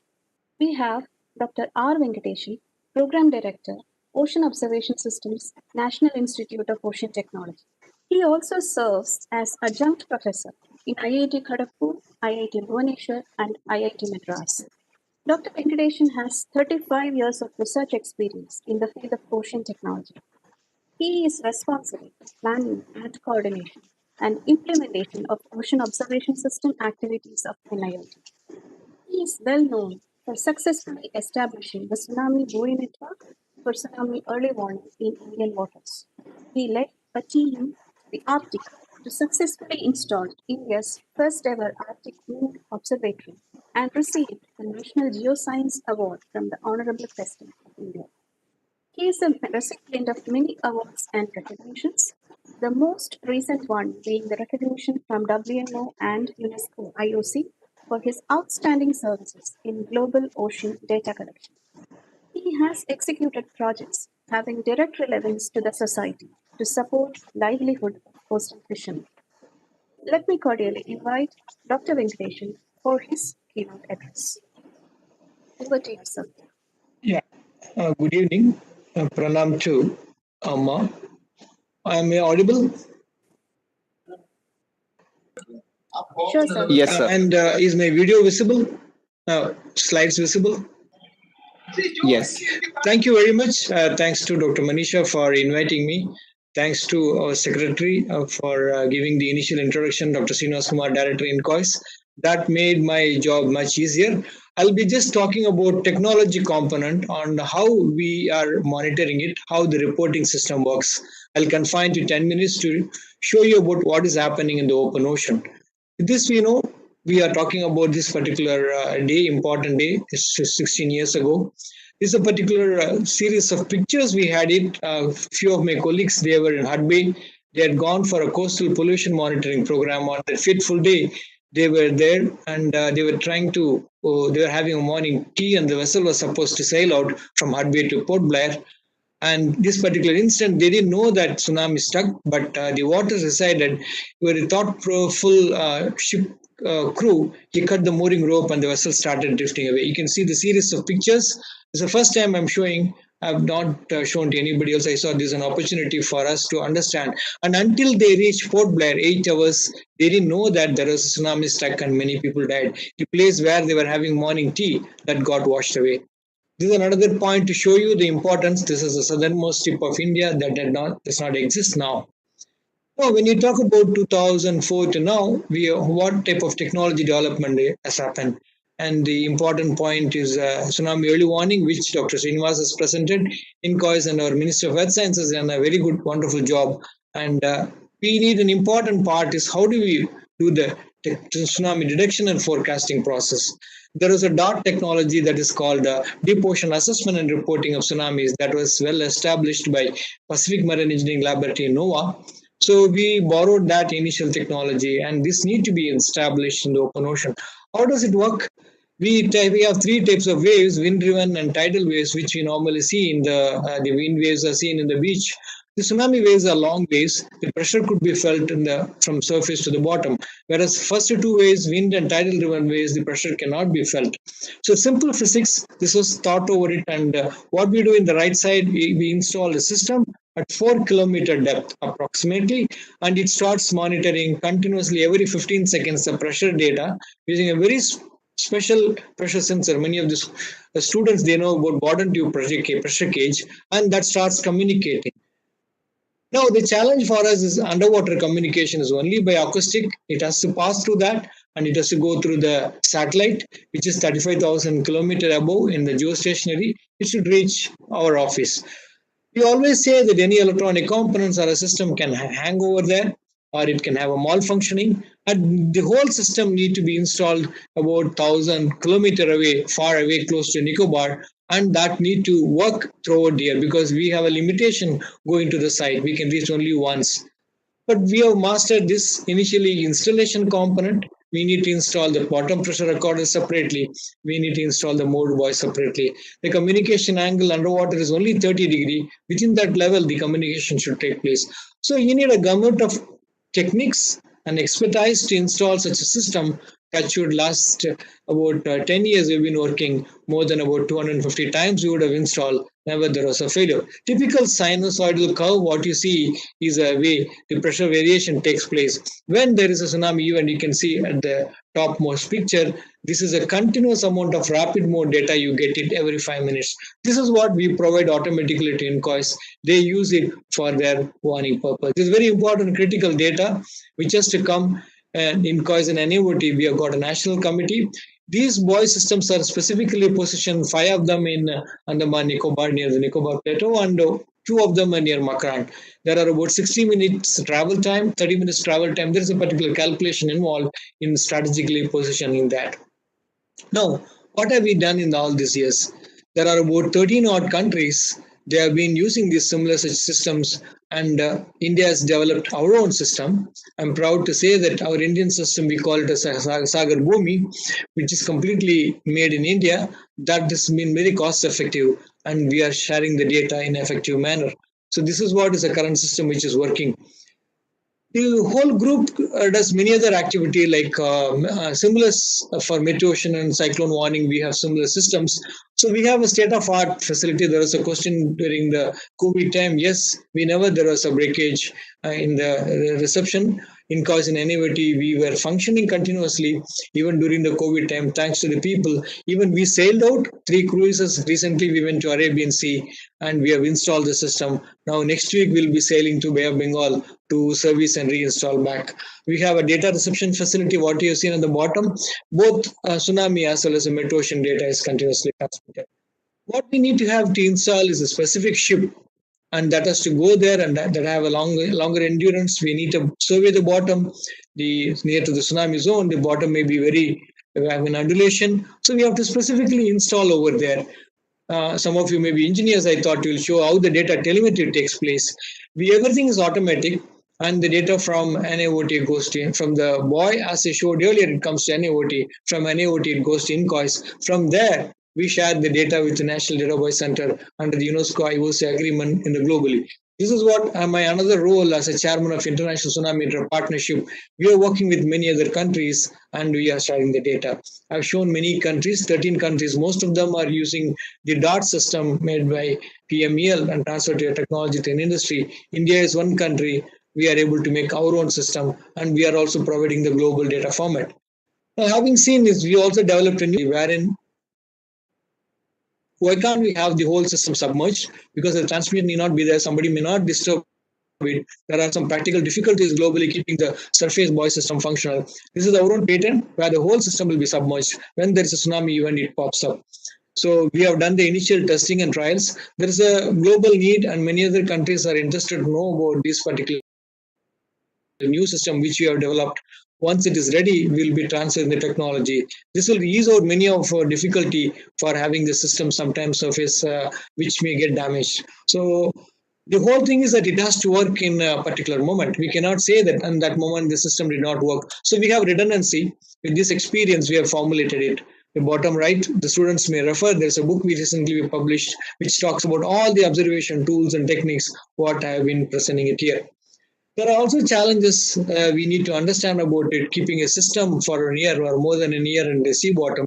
We had a unique case where one of our tsunami buoy system at 3,300 meter depth, close to Nicobar, had some sort of, bottom right you can see, on some sort of mucus substance. So we were amused what could be the smelling. Then we referred to Dr. Henry Daman, who has been working on the Titanic shipwreck, which has sunk more than 100 years ago. She had published that next 20 years down the line, microbes can eat away this large structure which is lying on the seabed. We all know the importance of COVID. What microbes can do it. We live in a biosphere. Yes, there are something can happen. So herein we found that any of the uncoated material, even though they are corrosion resistant stainless steel alloy, that got damaged. This is an important finding. The whole system would have been lost if you have not retrieved it. So these are all the challenges when you work at sea. We need to understand about it. Now, going back to the future, this is one of the recently I was sharing one of the session on deep ocean observing in ocean science community. Therein, Dr. Ariyoshi from Jamstack, he had come and presented. Japan is doing wonderful work on technology development. They are drilling the seabed. You can see they have a special ship Chuku which can go and position it, and from the seabed 2 kilometers deep they can drill. This is what the picture talks about. They have drilled and installed a seismometer as well as a temperature and conductivity sensor that is being transmitted in real-time mode. So this is to talk about, there is a lot more thing. They also have got a remotely operable vehicle. So there is a way in ocean where you can go and precisely drill and put a sensor. Srinivas mentioned about cables. I'm also part of this joint task force comprising of International Telecommunication Union, World Meteorological Organization, and IOC UNESCO. They are trying to work. There are about 1 million length of cables. We all are using mobile. The current internet depends on the underwater cable. Even Chennai to Singapore, there's a cable. From Bombay, many other cables are there. Andaman to Chennai, another cable is being laid by Government of India. There's one more cable recently Cabinet has approved from Cochin to Lakshadweep. So whether we can use this telecommunication cable, which are working on fiber optic principle, so that there is a large amount of data transfer is possible in this way. So this is what in the global community we are discussing. ITU is working very closely and part of this International Tsunami Partnership. There's a technology component is there. The sensor should work for 20 years because these cables would remain on the seabed for 20-25 years. Having seen the cable, recently Mrs. Sundar Pichai, CEO of Google, he has announced that Google has made a new effort to talk about earthquake detection by having these cables. Google has got about 16 cables worth of $16 billion. They own the data. When the cable is laid, in the land part of it, when the cable is exposed, Nokia has developed a small tool which converts the optical to electrical. The other way around, when it gets into the water, it's the other way around, electrical to optical. So what they do is that they continuously monitor any other aberration, any other signal, particularly mechanical signal, they get it. This normally is very calm, it's absolutely. But there are cases where they get aberrations. They approached a professor from University of San Diego. He has given a model and algorithm, which as Google had worked on it. They found out in 2 cases they were able to detect the underwater earthquake. This is amazing. There's no specific sensor. Using the existing data, they were able to detect. This is what Dr. Srinivas also mentioned. We have been talking about earthquake-based tsunami. There are also non-seismic tsunamis could happen, which happened in Indonesia. Our colleagues have shared about it. There could be landslide or meteorites. So what could be done? This is what in the data by cooperation panel we discussed. We proposed to have an workshop inviting experts from different disciplines to think differently. The current technique of using the water level record is exclusively for earthquake detection, but something more can happen over there. So still we are not understood much about the earth, what we are living. We are trying to know more about Mars and Moon, but having the importance we have discussed on the disaster, how it can affect the coast, particularly in our area where about 1/5 of the population is living. So there's a need to understand about it. Maybe next year we plan to call all these big industries and as well as seismologists, geologists, computer specialists, data analysis students to have a different discussion about it. So in future, tsunami will remain as a major threat to the coastal infrastructure and the human life. So it is at most important for us to advance our understanding of all aspects of tsunami research. So we are trying to focus globally. Tsunami research should be prioritized now. Even the UN Decade of Ocean, there is a discussion about that, and apply our knowledge for the early warning direction. That is what we are talking about it. And assessment and mitigation tools are to be done. So I'm sure that such workshops will pay away, bring more thinking, and we will be able to succeed in trying to help the society. Thank you very much. Pranam to Ma.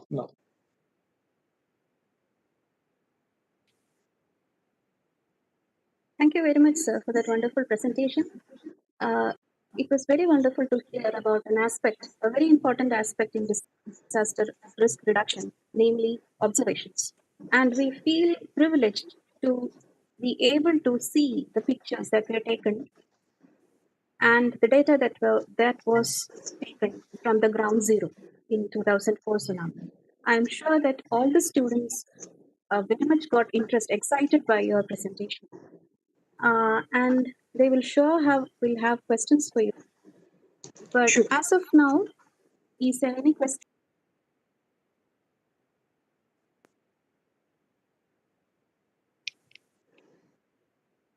There's a question somebody has asked. Can you read it? It's there in the chat box. Sure.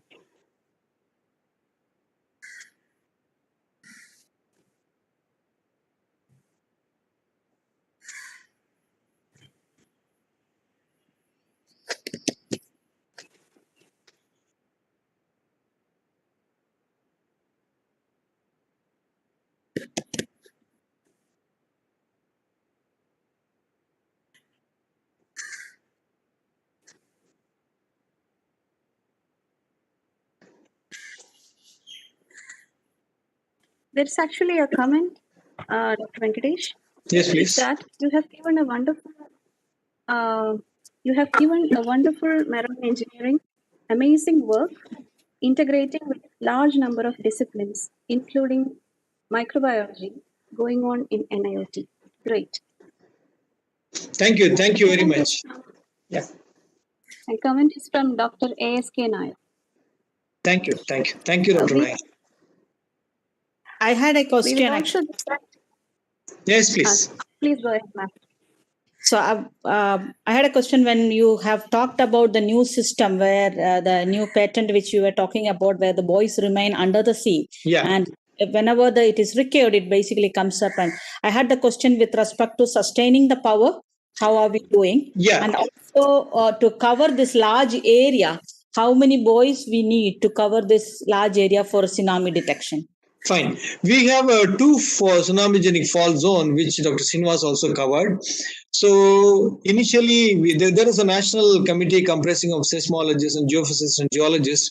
They have identified we need about 5 of them. And also an important part is that INCOIS also shares the data with the neighboring countries. They too have deployed similar such systems close to the fault zone. We need about 2 for the Makran region. And an important point is that we can deploy the systems either in the outside the EEZ or open ocean or within the EEZ. There are also limitations for us going close to the other countries' EEZ. Keeping that in mind, we would like to maintain the same system. Coming back to the power consumption, it's a very valid question you have asked for it. We are using lithium-ion battery. Basically, even our main buoy system, we need about 3000 ampere hour. So they are working very fine. And the important point is we submerge it to 300 meter water depth. That is the level up to which there are chance of fishing net can get entangled. Now, what we are trying to work is, can we think of an underwater winch which will pop up and pull it down? Without winch, it's very easy. With winch, is very complicated. Without winches, it will come once. And from our past data, we can visually, we can clearly say that how many times it need to pop up. So we can program in such a way that it gets triggered and pops up to the surface. But we are also working in the next level, whether it can have a winch to that. Winch is a system by which you can pull it and bring it back. So we have done a test of Goa and Arabian Sea. It worked. So now we are fine tuning it. Thank you very much, sir. Thank you, sir. Thank you, madam. Thank you very much, sir. Thank you. Thank you. Thank you. You mentioned Doctor, you're talking about communication. The biggest challenge for us is using Inmarsat communication, which is geostationary satellite. Recently, we got the approval to use Iridium, which is LEO. Then there's a power consumption will be 1/10 of it. So once it comes through, this will be much, much better. And we are also working with ISRO. Maybe 4 years down the line, we'll have a INSAT, which will have a coverage and footprint to the ocean, and that will be similar to the one what we are using. So maybe another 4 years down the line, the completely whole thing can be communicated through INSAT. Presently, we do the platform encryption, so that's what we work on. Thank you. Thank you, sir. That's wonderful news to hear that down the line we are planning for an INSAT over the oceans. Thank you very much. Other questions and comments, we will take it up to you in an offline platform. We'll move on to the next presentation. I feel honored to invite our next speaker, Dr. Manisha V. Ramesh, Director and Professor, Amrita Center for Wireless Networks and Applications, and UNESCO Chair on Experiential Learning for Sustainable Development and Innovation. Amrita Vidyapeetham. Dr. Manisha is a computer scientist with interdisciplinary research interests, focusing on applications of Internet of Things and wireless sensor networks, spanning diverse areas such as early warning of natural hazards, wearable healthcare devices, ocean offshore communications, smart cities, etc. Embodying the Amrita spirit of compassion-driven research, Dr. Manisha is part of the team leading the research on sustainable development and ensuring that our research is completely society-centric. Under her leadership, Amrita has deployed the world's first wireless sensor network for landslide detection in 2 sites in India. Dr. Manisha, let me hand over the session to you.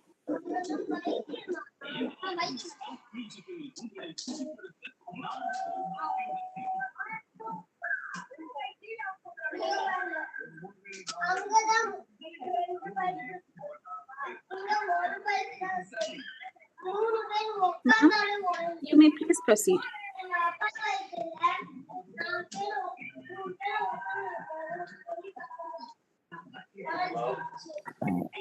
Good evening, everybody. I hope everybody is able to see my slides.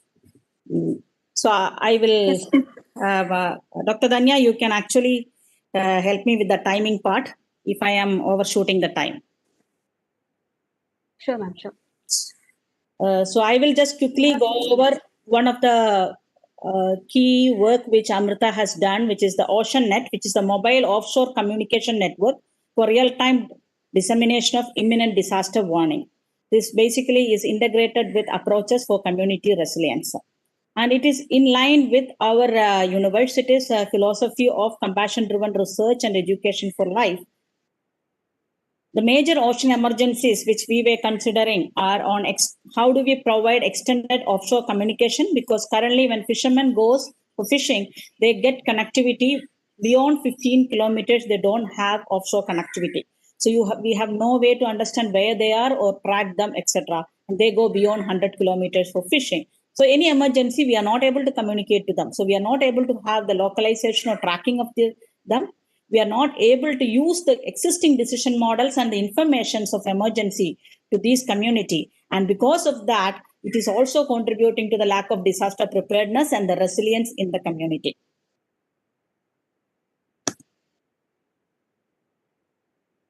So based by looking into this, we have come up with a particular system which is called OceanNet, which is extendable, scalable, adaptable architecture for internet over ocean. It is a cost-effective solution to provide the mobile infrastructure for coastal regions to enable offshore communications, provide internet over the ocean. We have tested more than 60 kilometers in more than eight sea trials, and real-time monitoring and localization of fishermen, and the work has been granted with a US patent. Initially, when we started the work, there are a lot of challenges which we had to tackle. Coming up with a communication technology which is able to give an extended transmission range of more than 100 kilometers. We had to work with heterogeneous nodes to bring in the low-cost opportunity. We had to work with hybrid approach because being ocean, you cannot have an infrastructure approach. We have to work with ad hoc or opportunities network. So we had to make combinations of that. And how do you assure the connectivity so that there will you bring in the routing, mobility, delay tolerance, etc. Using these things, how do you actually locate or track the fishing vessels so that we can have a better rescue and search and rescue mechanism? How do we actually provide the information management network with required services like communication to shore, communication between boats, sea, alerts in ship nearing anything, emergency warning message, SOS distress, and additional services like fishing zone identification, market rate at the shore, map-based travel, etc. Now I will show you the quick video of the OceanNet. I hope you will be able to hear it.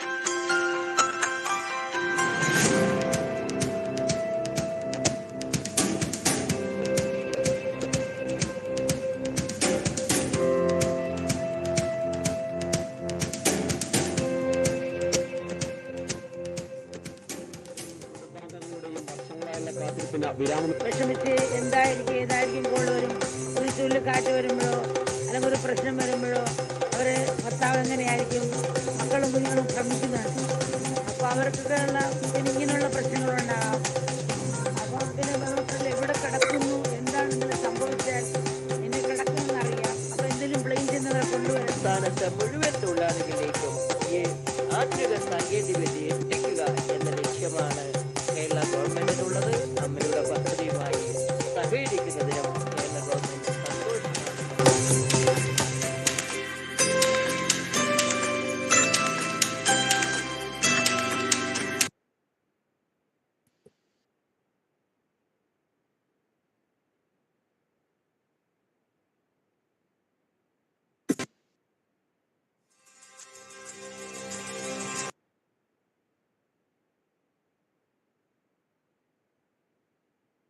So this, what you had seen as the solution, OceanNet, it actually takes care of providing long-range communication, and it try to work at different sea state variations and unknown terrains, handling the extreme mobility of the boats and spatio-temporal variation in density of boats and the mobility patterns and the data rate. How do we achieve it? As I said, it is a multi-layered approach we have from the base station, which is on the right of this one. We have first level of connectivity, which is going up to 50 kilometers with the boat. And then from there, each boat becomes a mobile base station, and they are able to connect to the next level, which is up to 22 kilometers between boat-to-boat communication. They use heterogeneous communications of long-range Wi-Fi and the normal Wi-Fi communication. And the fisherman has to use their normal phone for this connectivity. So there are multiple types of communication devices are used in it to achieve the required coverage and connectivity to it. This is in the visualization, we are able to see the movement and the patterns of the fishing vessels, where it will talk about the trajectory, and this will naturally help us to in the search and rescue aspect of a disaster management or an emergency scenario. These are the different sea trials we have gone through for each of the different tests, and each of them have consistently shown that it is working, and we have done through different sea states. Up to 5 we have tested. Beyond that, we have not tried about it. And each we have the visualization which can be used by the officials for the list of trips, list of the boats, etc. to use it. And this gives the field trial results, which shows that as the longitude and latitude varying, how the connectivity you are getting and what is the signal strength and what is the variation it is giving. All these are connected to a network operating center, which actually have the security management, connectivity management, network management, and application and services, where we look into incorporating weather alerts, e-commerce, obstacle alert, intrusion alert, localization, early warning system for collision avoidance, data dissemination, etc. So all these are integrated to a platform for disaster risk reduction, where it's a multi-layer approach we use, where it integrates multiple sources of data. Like if you see in the right-hand side, the figure shows on the bottom side, if you see the sensor data acquisition, the data from IOCs or disaster alerts and other value-added services, the sensing module will collect, and it understands the context, and based on that, it will disseminate the alert. And we also have communication network all through the framework, and also training and capacity development is integrated into it. So this helps us to integrate multiple sources, derive the dynamic content, and provide the real-time emergency service dissemination, and community-inclusive disaster risk reduction can be achieved through this. This device has been launched by our HRD minister, earlier HRD minister, Dr. Prakash Javadekar, during Amma's one of the birthdays.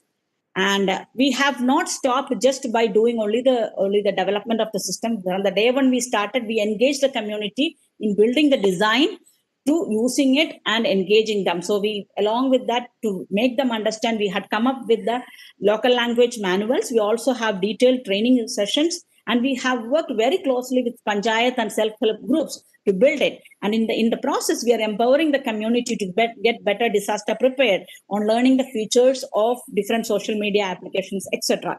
So very extensive discussion with stakeholders and engagements, and we have currently deployed in more than 10 boards.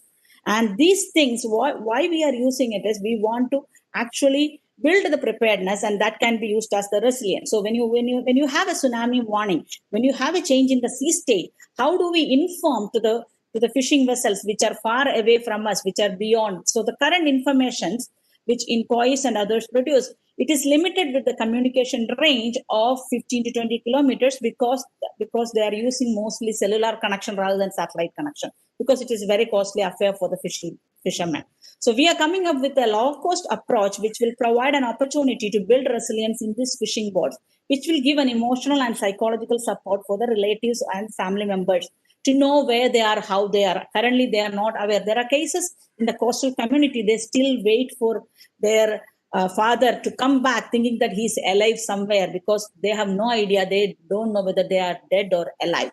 So it's a very traumatic situation, and how these communication systems will be able to help into resilience. So we are trying to use this system for bringing in disaster risk reduction, and community resilience through providing real-time communication facility, internet over the ocean, localization and tracking of fishing vessels for effective disaster management, search and rescue operations, emergency information disseminations, way far up to 100 kilometers, and community preparedness for technology adoption and engagement, and community capacity building.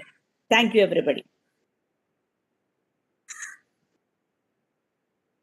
Thank you for that wonderful presentation. We have a comment from Dr. Venkateshan for you. One is that Amrita can work with our existing water level data from buoys for data mining and artificial intelligence. You will have to please contact him for that. And the next comment is mobile networks. They are also working through Marine Technology Society. We can try with LoRa for connectivity. These are two comments from Dr. Venkatesh. Thank you very much, Dr. Venkatesh. I will contact you also. We'll be very happy to work with the water level data from buoys for data mining. We are also very interested to see the challenges which you are facing also in the communication system. We will be very happy to learn and where we can support each other in building solutions. We will have more opportunity in learning from you also. Thank you, ma'am, and thank you, Dr. Venkatesan, for your comment. Thank you. Our next keynote speaker addresses how technology assists in targeted, timely disaster relief. Our speaker is Professor Sethuraman Rao, Associate Professor at Amrita School. He holds a bachelor's degree in mechanical engineering and a master's degree in computer science from IIT Madras. He has more than 30 years of international experience in the networking industry. His research interests include coastal offshore communications and networks, crowdsourcing for managing urban floods, etc. Professor Sethu, let me hand the session over to you now. Thank you, Dr. Dhanya. Can you hear me? Yes, we can hear you. Great. Thank you. So, a lot of speakers talked about how the local community can play a role in the, the first mile response or the first hour or first day response. So my talk is going to focus on how the advancements in technology can be utilized to empower them to help themselves. So that's going to be the focus of my talk. So I'm going to cover some apps that we have developed. We call them Amrita Kripa, which are meant for this purpose. So with that said, let me begin my presentation. Some observations before I go into what I'm going to present. As we know, smartphones are very powerful, versatile, cheap, and ubiquitous. Everybody has one. And the data plans, the data service plans from the service provider have become very cheap. And so there is a willingness among people to install and try out new innovative apps. And they're also inclined to use their smartphones and internet during disaster situations, the post-disaster situations, to seek help as well as to provide help. We have seen this time and again during the recent disasters. So essentially, a web of humans interconnected and empowered via smartphones and internet is a powerful framework for providing effective and efficient disaster relief. So this is the premise on which we're going to talk about how technology can be utilized. So what is the problem that we are trying to solve? When we have a post-disaster situation, one of the challenges we have is how can we do a fine-grained matching of the available resources with the victims' needs, the relief and rescue needs, make it targeted, localized, and timely. So over-provisioning or under-provisioning becomes a very common problem. We've seen this again, So what this means is that we need to have up-to-date information gathered, both on supply and demand, with spatial and temporal accuracy, and also which is dynamic, which gets updated in real time. Otherwise, it becomes stale. So during some of the disasters, the approaches have been taken. This has been tried out, but it has been like an ad hoc, approach. So therefore, it has been suboptimal. So essentially, it's like a last minute putting together based on some tools available. So it's unstructured. The information is static, so it becomes stale very, very soon, and so on. So therefore, we need to have a more structured, streamlined approach. We need a robust, scalable, standardized, feature-rich app for managing this post-disaster situation. So essentially, what we call citizen science, we can leverage that, we can utilize the services of the people on the field to make this happen. So Amrita Kripa is our offering towards addressing this need. So this project was developed as part of this Indo-German consortium project called FloodEvac, and it was successfully deployed during the Kerala floods of 2018 and 2019. So it was like a vindication of the approach we took. With the assistance of our Amrita 25 calls, which was set up during both these floods, we were able to use this app effectively. More than 25,000 calls were answered by this call center, and close to 100,000 victims were helped using this call center using our app. What are the features? It has simple, intuitive, and fast GUI. Basically, it has, graphical kind of a map interface, which makes it very intuitive. And it tracks the requests and the responses. So both in terms of rescue and relief, people can specify what they request, and also people can specify what kind of service they can provide in order to satisfy these requests. And because it is using an app, the requests get geotagged. They also get timestamped, so you get both spatial and temporal accuracy, which are lacking when we use other ad hoc tools like messaging and things like that. And it can give you a real-time summary and reports based on an intuitive GUI for visualization. So in terms of functionality, it can provide, enable you to provide emergency rescue, requests for medical assistance, requests for supplies like food, clothing, medical needs, etc., shelter and services, especially after a few days of the disaster. Things like, you want to fix the house which has been damaged. Maybe there is some debris that needs to be removed, some plumbing that needs to happen, painting that needs to happen. Things like this can be both requested as well as people can offer to provide these services, and the app can be used to match up the supply and the demand sides in a very fine-grained, accurate manner, which can also make it faster for the required service to arrive at the required location to the required people. And of course, you can view the current status with different summaries at different levels of, at the level of a community or at the level of a city or a district or a state and so on. So you can have a hierarchical summary of the current status and so on. So who are the targeted user classes? So one is the victims and rescuers who can use the app to, or respond to different types of requests, right? It can upload text and imagine how this is utilized to even predict or estimate level of in the different slightly down the line. We can also do the summary of damage, hazards, and request responses, etc. So at the level of the user, we can do all this. At the level of administrators, that's what our 24/7 call center was doing. They could validate the requesters and rescuers' credentials.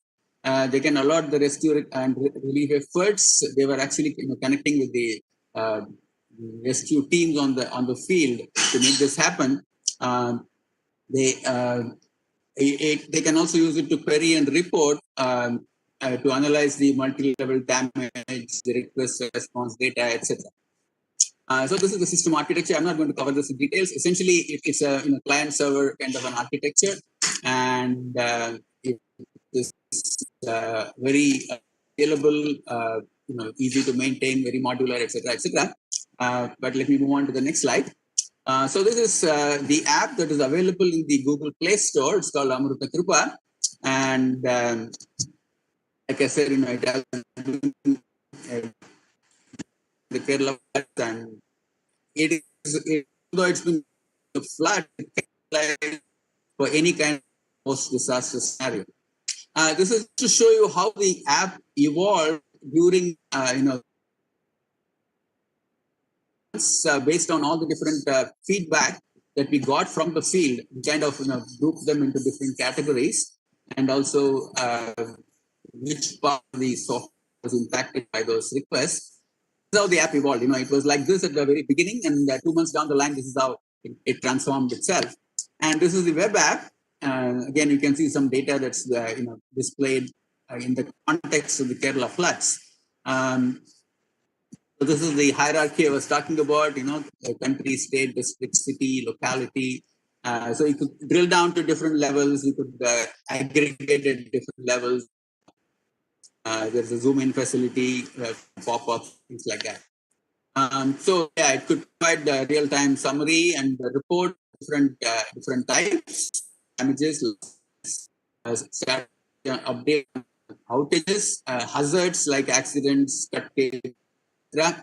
And it can give you status on rescue and relief requests. I mean, rescue requests and relief requests, and the services that have been offered also. So it also has the capability to act as a decision support system. So for the administrators, it can act as a decision support system. It can provide real-time information on the extent of flooding. It can provide the, help you to estimate the need for rescue personnel, medical services, etc.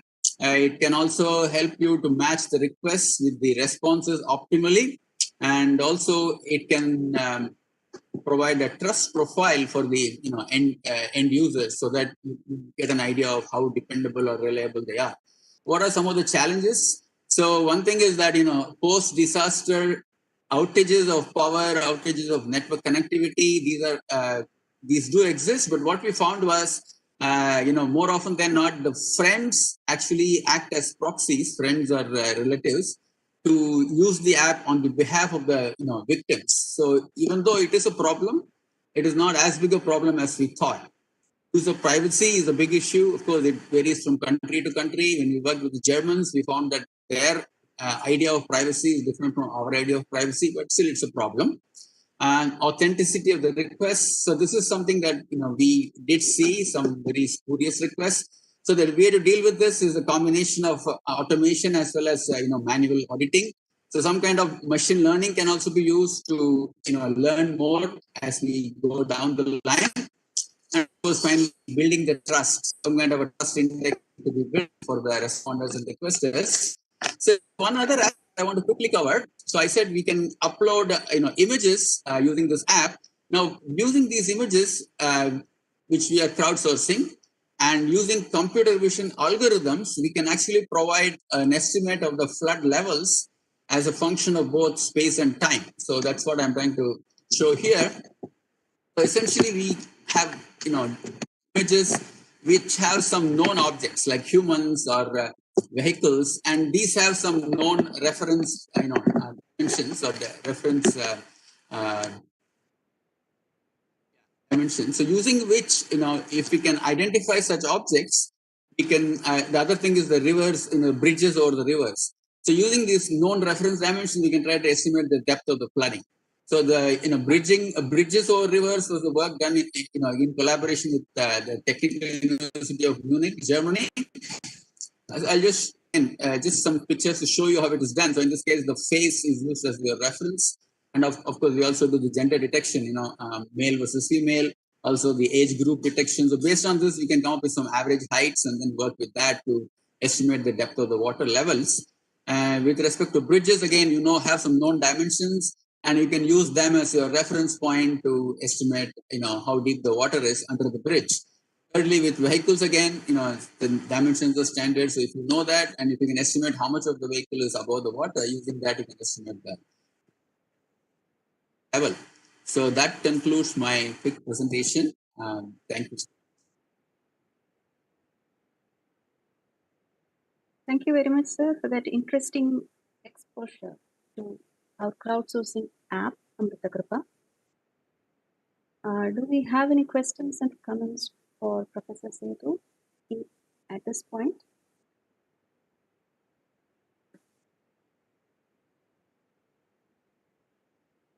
Since we are racing against time, let's move ahead. The questions and comments will be shared with Professor Sethu. Please feel free to comment and ask questions through the chat box. So here, thank you, Dr. Thank you, sir. We come to the end of keynote addresses here. Next, we have a very interesting technical session on geospatial technology applications for disaster risk reduction from Esri. Let me invite Ms. Seema Joshi for delivering this session. Ms. Joshi is General Manager, Strategic Solutions and Technology at Esri India. She has nearly 25 years of experience in geospatial technologies, enterprise GIS solutions, handling strategic initiatives, capacity building, and quality management. She has worked extensively in GIS technology applications, areas across industries such as e-governance, disaster management and emergency response, smart cities, hydrology, transportation, health, forestry, and natural resources. Ms. Joshi, let me hand over the session to you.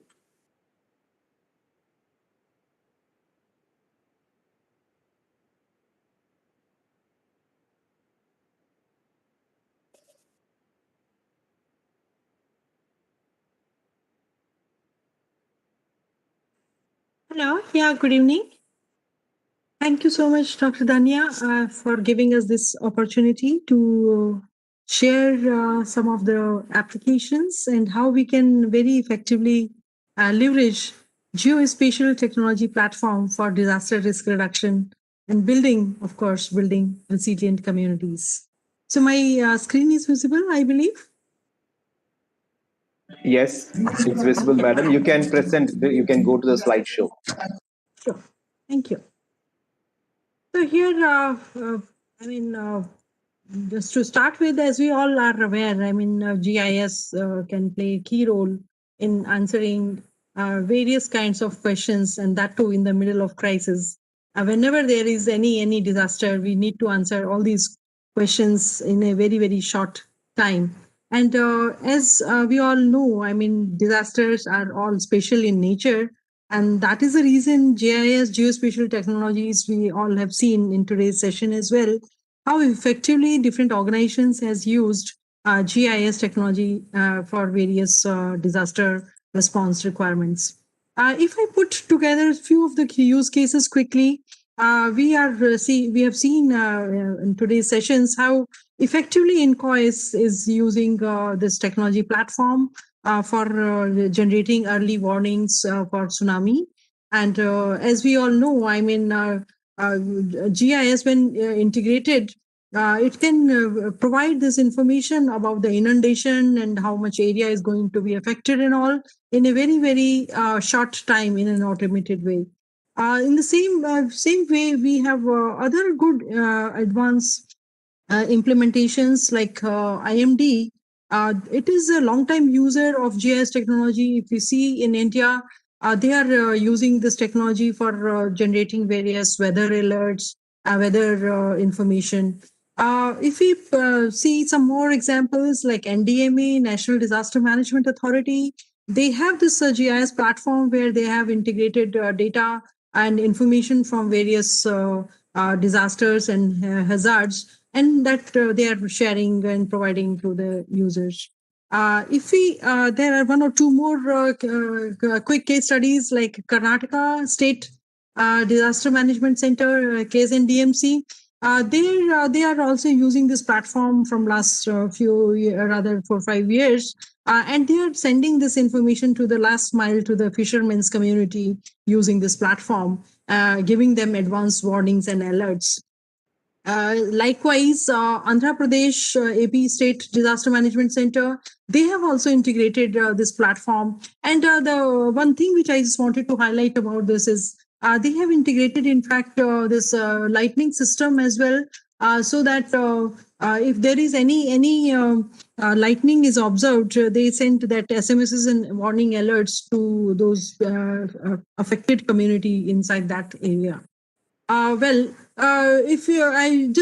I put together this list, it's a huge list. We have seen, there are many organizations which are using this, ISRO, SASA, GSI, all these, they are using this technology platform, and then they are trying to generate lots of good information and data for various requirements. And if you look at the global, there are many case studies and where this particular technology is very effectively used. And Esri, being a global disaster response under this disaster response program, they are also supporting many initiatives worldwide.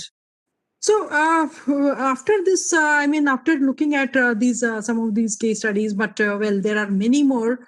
Still, we feel, there are year on, we keep experiencing various disasters, and that too with high impact, where they are really affecting communities. And we have observed that even after putting all these things, and even after having all these things, We have seen this example of Kedarnath disaster, where in the last moment we were struggling with which roads were affected, which bridges are collapsed. So we were just, although this all information was available with the agencies right there, but the data availability is one part, but then how to use it. So that is something we have to see what is the reason for that.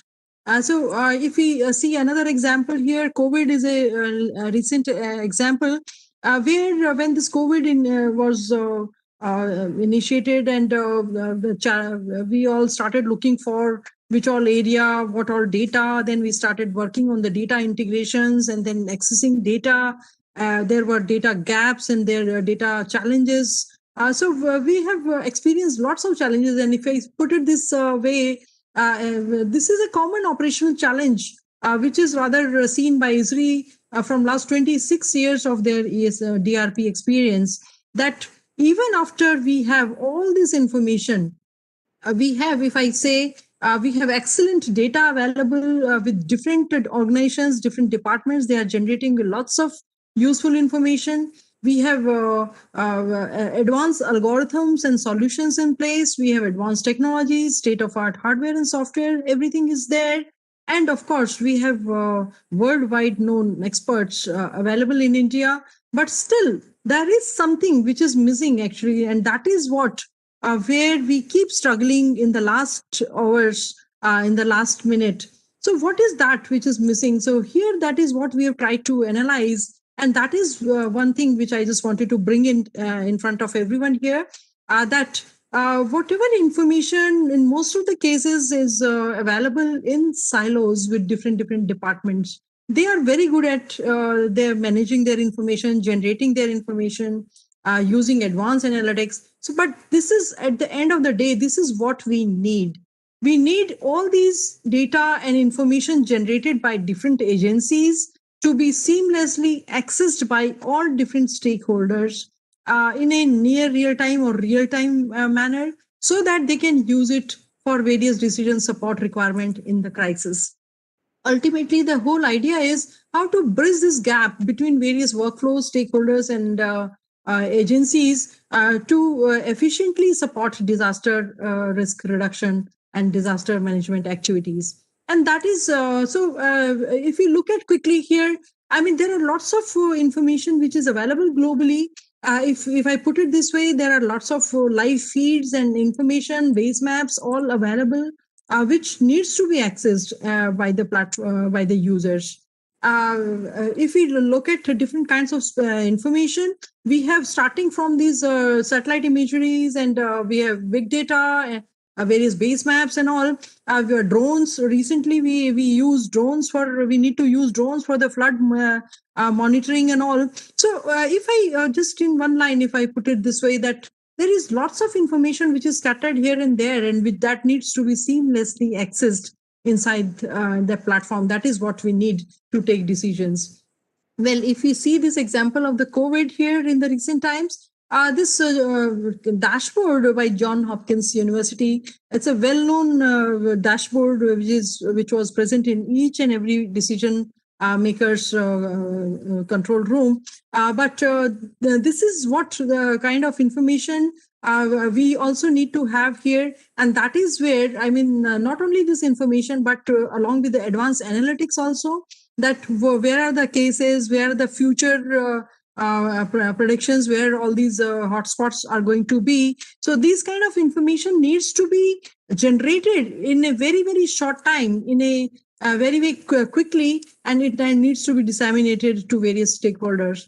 If I just bring this slide here, and National Disaster Management Authority, NDMA, they have used quite a few of advanced analytics where they try to find out which are the resources, how many resources required, and bed capacities, and how much information, and then quarantine alerts, generating alerts about the people who were breaching quarantines. And finally, there was one point of time where this national migration was one of the biggest challenges in front of authorities. And that too, I mean, using this technology, this platform, there were applications and the complete workflow was implemented in a very, very short time to handle and manage this situation. During this COVID itself, I mean, there were almost, I have not tried to brought all, but almost 60 plus organizations, they have implemented this particular platform and they were using it for the decision support requirement. If I put this slide here, I mean, we will be experiencing now immediate challenge, that is for the vaccine distribution, and that is again one of the key challenges which we are expecting, and there also robust methods and the platform will be needed to have a GIS enabled, location enabled distribution mechanisms. There were war rooms which were implemented, but by various agencies. There were emergency operation centers, which needs to be integrated with various information. At the end of the day, I just wanted to highlight and bring in here is that at the end of the day, we need to geo-enable all our emergency support functionaries straight away using simple to use web apps, mobile apps, dashboards, for all different users and stakeholders, and that too, those should be accessible by any device, anywhere, anytime. So that is one thing which I feel in most of the systems we are not focusing much, but this is something which needs to be done and focused immediately to bring all that information in a common platform and then provide simple to use web apps and mobile apps to all different stakeholders and functionaries so that they can respond to the disaster in a very, very effective way. And that is where what we are trying to bring in, GIS has this capability to integrate all information from different stakeholders, different sensors, different imagery, different sources. And then it has this capability to configure very simple web apps and all for users. The same information can be used by all different users. And it can be further integrated with the Emergency Operations Center also, where it can be further subsequently provided to the CAD integrated SCOC and with the CAD operations. So in nutshell, we need to have a common collaborative platform where whatever good information generated by all these agencies together can be seamlessly accessed, analyzed. We can perform advanced location analytics on top of it. And then finally that analyzed information to be disseminated to various stakeholders in a very, very short time in a very effective way. And that is where I'm just trying to bring in two simple examples here quickly.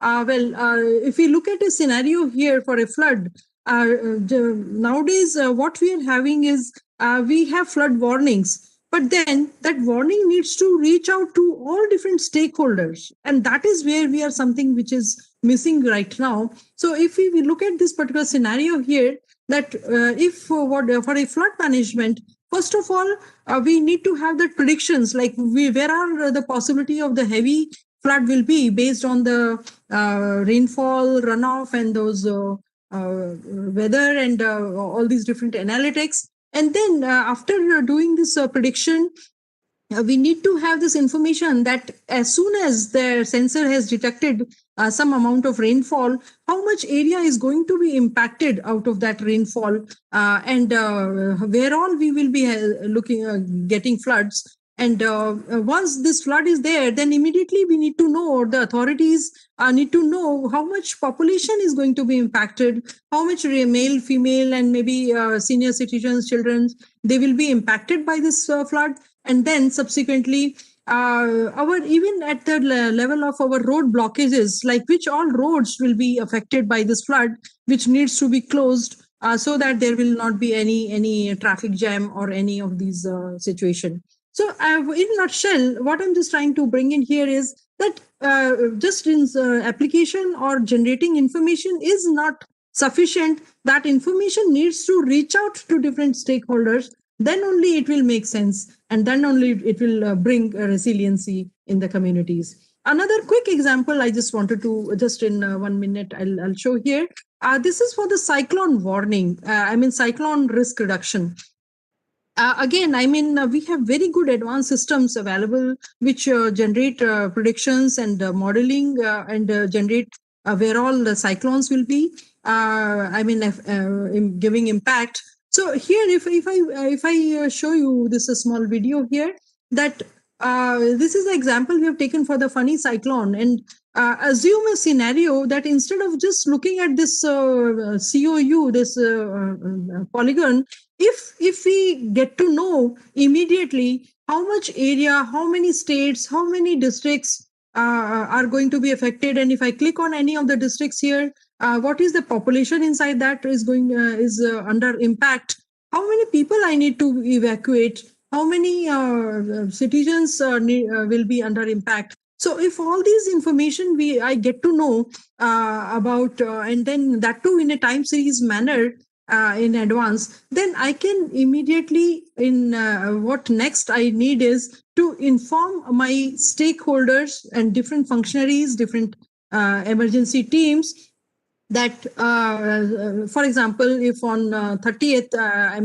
this 6 a.m. This is the area which is going to be affected, these many population and all. So here, if I get this information, or the emergency operations functionaries, they get information in their mobile apps and all, they can immediately put together and find out how many people needs to be evacuated, which are and if you see a citizen point of view also, that which is within 10 kilometers, if I say how many health centers are there if somebody is affected, how many well, I'll just close this. Okay. Yeah. So how many health centers will be there? How many evacuation centers will be there? Which route to be followed in order to evacuate people, avoiding all those flooding areas and all. So this way, what I'm just trying to show here, that we can generate very rich information here. And that too, though time is short, so I'm just showing in one dashboard only. But this information is provided to different stakeholders inside their mobile phones. For example, a telecom tower provider needs to be is interested in knowing where all his telecom towers are down. He's not interested in anything else. Whereas a PWD team may be interested in knowing which all roads are affected, which needs to be, which bridges needs to be repaired. So this is something, where we need to really look into that. Maybe may I request, I just wanted to close my session with a small video just to show like how California and different state emergency agencies, they are managing this. So Vishal, Dr. Dhanya, can we play this video?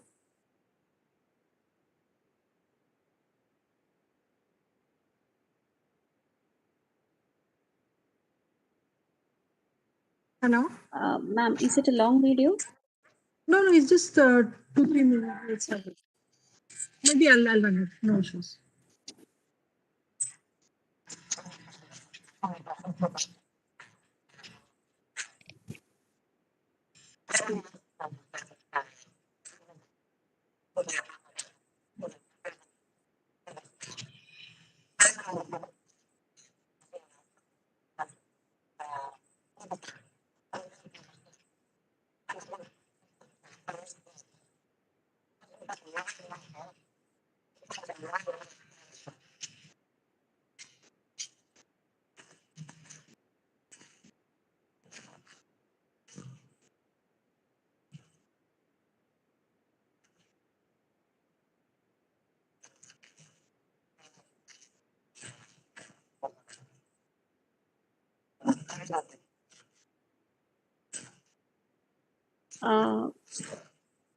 Hello, ma'am.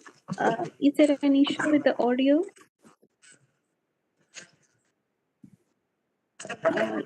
If there is a technical issue, we may maybe can interrupt it now and play later.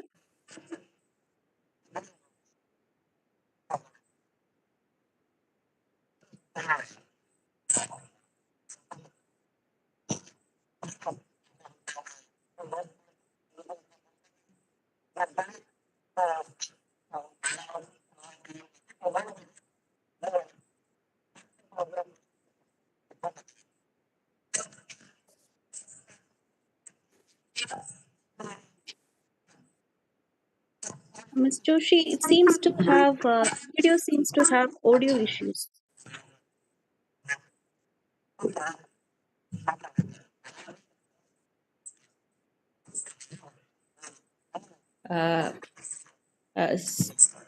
Miss Seema, ma'am? Hello? The audio seems to have some issues. So can we maybe look into it and later play? Okay, okay. Thank you. Thank you. So, well, just closing, I mean, I just wanted to share that this is what a common collaborative platform we need, where we can integrate all information from all sources, perform analysis, and share that analysis and results to the stakeholders to take action in the field. Thank you so much. Thank you.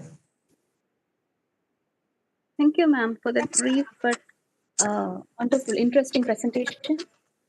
The video, we assume the issue was with low bandwidth.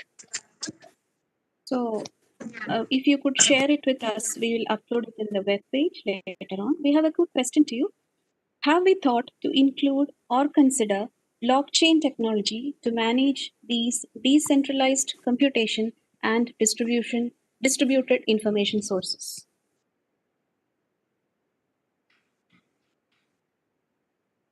Ma'am, did you get my question? She's muted. She will have to unmute herself. Sorry. Yeah, sorry. Thank you so much. Yeah. So I just wanted to add here, I mean, Esri platform, just GIS platform, this is completely open standard based platform. And blockchain can be definitely integrated inside the system. We can have all different kinds of integration connectors and available inside the platform. So maybe we can have a detailed discussion outside in case if anything input is required. We can very well assist. We'll be happy to assist with that. Thank you very much, ma'am. So with this, we have come to the end of our technical session also. After these very interesting presentations, we come to our closing panel discussion, addressing the query, are we ready for the future? This is chaired by Professor Chandra Menon. Professor Menon is a founder member of the National Disaster Management Authority, NDMA, Government of India, and has over 36 years experience in Government of Maharashtra, UNICEF India Country Office, and Government of India. He has led the formulation Excuse me, Dr. Thanya. We have, Professor Ian Davis signing in from Oxford, and also Mr. Kamal Kishore, member NDMA, is joining. The valedictory session was supposed to start at 9 o'clock, but we are slightly behind, time schedule. We have this closing panel, so you'll have to kindly bear with us. This has been like a roller coaster, from 3 o'clock India time. For the last almost 6 hours, we have been actually listening to some extremely interesting presentations. So we have Professor Ian Davis, visiting professor in Kyoto, Lund, and Oxford Brookes Universities in UK. And he's also an honorary visiting professor at the Royal Melbourne Institute of Technology. He will be formally introduced later in the valedictory session, but I'm also seeing Mr. Kamal Kishore, the member, National Disaster Management Authority, Government of India, who joined. He will also be there. But we have an extremely interesting panel. I'm sure that the presence of both Mr. Kamal Kishore and Professor Ian Davis will be extremely valuable for this panel discussion, which is having Dr. Srinivas Kumar, Director, the Indian National Center for Ocean Information Systems, and Mr. Ardito Kodijat from UNESCO IOC.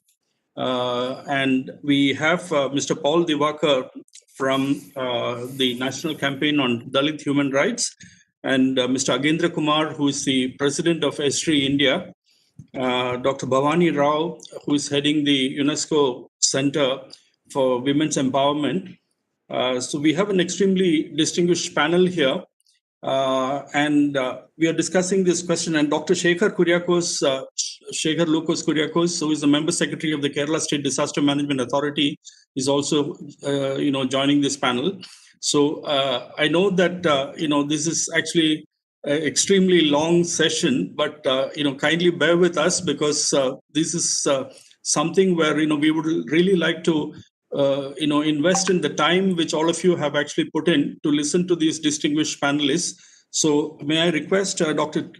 Srinivas Kumar, Director of INCOIS, to kindly initiate his observations based on all that he has been listening to from 3 o'clock in the afternoon till now, and specifically with reference to the cutting edge leading technologies which INCOIS has been doing in almost a near perfect early warning so far, without any any wrong calls like what was done in some of the cases in giving an early warning, and we have had problems from other countries, including the Pacific Tsunami Warning Center.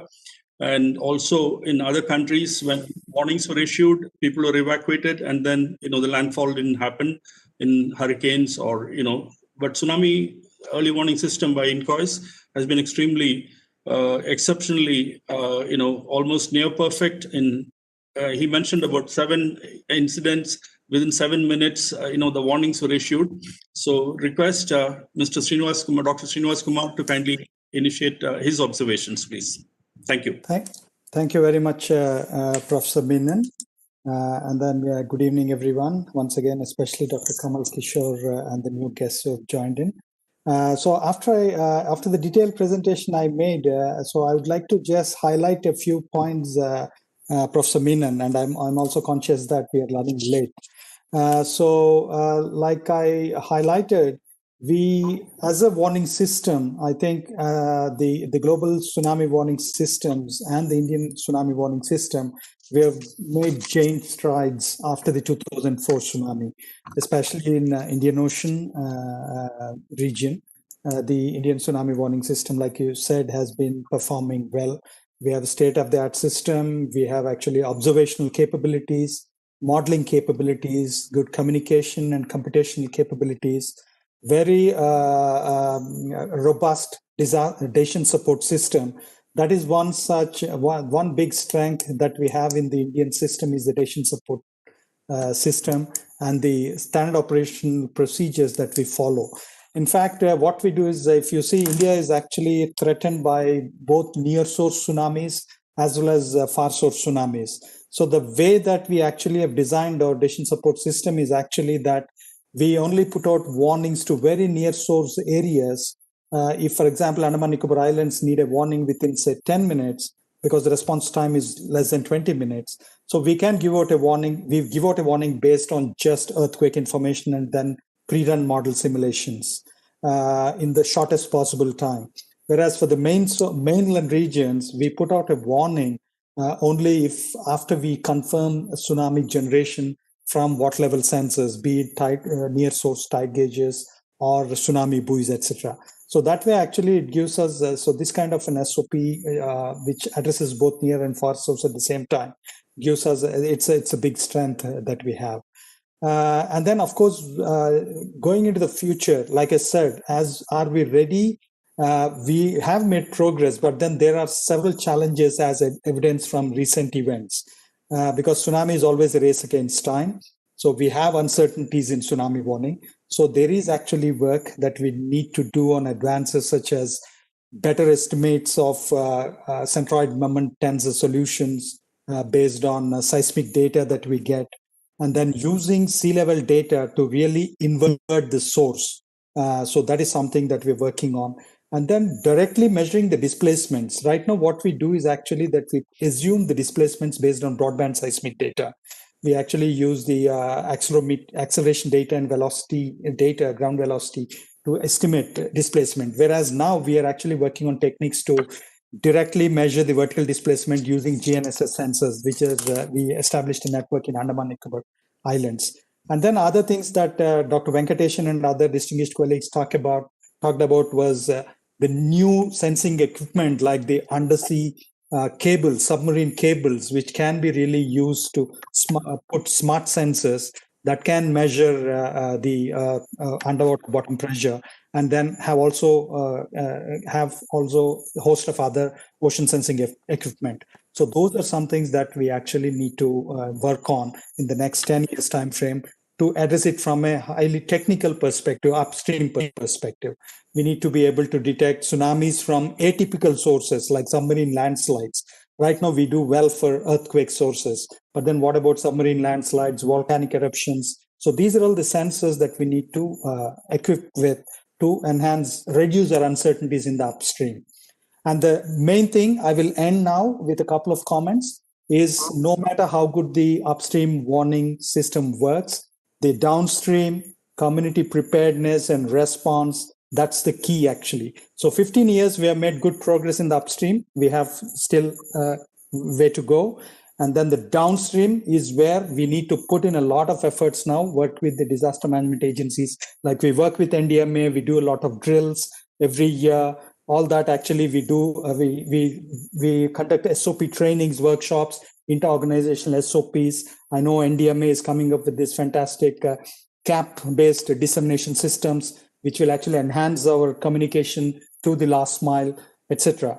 But then people, they should be continuously made aware. And tsunami, putting communities in the center of the entire warning system is the key. Building these tsunami-ready communities, like Odisha has gone ahead with 2 communities. I think we should have all communities that are vulnerable to tsunamis in the coastal regions as tsunami-ready.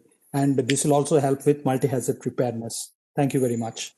Dr. Srinivas, can I also request you to share some thoughts on the support to fishermen in the sea for alert and early warning with NAVIC? Right. Thank you for that question, sir. Actually, so INCOIS has worked on a couple of solutions there. Right now, the communication system to fishermen is limited. Once they go out of the mobile phone coverage, they don't have coverage. But we have heard from Dr. Manisha's presentation on OceanNet, which can extend the coverage to a few more kilometers, tens of kilometers. But people who are out in the open ocean, satellite-based communication is something which is actually possible. But then two-way satellite communication is so very expensive. So INCOIS has worked on a couple of solutions using IRNSS, the regional global navigation satellite system of the ISRO. It's called NAVIC. And then we also work with the Airports Authority of India and ISRO on a system called Gemini. It's actually using, again, Gagan satellites. So what it does is it uses we can use the same signal, the GNSS signal, to actually broadcast information from the warning center. So about 1,500 NAVIC handsets have been prepared in collaboration with the industry. And these handsets are small handsets that the fishermen can carry on board. Even when they're outside the normal mobile coverage range, there is an app, which is custom-built app, which can actually receive information on this IRNSS broadcast. And then it can actually convert it into messages that are readable by the fishermen. It could be PFZ information, ocean state forecast information, the severe weather information, and also tsunami warning information. The only thing is this is one-way broadcast information. Yeah, thank you very much. We have actually Dr. Shekhar Lokos Kuriakos, Member Secretary of the Kerala State Disaster Management Authority, who will be also taking up some of these issues because he has been on the hot seat handling the Kerala floods 2018, 2019, and also the Oki cyclone and the Nipah virus and the COVID-19.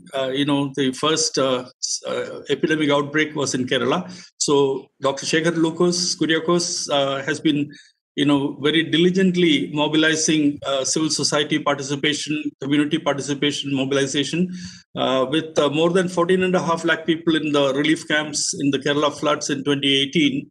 He has also got 3.5 lakh volunteers mobilized in the Sannadha Sena, and he will talk more about it. So very happy to have you with us, Dr. Shekhar Lokos Kuriakos. Over to you. Thank you, Vinod sir. Namaste, everyone. I'm Shekhar here. It's quite interesting to see that a number of academicians have come together to deliberate on how ready we are on tsunamis.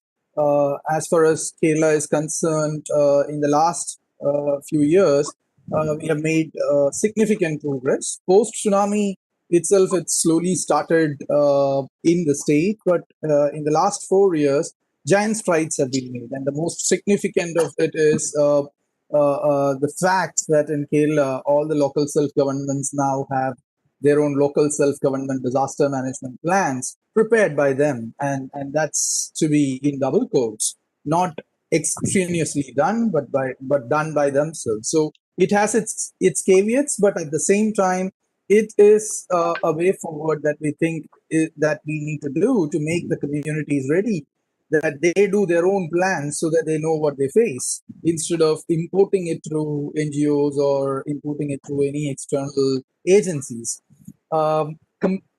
Added to the disaster management plans at the local self-government level is also the existence of 4 emergency response teams. These are people from the local community who are trained utilizing experts from outside, who are organized into 4 different emergency response teams, they being search and rescue, first aid, early warning, and shelter management. So these teams are actually locals, so it also doesn't require anybody to go and tell them that this is the place where you will relocate people, and then these are the places where people of vulnerability live, because they know it better than any of us going from outside and doing it. Now, in order to coordinate at the state level, we have a 22,000 square feet state emergency operations center equipped with state-of-the-art facilities. We have district emergency operation centers in all the 14 districts.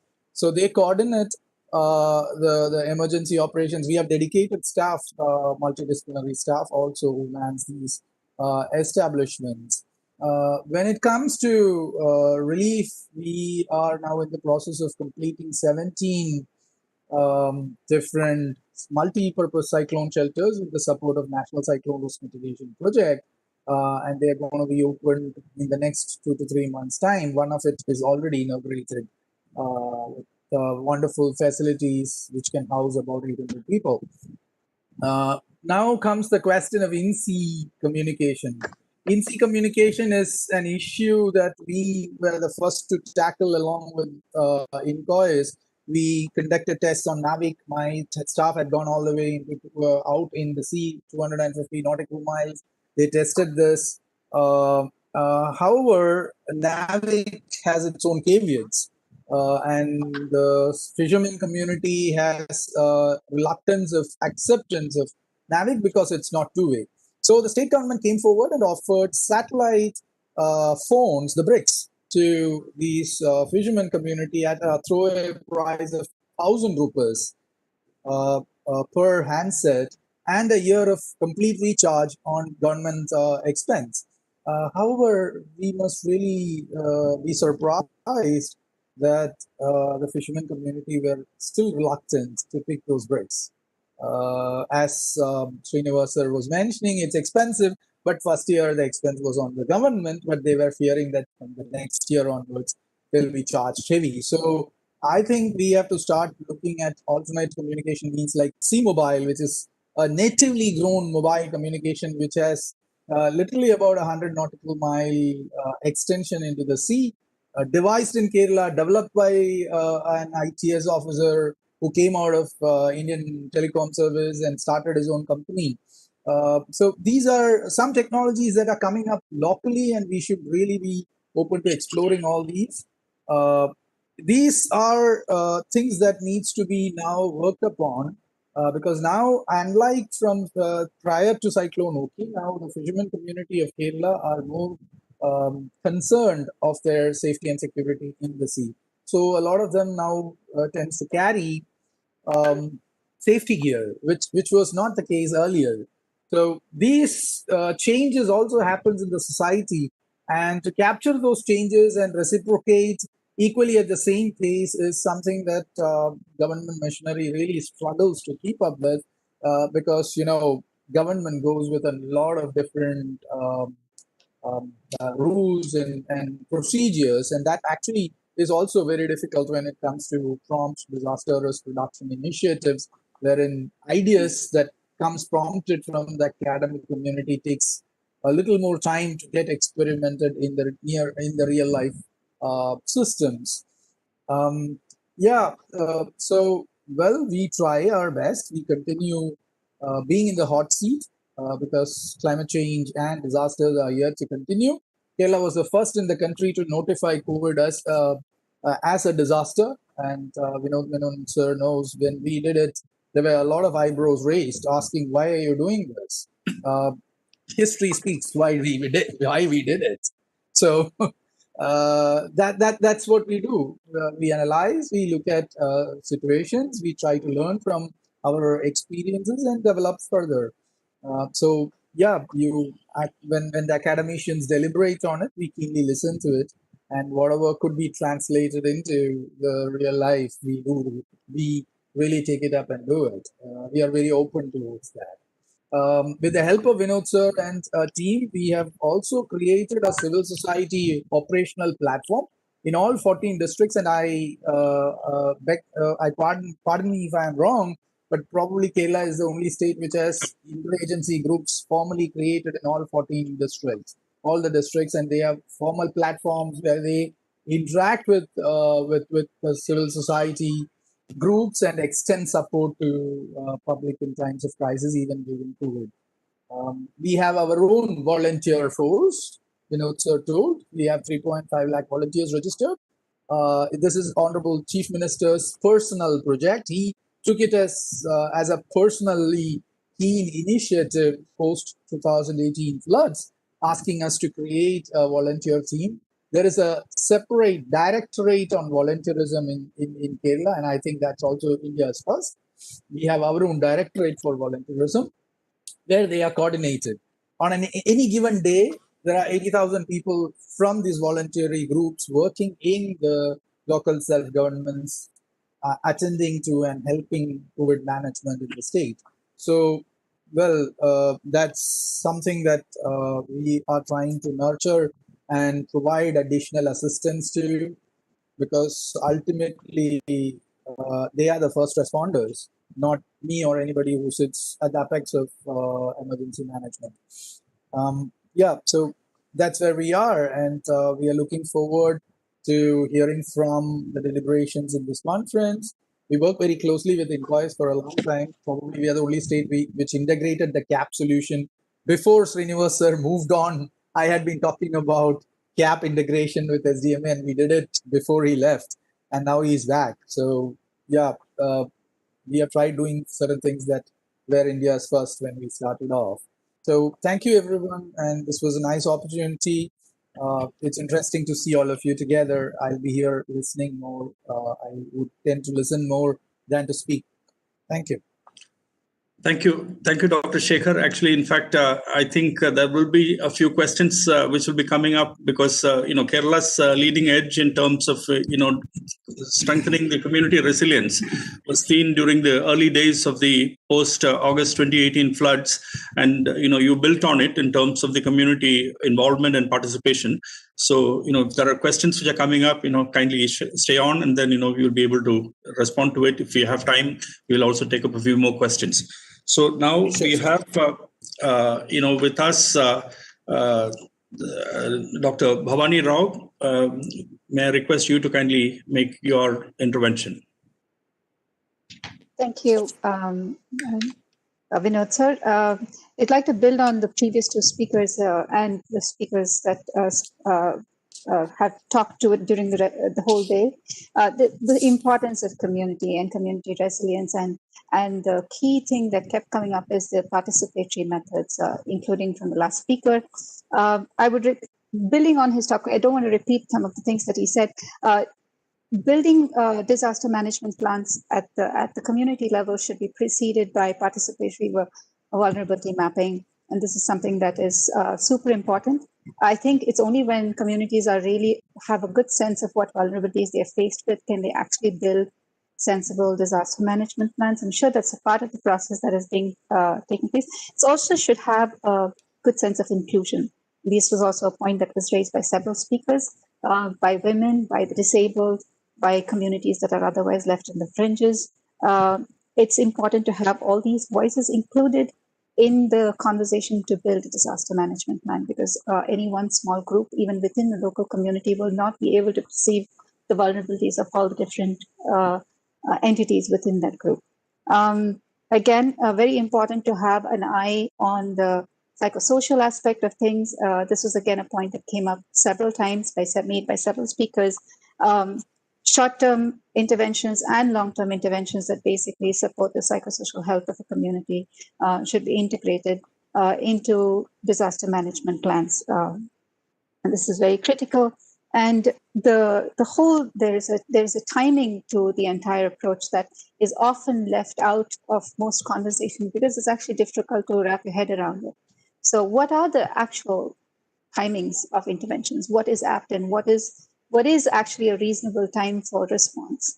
And it's very easy to say that you have a golden hour for health purposes, but what is the optimal time to rebuild a community? Does anybody really know that? I think those are some unanswered questions that are very important for community resilience, because if you look at business management, they say if you do not respond to a disaster within a certain time, that business will never recover.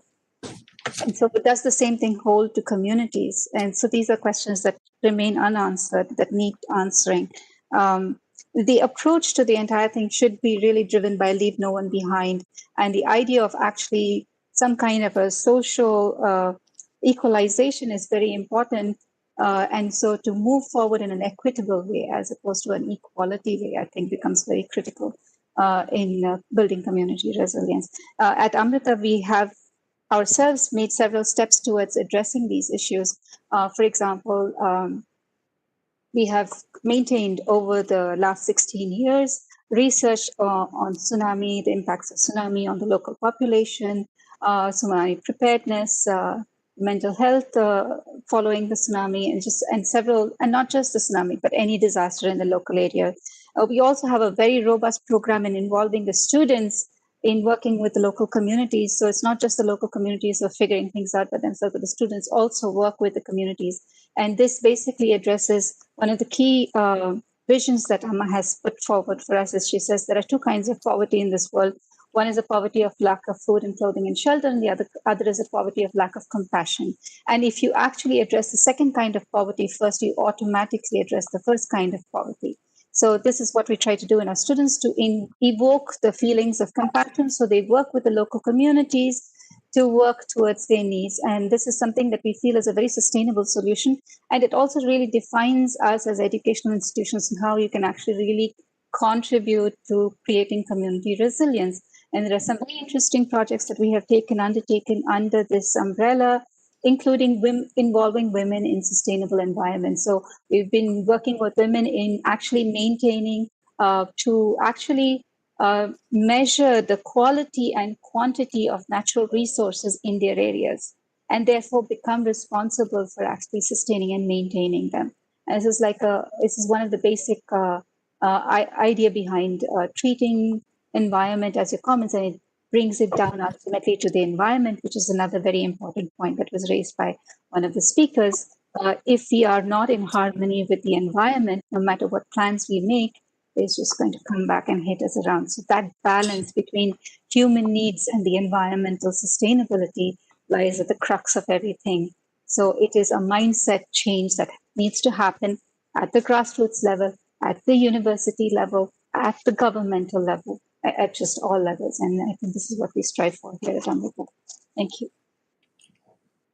Thank you very much, Dr. Bhavani. Actually, I think you covered many of the issues which were covered in the Tsunami Ready presentation, which Ardhito made, because he talked about Tsunami Ready community, Tsunami Ready government, Tsunami Ready hotels, Tsunami Ready hospitals, and so on.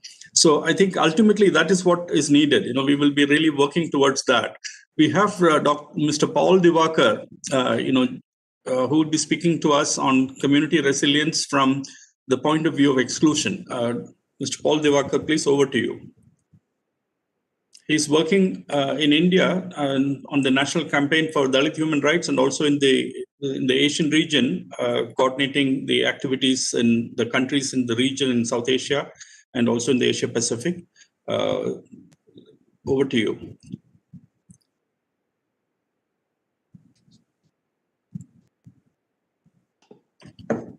Can you hear me? Yes, we are seeing the slide which says tsunami did not affect everyone equally. Is that the first slide, or can you move to previous slides? Thank you. Thank you very much, Professor Menon. And thank you for this excellent tsunami 15 years that has been organized by Amrita University and all the eminent organizations that have been present. And thank you very much for inviting me. Can we have you on video? I have it, but I think there is some issue with the bandwidth, maybe. Okay. That's right, sir. We find that there is a bandwidth issue. That is the report that I'm getting on my dashboard. Okay, no problem. You can start with the first screen. Is that the first slide? Yeah. Okay, yeah. Yeah, okay. This is the first slide. You see me? Yeah. Are we willing to relearn? Yeah. This is the my main contention and submission is social inclusion and caste blindness seems to have been somewhere very deeply entrenched in the way that we have addressed. And I'm fascinated by the several strides that have been made. But this one aspect of this whole aspect of discrimination because of our descent, because of my birth, that particular aspect, I don't think we have covered. And there, I would like to just take a few minutes to take this. I'm sure we are all aware, but let me just find it, because somehow in the tremendous rich experience that has been narrated, I have not heard much of it. Tsunami did not discriminate, but I think our existing social practices have continued to discriminate.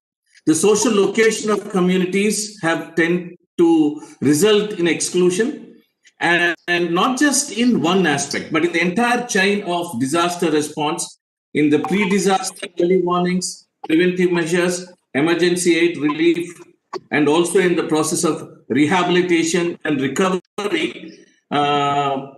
We have not taken this very important factor into consideration. And this failure to take deliberative action is what we are beginning to name it as default discrimination. That is, we're not conspiring to discriminate, but it is coming as a kind of a discrimination because of our screens that we have managed. So what is it? The physical location of the Dalit it's extremely vulnerable. I think they're located, they are excluded from the main villages, and that we know, especially in Tamil Nadu and in Andhra, where I come from, Orissa, including Kerala and several parts, the Dalit locations are segregated, and that we know. Somehow we are not naming it, but that we know. They are also mostly in the most vulnerable positions, low-level areas, the less developed infrastructure like drains, drinking water. Wherever you see dumping of garbage waste, you mostly have Dalit colonies there. The livelihood of Dalits are also extremely vulnerable. They are dependent on wage labor and dominant caste. So therefore, they are much more vulnerable to shocks and stresses of the natural hazards. And also many of them, their assets are not registered. They're unregistered assets. Like, for example, they work on the fishing boats. The boat is somebody else's. They may be renting, or they may be just an extra hand working on the with the fishermen. Fishermen are counted, but the Dalits are not counted. And the same thing with land title. So disaster comes, and we've seen even in tsunami that they have been as lease farmers. So they are not counted in the assets. And I'm just rushing because of the time thing. See, the social the system is continuously and systemically excluding them. The practice of untouchability still continues. The status is untouchable, especially for the relief emergency. They are prevented from accessing water, food, and accommodation. And it's not just tsunami. And I'm sure Mr. Kuriakose would have noticed we brought in several instances of exclusion from the relief camps by the Dalits in Kerala. And this is happening in Kerala. That means it's happening everywhere in the country. And we have GIS and also detailed evidence that we have submitted to the Kerala government. There's a forced indecent labor. Dalits are brought in tsunami. We were shocked. Dalits are brought in after giving them liquor to clear the garbage and the entire carcasses. And the relief that they receive is actually of poorer quality. The invisibilization, and this is another thing that we have seen. The losses, as we had earlier said, because they are not registered, many of them are undocumented. Their loss is very, very invisibilized. So therefore, they don't get compensation. And many of them are informal workers. So while the formal work is being recognized, the agricultural workers are not recognized. The crops may be are destroyed, but because they are lease crops, they are not documented. And therefore, for relief rehabilitation, they lose out. Their participation is denied, and that we know in most panchayats, Dalits are denied participation. There is total absence of Dalits in local governance bodies. There's a systemic problem of Dalit marginalization because of their land titles and others. So the accountability, we know there is an act which is against untouchability and also on atrocities. But the implementation is very, very sad. And then this is what we found in the entire entire tsunami. I myself visited immediately when we came to know that this of tsunami. We went into very remote areas and we saw men and women fleeing the relief camps. And they were pushed out because the Dalit women felt that they were pushed out by the dominant caste because of the whole practice of touch and untouchability. And what we have seen, what is a little thing is still the lesson that we have learned from tsunami do not seem to be really heard. The public recognition, I think some of the principles we feel that need to be ensured, public recognition of this caste-based discrimination, talking about it. I think in seminars like this, it's fantastic the kind of work that has been done and being created, but we are not talking about this elephant in the room, which is sitting in this whole aspect. In the monitoring and exclusion, there's a need to track overt and covert and unconscious discrimination that is taking place. We need to ensure encourage inclusion by targeting inclusion by empowerment, and inclusion by ensuring there is transparency. We need better disaggregated data. So if you are giving, can you please make sure? I think we did it for women. I think we now need to ensure that for social indicators of caste-based discrimination, we need to count who are we giving, are we excluding? Then the whole aspect of in the assessment. Is there a survivor-led assessment that we need to do? Survivor-led accountability systems. And also, how do we address this? We have been approaching National Disaster Mitigation Authority. Professor Menon has been very much involved in this whole process. And then I think there are slowly some of these are being recognized. We did 35,000 people have been reached through our app. We developed an app mainly because of the problems of COVID reachability. And we looked at several aspects of relief packages, and we found there is an evidence of exclusion even here. Just to look at one aspect, because of time, I'm not able to show you others. If you look at this Ayushman Bharat in the households, 85% of the households have not received as far as the SCs are concerned, and only 14% of them have received. So I think there is a kind of a deep resistance to unlearn from some of these. The same exclusion is continuing. Some of the visualizations, I think, has been brought to the scanner. And I definitely would like to acknowledge people like Professor Vinod Menon, who have been pushing many of these experiments to see and bring these concerns to the state. NDMA, it has still not fully brought in the clause of social inclusion. And some NGOs have started very clear rapid assessment and social inclusion. And some of them have also developed and are using the tools that we have developed for monitoring inclusion and exclusion. So let me finish by saying that we need to unpack the different layers of social exclusion and how can we be more sensitive to ensure that we can have a better technology in ensuring that we can unpack this, because it is very invisible. We need to have zero tolerance of discrimination.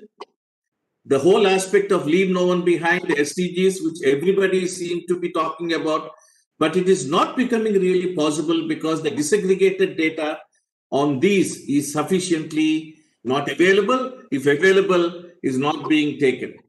We need to have some kind of a better complaints redressal systems.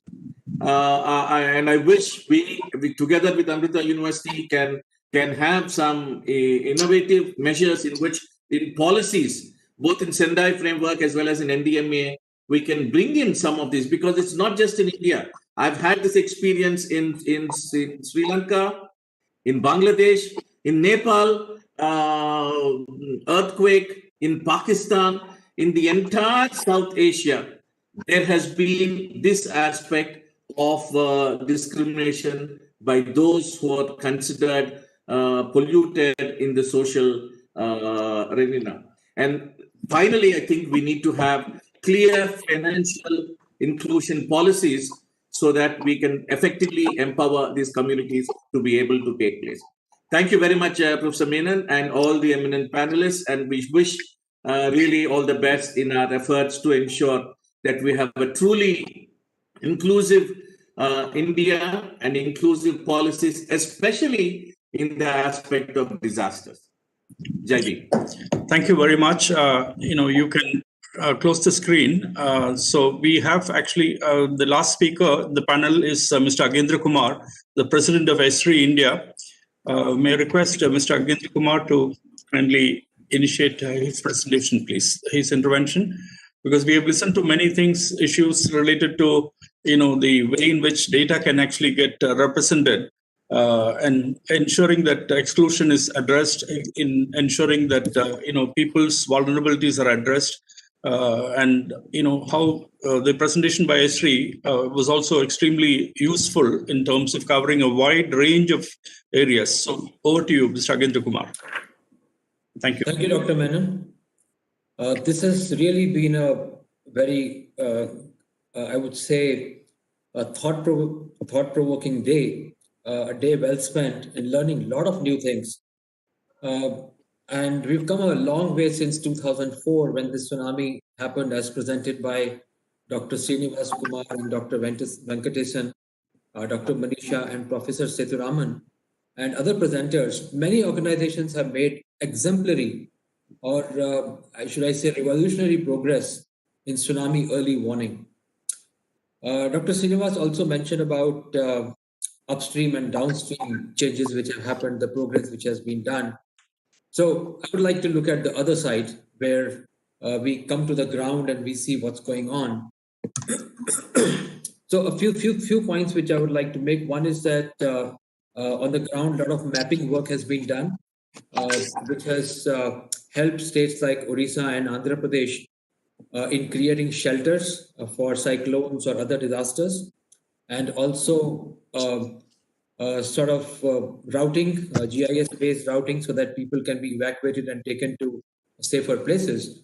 But I think it's required that we do mapping of country's entire coastline, because we've seen of late cyclones are coming in other parts as well, like West Bengal or Maharashtra. So those areas are not really left out, and it's really important that we look at the entire coastline of the country and map it out. Another important and useful thing could be 3D mapping of the coastal area, so that we know what are the buildings, what's the terrain like, and it becomes it makes it easier to understand vulnerabilities and building resilience if we know the 3D model of the whole place. And just now, Dr. Divakar made a comment about inclusion of Dalits in the whole thing. So I also wanted to make a comment on the social economic aspects of disasters.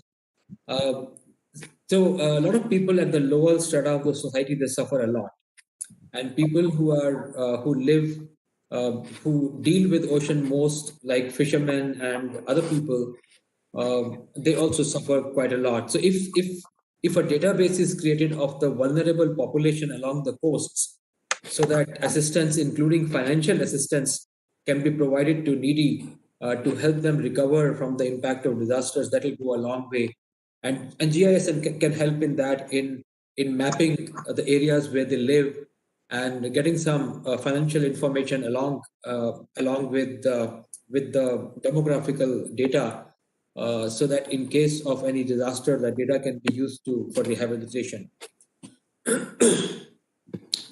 GIS and remote sensing are being used in some areas to help in assessment of damage to dwellings and crops due to floods. So this actually started a few years ago because government wanted the compensation to the farmers to be given within a time-bound manner if they lose crops because of floods or other such calamities. I'm not sure whether cyclones and the damage to the dwellings of people who suffer because of cyclones is how well it's covered under that scheme. But I think that's an important part which we should look at. Then there are other aspects. When there's a disaster, many other things get damaged. Things like utilities, like water and electricity supply. Very often the rescue efforts get impacted because there is no electricity. People suffer because there's no water available. So that's this is something also where pre-planning based on GIS maps can help in restoration and finding out where the damages are. And new technologies like IoT integration can help in remotely finding out where the disconnections have happened and how best to restore them. Last but not the least, building a common location-based data exchange platform for better coordination amongst different government agencies or different rescue agencies who are involved in disaster management can also help. Knowing where could be of paramount importance. Things like where the people are who need help, where are the rescue crews, where are the foods and water delivery crews, where have electricity poles fallen, where have water pipes broken, where houses have been damaged, where people are stuck. So all this where information can come out of location analytics, which is the science we talk about, and it can help a lot in handling the disaster situation. Thank you. Thank you very much. Actually, I think it has been an extremely rich set of insights and recommendations which have come in from you and also from the other distinguished members in the panel. We need to really look at data as the new oil, which is a cliche, but at the same time, that is extremely important in the context of looking at risk, vulnerability, and exposure of communities which are prone to disasters and also affected by disasters. And I think COVID-19 and the lockdown and the first lockdown 1.0, and the way in which migrant workers were moving across hundreds of miles actually showed the real seriousness of the problem. And the number of people who have lost their lives, and kind of issues related to that. And there are many issues, but I think what you mentioned about location-specific data platforms in which can look at socioeconomic and demographic profiles, look at vulnerable sections of the communities, look at palliative care patients and elderly people and people with disabilities and all that. I think these are all concerns which we need to address, and I'm sure that we will come to that. We have now want to thank all of you. Because of the shortage of time, we will not be able to take up questions, but we'll request all the presentations to be shared with the organizing team so that we can upload them on the web page. Thank you very much. And now we can move to the valedictory session. Over to you, the organizing team. Thank you. And we have the valedictory session starting. Thank you, Professor Menon, and thank you all the panel members. Yes. Please go ahead. You can with a wonderful session. Sure, sir. With a wonderful session, let's move ahead to the valedictory function. Let me hand over the microphone, so to speak, to Rahul for the valedictory program. Thank you once again to all the participants and speakers during this session. Thank you, Dr. Dhanya, and all the panel members. Thanks a lot for that wonderful session, wonderful discussion. So briefly speaking, are we really ready for the future? That's exactly what this symposium has helped the participants to understand and answer. I now invite Dr. Bhavani Rao, Director, Amity Labs, and UNESCO Chair in Women Empowerment and Gender Equality at Amrita Vidyapeetham, to welcome everyone to the valedictory session. Over to you, ma'am. Thank you, Rahul. And that was a wonderful day. I think we just had a packed 6 to 7 hours of information, ideas, challenges, and so now it's time to welcome you to the final event. It seems like we still dig up lessons from the tsunami like coasts from the past. And hopefully we will just leave no stone unturned in this effort. And we'll take another step towards something very tangible towards that effect. Is the signing of the MOU between Amrita and Esri, and this is what the last program is about. And gracing this event are the following distinguished guests, and it's my pleasure to reintroduce some of them and to introduce new people who are just joining in. So I will start with Professor Vinod Chandra Menon. He has been the glue that has been holding this entire program together. It has been a wonderful time working with you, sir.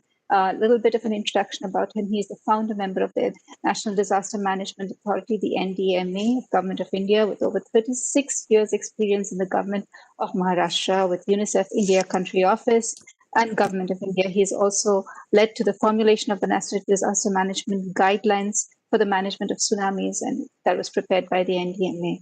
And I'm going to keep the introductions really brief because of lack of time. Let me also, it's my pleasure to introduce and welcome Professor Ian Davis. Professor Davis is a trained architect as well. He's had a varied career in architectural practice and in education. He's from the School of Architecture at Oxford Brook University. It was earlier known as the Oxford Polytechnic.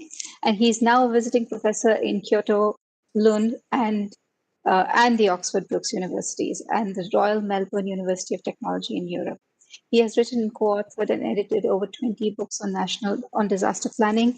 And the most important of all is that he was awarded the prestigious United Nations Sasakawa Award for his contribution to international disaster prevention in the year 1996. Very warm welcome, sir. Also would love to introduce and welcome Shri Kamal Kishore. Shri Kamal Kishore has worked on disaster risk reduction and recovery issues for the last 22 years at local, national, regional, and global levels. Prior to joining the National Disaster Management Authority, the NDMA, he has worked with the United Nations Development Fund, UNDP, for nearly 13 years, where he has led global advocacy campaigns to address disaster risk reduction concerns in the UN Sustainable Development Goals and the post-2015 Development Agenda. Previously, as the UNDP's regional advisor for the South and Southwest Asia, he supported more than 10 countries on a range of public policy and institutional development issues, while also advising them on the use of appropriate risk reduction tools and methodology. Welcome, sir. We're really happy to have you for this valedictory function. Again, my pleasure to introduce Mr. Agendra.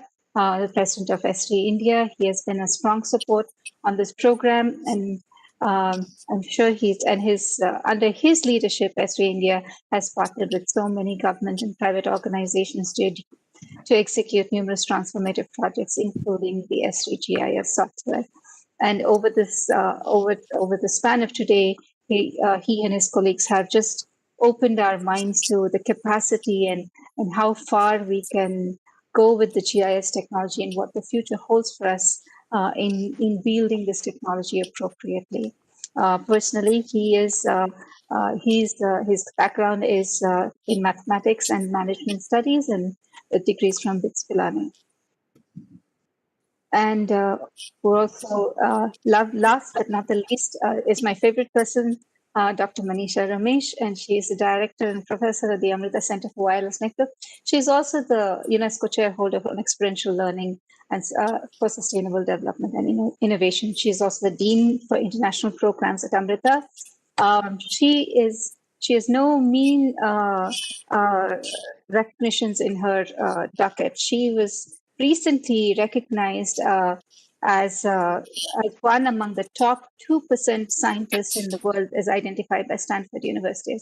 And so we're really, really proud of her and her accomplishments. And she stands as a role model of women in science, contributing to science. So where she brings the heart and the head together. Thank you. And I welcome you all for this evening's last program. Thank you for being with us, and thank you for putting up with all the delays. Now over to you. Thank you, Dr. Bhavani Rao, for that wonderful reintroduction or introduction to all of our valued research members. Taking forward this collaboration between Amrita and Esri. Can I just, Dr. Bhavani, I think you missed Dr. Venkat. Oh my God. Okay, sorry. I was not, I think it was, I said the last person, but the most important person in this entire valedictory function is our wonderful Vice Chancellor, Dr. Venkatrangan. Dr. Venkatrangan, those of you who know him, he's a child prodigy. He's one of the most brilliant scientists that the world has seen, even as a very young, he was the youngest person to be inducted as a full professor in Berkeley, where he studied and started a very successful company based on his work in multimedia. And he leads us with the dedication and the passion towards transforming humanitarian problems through science and technology. And so under his leadership, we are all very lucky to have done such wonderful work, and we really deeply appreciate his guidance every step of the way. Thank you, Dr. Venkat, for being here, and welcome to the program. I see there are others. Is there anybody else I've missed? I hope I've not missed anybody else I should be introducing. Thank you, Dr. Bhavani and Dr. Manisha. Okay. Thank you all for joining in. So taking forward this collaboration between Amrita and Esri to the next level towards being instrumental in providing solutions for building resilient communities. We now announce the signing of a memorandum of understanding between Amrita and Esri. With this MOU, Amrita and Esri take a strong step towards partnering in building next generation solutions.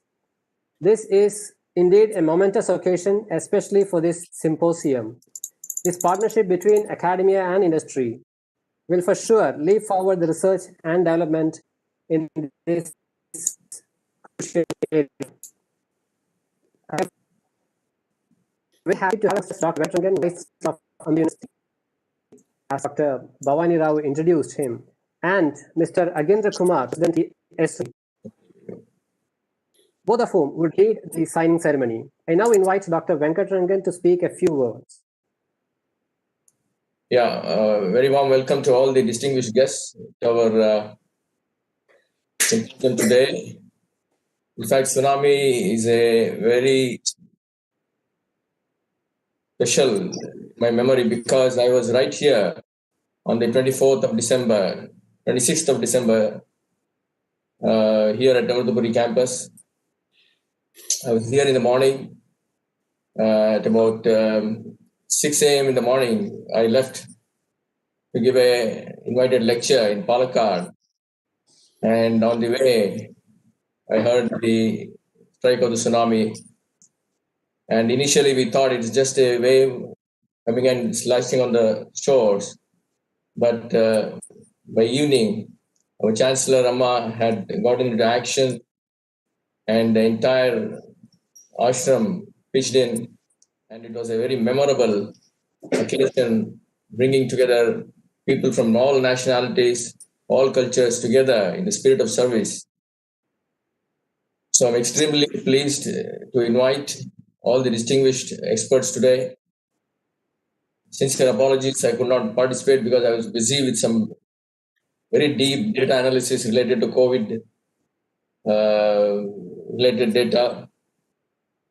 But I'm extremely pleased that I have been able to come for just 2-3 minutes now on the occasion of signing of the MOU. And I also want to congratulate Professor Bhavani, who has done continued immense amount of work, starting with tsunami. I think tsunami was the start of the real social service, right, Bhavani, in your career? And Manisha, of course, has steadfastly pursued for the last 15 years on applying latest and the greatest technologies for disaster monitoring. In fact, our Chancellor Amma guided us right at the beginning of the university that our focus should be how the translation of the benefits of the research to society. And Amma assured us that recognition, papers, publications, fame, name, ranking, all of this would come as a natural side effect if our focus is on translation of the benefits to the society.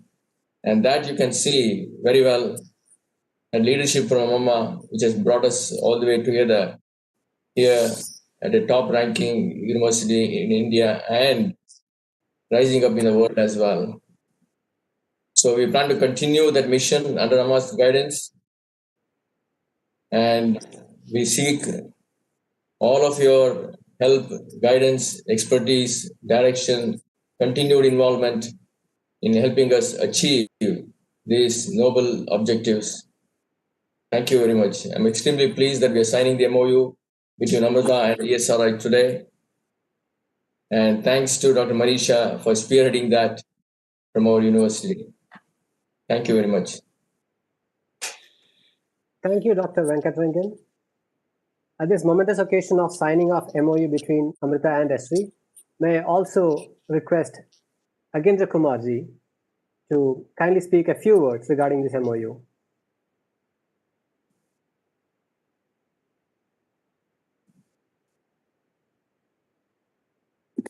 Yeah. All right. Thank you. Thank you, Dr. Venkatrangan, for putting the whole thing in right perspective and also sharing a little bit about the good work that Amrita Vishwa Vidyapeetham is doing. I've heard, and the audience today has learned a lot about the way the Amrita group of institutions look at challenges, look at human side of everything, and try to do things which are helping society and community in a very large way. Esri will be honored and delighted with this partnership that we have begun some time back. We are formally signing it today, but we've had engagement with Amrita Vishwa Vidyapeetham for more than a year now, and had chance to work with Dr. Manisha and some of her colleagues. So what we see is that there are a lot of commonalities. The focus in telecommunication, networking, IoT integration, and bringing in new technology in terms of artificial intelligence, data science, and all, it's something which is very complementary to the way Esri looks at things. So we saw a lot of commonality here, and a lot of synergy can be built. And also the objective of both Amrita Vishwa Vidyapeetham and Esri globally is to address the challenges that the world is facing. I mean, Esri is Environmental Systems Research Institute. So that's the full form. So worrying about environment, climate change, disaster management, and removing other challenges like health-related challenges of water. I think a lot of focus has been there from both Esri side as well as from Amrita Vidyapeetham side. So I think there's a lot of synergy. I'm very sure that this partnership will be a lot of good fruits, and it'll be a great way to build to bridge the capacity requirement in the country where we lack sufficient geospatially aware people in the who when they come out of academia and join any industry or government. We need people who are more geospatial literate, who understand the technology, who can use technology in whatever spheres of life they are working. Thank you. Thank you. Thank you, Mr. Agendra Kumar, sir. Now,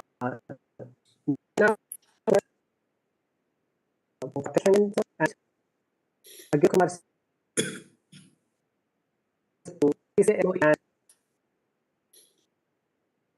and display it to our viewers. And in the meanwhile, let me talk about the scope of the MOU. MOU contains modalities and conditions for initiating corporate relationship between Esri and Amrita in various activities of mutual interest, such as establishing excellence in the areas of geoinformatics and spatial analytics and modeling at Vidyapeetham Amrita campus, with dedicated research and development and test facilities, along with many other future plans for this Center of Excellences. Some of them are conducting works and taking up the famous LIDAR project that Amrita has initiated and integrating it with Esri's contributions to submit project proposals, etc., enhancing existing curriculum, new education skills and technical advances, both for masters and PhD.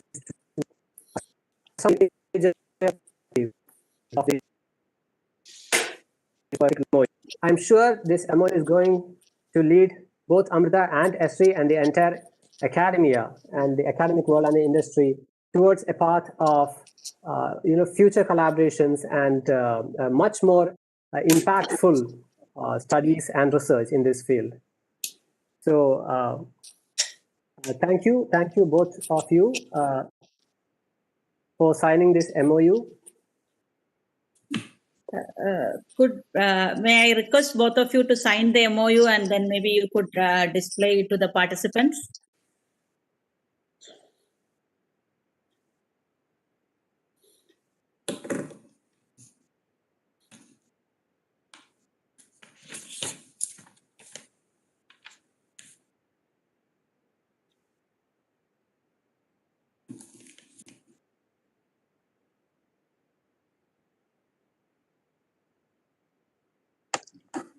Thank you very much. It's a very historic occasion. It's a virtual signing happening across cities, but for a very, very good cause. Thank you very much.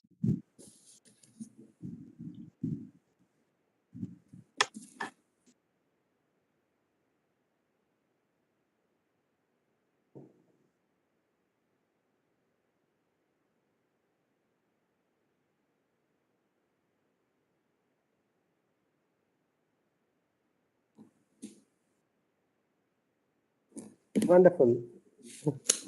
Wonderful. Thank you. Thank you all. So this symposium, I think the virtual background is blocking the view of the slide sheet. I think so, yeah. This way. Thank you, Agendra Kumar. Thank you, yeah.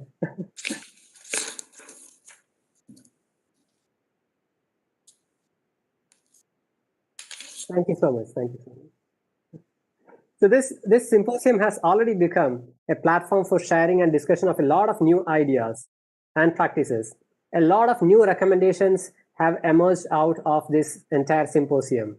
I now invite Professor N. Vinod Chandra Menon, founder member, National Disaster Management Authority, to share his insightful recommendations, which has formed part of this symposium. Over to you, Professor Vinod Sundarmenon, sir. Thank you very much. We've had more than 20 distinguished speakers, resource persons, starting with the Secretary, Dr. M. Rajivan, Secretary, Ministry of Earth Sciences, Chairman of the ESSO-INCOIS, and also Chairman of the Earth Commission, Government of India, and Mr. Agendra Kumar, President of the Esri India, and Honorable Swamiji, who presided over the inaugural session. We have the recommendations which have come out of the keynote addresses and also the inaugural session and the panel discussions in Theme 2 and Theme 1. So in Theme 1, the highlights which have been also observed and noted by Dr. Juice Monks, who has kindly shared the recommendations from Theme 1, mentions that the building holistic humanistic approaches grounded in local communities' needs and ownership, including involvement of women as catalysts and change agents, interlinkages with environmental issues and downstream awareness and preparedness in education, standard operating procedures for all institutions engaged in tsunami warning and evacuation at all levels, an improved flow of command, coordination, and communication, an improved understanding of all institutions, and create and build multi-stakeholder partnerships as in SDG 17 and information systems for coordination, communication, and capacity building from community to local, national, and international levels, and set up geospatial technology infrastructure and capacity building at state, district, and city levels for effective disaster management throughout the entire disaster management cycle. These are all from the Theme 1 presentations, the keynote addresses, and the panel discussions. And in Theme 2, the panel discussions and the keynote addresses were also extremely gripping in terms of very many recommendations which came in. Most important of them is also reflecting what Ms. Mami Misitori mentioned. Disaster risk governance has to be institutionalized across institutions at the national, state, district, and sub-district levels. And zero tolerance to discrimination and leaving no one behind is actually to be institutionalized across all governance systems. And GIS systems to basically look at socioeconomic and demographic profiles and location-specific understanding of vulnerable sections has to be institutionalized. And location-based data exchange platforms, which we need to really come up with. These are some of the major recommendations which are there. We will actually be also sharing it on the web page by compiling these, and this has been done as a very rapid fire kind of compiling of many points which have come up by Dr. Joost Monks, and also which we have tried to put together. But we will send a formal set of recommendations which will also be on the website and also shared with all the participants through email. Thank you very much. Thank you, Professor Vinod Sundarmenon, for providing your insightful suggestions and summarizing the entire recommendations. And I'm sure this whole discussion will lead to forming a formal document of recommendations for the next few years that we could all take up. We are really, really happy and thankful. Next, we would like to welcome today's guest of honor, Professor Ian Davis, visiting professor at Kyoto, Lund, Oxford, Brookes Universities, and honorary visiting professor at Royal Melbourne Institute of Technology. Indeed, it's a pleasure to have you among us, sir. I hand over to you for your invited special address. Sir, may I kindly request you to unmute, sir? Can you hear me now? Yeah. In the meanwhile, can you also allow me to share the content, because I'll be sharing the presentation. Thank you. Thank you. Well, it's a very great pleasure to join you, and I'm calling from Oxford, England. It's late in the afternoon. You must be very tired. You've been listening to these sessions all day, and they've been really fascinating. I have a slight feeling that I'm at the wrong party, because you've been discussing such a wide range of technical issues concerning tsunami warnings, and I must congratulate all of you for this remarkable progress. I mean, we all remember exactly where we were when the tsunami hit. And it's all those 16 years ago. And what progress has been made, it's astonishing. In fact, we should probably, as a community of disaster management people, just pat ourselves on the back now and again for some of the big achievements. And the huge achievements, I think, are in warning systems and in technology, particularly in what's gone on in science over the last 25 years, which has cut disaster losses dramatically. So that's one of the huge areas of development. Many of the problem areas have been highlighted today, and they crop up over dissemination of warnings. We get these wonderful warnings via technology, but how do we get them to the people who really badly need them, who are often disadvantaged? And we just had that very interesting presentation about the problem of getting it down, right down to that lower level. It seems to be a problem worldwide. So often the science is ahead of the social science, ahead of things. So my presentation really is not about tsunamis at all. I put this together in the last few days, and it's a great honor to be asked to take part in this. And I've just been reflecting on the 50 years that I've worked in this business coming up next year. And I thought I'd just talk to you about some of the aspects of safe recovery. And I've called this 4 Essentials. Next, please, Vinod. Thank you. I'm sorry, actually, I'm not able to show the screen. Can you please do that? Is somebody controlling my PowerPoint? Yes, they're doing it. Good. Thank you very much. Well, don't worry if it doesn't all work. I can just talk. But this PowerPoint is about some of the aspects of some of the revisions that I feel are needed in our thinking, in stereotypes. What are some of the stereotypes which we've got fixed in our heads which need to change? Some of the policies which need to be reversed and changed. I think we need to rethink sectors. I'm an architect, and I'm very conscious of the huge revising that's going on at the moment in the light of COVID in architecture. It's having a dramatic effect. But not just disasters always create this rethinking. They always say form follows function, but I think form follows failure. And this tsunami international warning system that you've been talking about today is an example of tremendous progress, form following failure. So I think we need to rethink our sectors, not just architecture, but social science, all the different areas. And we need positive attitudes. Now, has anybody been able to find my PowerPoint and start going through that? Is that possible? Yeah, just one minute. It's being done. One minute. Thank you very much. So I'll just keep talking about this need for revising stereotypes. It does seem to me that we pigeonhole ideas and we have labels. And these labels are sometimes helpful to us, but sometimes they're very, very unhelpful. We often have this word handouts. And I think that what's been exciting in the last 15 years is that we've seen there are much better ways of helping people than giving out handouts. They create dependency. And so I like the word leg ups. And on the screen, when we eventually get it, we'll be able to see these later on. We talk about giving people a helping hand, a leg up to help them in their work. And I think that I was at a meeting in Vancouver and they were talking about first responders. And somebody was talking about the Hurricane Katrina, and he was describing the work of the fire service and the medical services. And he said these were the first responders.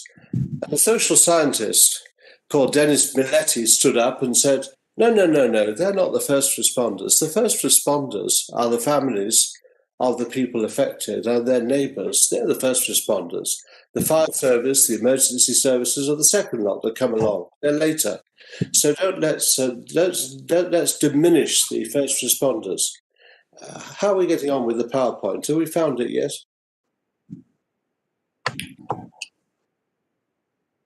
I think we're going to see some of the PowerPoint presentation. Good. Could we go on to the next slide, please?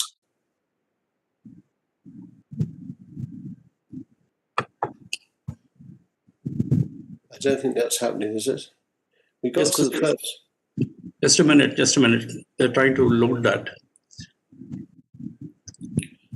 Well, I'll keep talking because I don't want to waste this precious time. And I think that I've also found in running courses that we've often been describing a course and we talk about the aims of the course, or we talk about the aim of the disaster assistance. And we get very preoccupied with aims and objectives. But gradually, from social science, we've got this knowledge that we need to think much more about outcomes. We need to evaluate projects and courses and training and university applications by what the outcomes are of what we've been doing. So we turn the whole thing on its back and we look differently at it. Oh, this is great. So these were the 4 essentials that we were looking at. And I'm just at the moment talking about some stereotypes. And we might not get through all this in the short time that I've got, but perhaps we go on to the next slide, please. Thank you very much for loading this. So I've just talked a little bit about leg ups, not handouts. And the first responders are the family and friends, not the emergency services. And when we're doing anything, we need to think about the outcomes rather than the aims. Another of the stereotypes is we're always thinking about donors and government needs, even if we think about it without recognizing it. Or I've talked to many universities, what are the university needs? But we've got to keep before us the needs of students in universities or in disaster work, survivors' needs, always keeping that priority. And another thing is to recognize active survivors rather than passive victims. Even the word victims is loaded.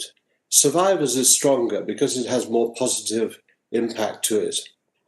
When I was first beginning my work in disaster planning back in 1972, I met a brilliant sociologist called Enrico Quarantelli. Many of you might have heard of him. He's one of the leading social science professors in disaster risk. He died about 4 or 5 years ago, a wonderful man. And he told me that in the first disaster I went to, he says, you're going to encounter a gross exaggeration of damage and dislocation. And you'll also see a massive underestimate of local resources to tackle the problems. So I said, well, how do you know I'm going to see that? He said, because that applies to all the disasters I've ever worked in. Next, please. Here's an example of resources. This was in Aceh in Indonesia after the tsunami. These are widows. They're all meeting together and they've been reassembled by a very brilliant Indonesian NGO called UPPAK. And they are describing how they're going to help rebuild their lives. They've been given money. Some of them are buying sewing machines. Some of them are investing it in houses. Some of them are investing it in a variety of things. They have lots of choice in this matter. And this key resource of the local survivors planning their future. It was most gratifying to see this. Next, please. And here are some of the houses. They even let the people decide, did they want a 1-story house or a 2-story? And they wanted 2 stories because they thought they could get some vertical evacuation in the event of another tsunami. I'm not so sure because the tsunami came in at about 20 meters at this point, 20 meters high. But nevertheless, they were deciding. You can see about the 3rd or 4th house along, just behind my good friend Anil Sinha, who was with me on the delegation, staircases going up the side. That was their choice. They wanted it slightly differently. People were given choice, and they were the resource at work in this situation. Next, please. We need to remember that relief can often be the enemy of recovery.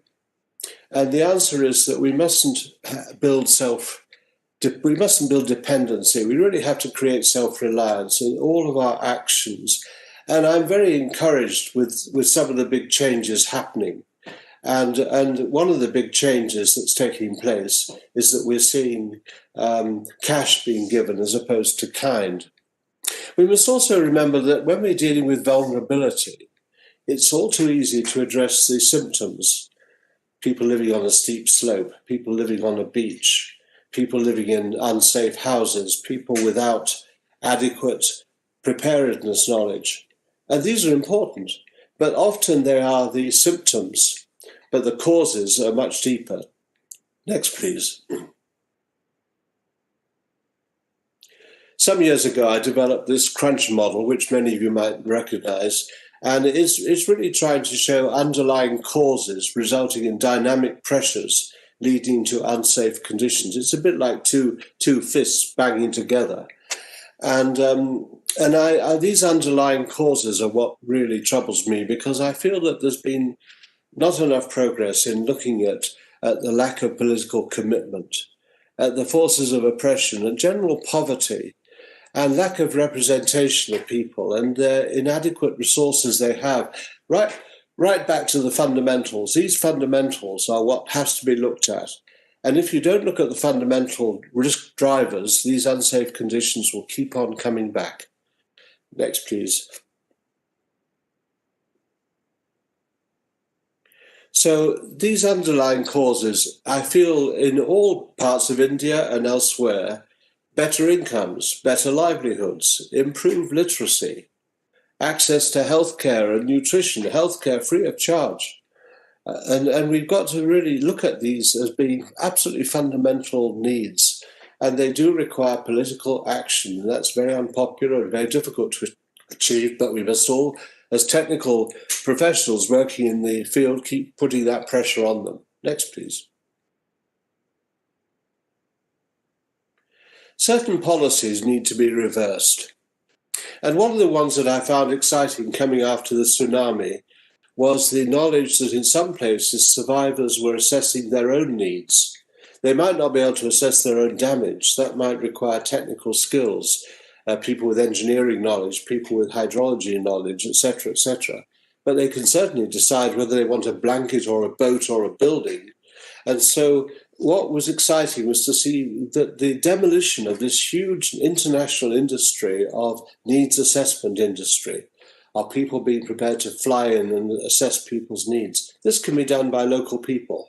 We don't need to outsource the process to external professionals. A whole policy here needs to be changed, and it is being changed. And we need to have trust rather than control, cash rather than kind. Next, please. If perhaps you only remember one bit from these musings, I like Charles Handy's pendulum principle. Trust at one end and control at the other end. And in the small print on this diagram, I've put in here, the more trust you have, the less control you need. And on the other side, the more control you have, the less trust will follow. And politically, we all go down the control route. The control route, building bylaws, requiring this, requiring that, standards, etc. And we depart from the trust idea.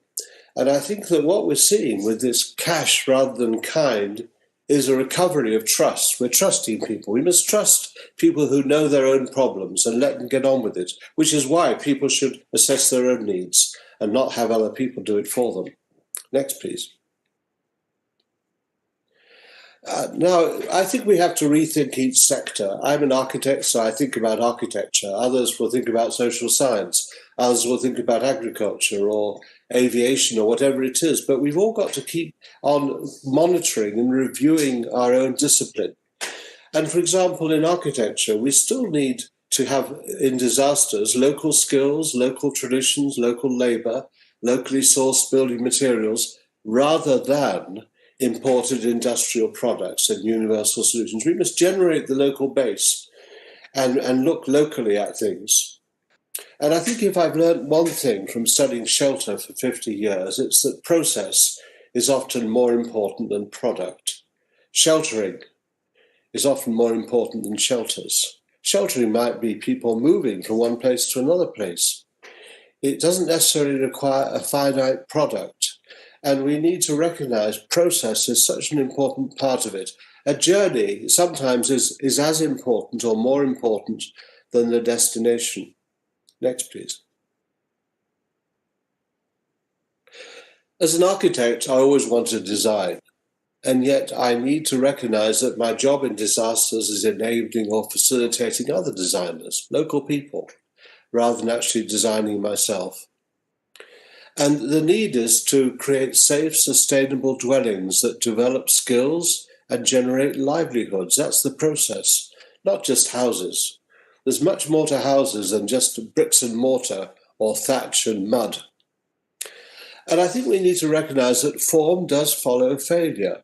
Form doesn't always follow function. And many of the forms that we have in our society, including this wonderful tsunami warning system you've been hearing about today, has followed failure. It might not have ever happened without the tsunami of 2004. Next, please. Here we were in Galle in Sri Lanka. And here's somebody who's assembled 3 kinds of shelter. First of all, he got the tent. That's now got chickens in it. Then he had a temporary house, which is where those ladies are standing. And then he got a permanent house, and he's got all 3. So this person has assembled all his disaster assistance on one site. And what is important to recognize is that tent or that bit of tarpaulin will eventually lead on to a complete house. It's a process of incremental change, which is very crucial. Next, please. So I think here the challenge is for architects to look for sustainable architecture. And at the bottom one here, liberating the creative potential of people to create and maintain their own safe dwellings. It's a kind of looking beyond the immediate need. Next, please. I'm sorry these are going rather quickly. I'm on to my last item really now, and that is that we need positive attitudes. And these are not new, everybody knows all these, but let me just remind you, you could add to the list as well. We all need humility to function effectively. We need facilitation skills. You've been hearing from Professor Vinod Menon today, and Professor Menon came to one of our courses in Cranfield many years ago, and he suddenly challenged me as the leader, and I was very, very happy about that, because I suddenly thought, here are students getting a grip on this course and deciding what should happen. And that taught me, really, among many things, that we've got to revel in people taking over and getting hold of things and gripping a challenge in front of them.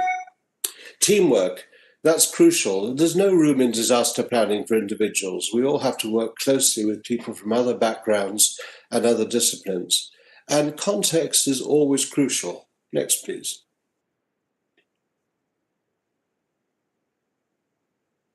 Creativity, to make much out of a little.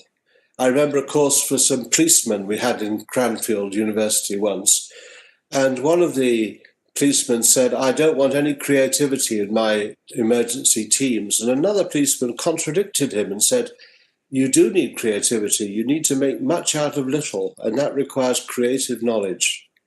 These are some of the other things we need. We need listening skills and empathy. We need knowledge of a given subject, high knowledge of, but we also need to find where the knowledge is to locate not information. Knowledge is of 2 types. Integrity. And this crucial last one here regarding disasters as opportunities. Next, please. I had a Chinese professor working with me for about a year, and one day he wandered into my office and said, I hate this English word disaster. It's very bad, isn't it? I said, well, they're pretty awful things. He says, yes. He said, I'm not talking about the event. I'm talking about the word. He said, it's a very, very bad word. I said, yes, it is bad. He said, we have a much better one in Mandarin. He said, in Mandarin language, whenever we have the word crisis, we have these 2 roots, meaning danger and opportunity. So he said, every Mandarin speaker, whenever they hear the word crisis, is reminded that there's a chance there's opportunity there. He said, you don't get any of that idea from the word disaster. It's all bad. And I think what's an interesting thing, the way terminology can shape our perceptions. Next, please.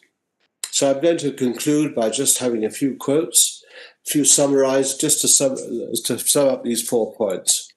First of all, stereotypes exist, but we have to walk through them. We have to move beyond them. Next. Some policies are worn out. The policies of people assessing other people's needs, that policy is worn out, and we need to review it. And it requires courage. And when policies can change, we need to replace them in the light of new insights and new demands and new resources. Next, please. we have to rethink architecture, but also agriculture, whatever the needs are. We're continually monitoring and reviewing given subject sectors. Each new situation requires a new architecture or a new understanding. Next, please.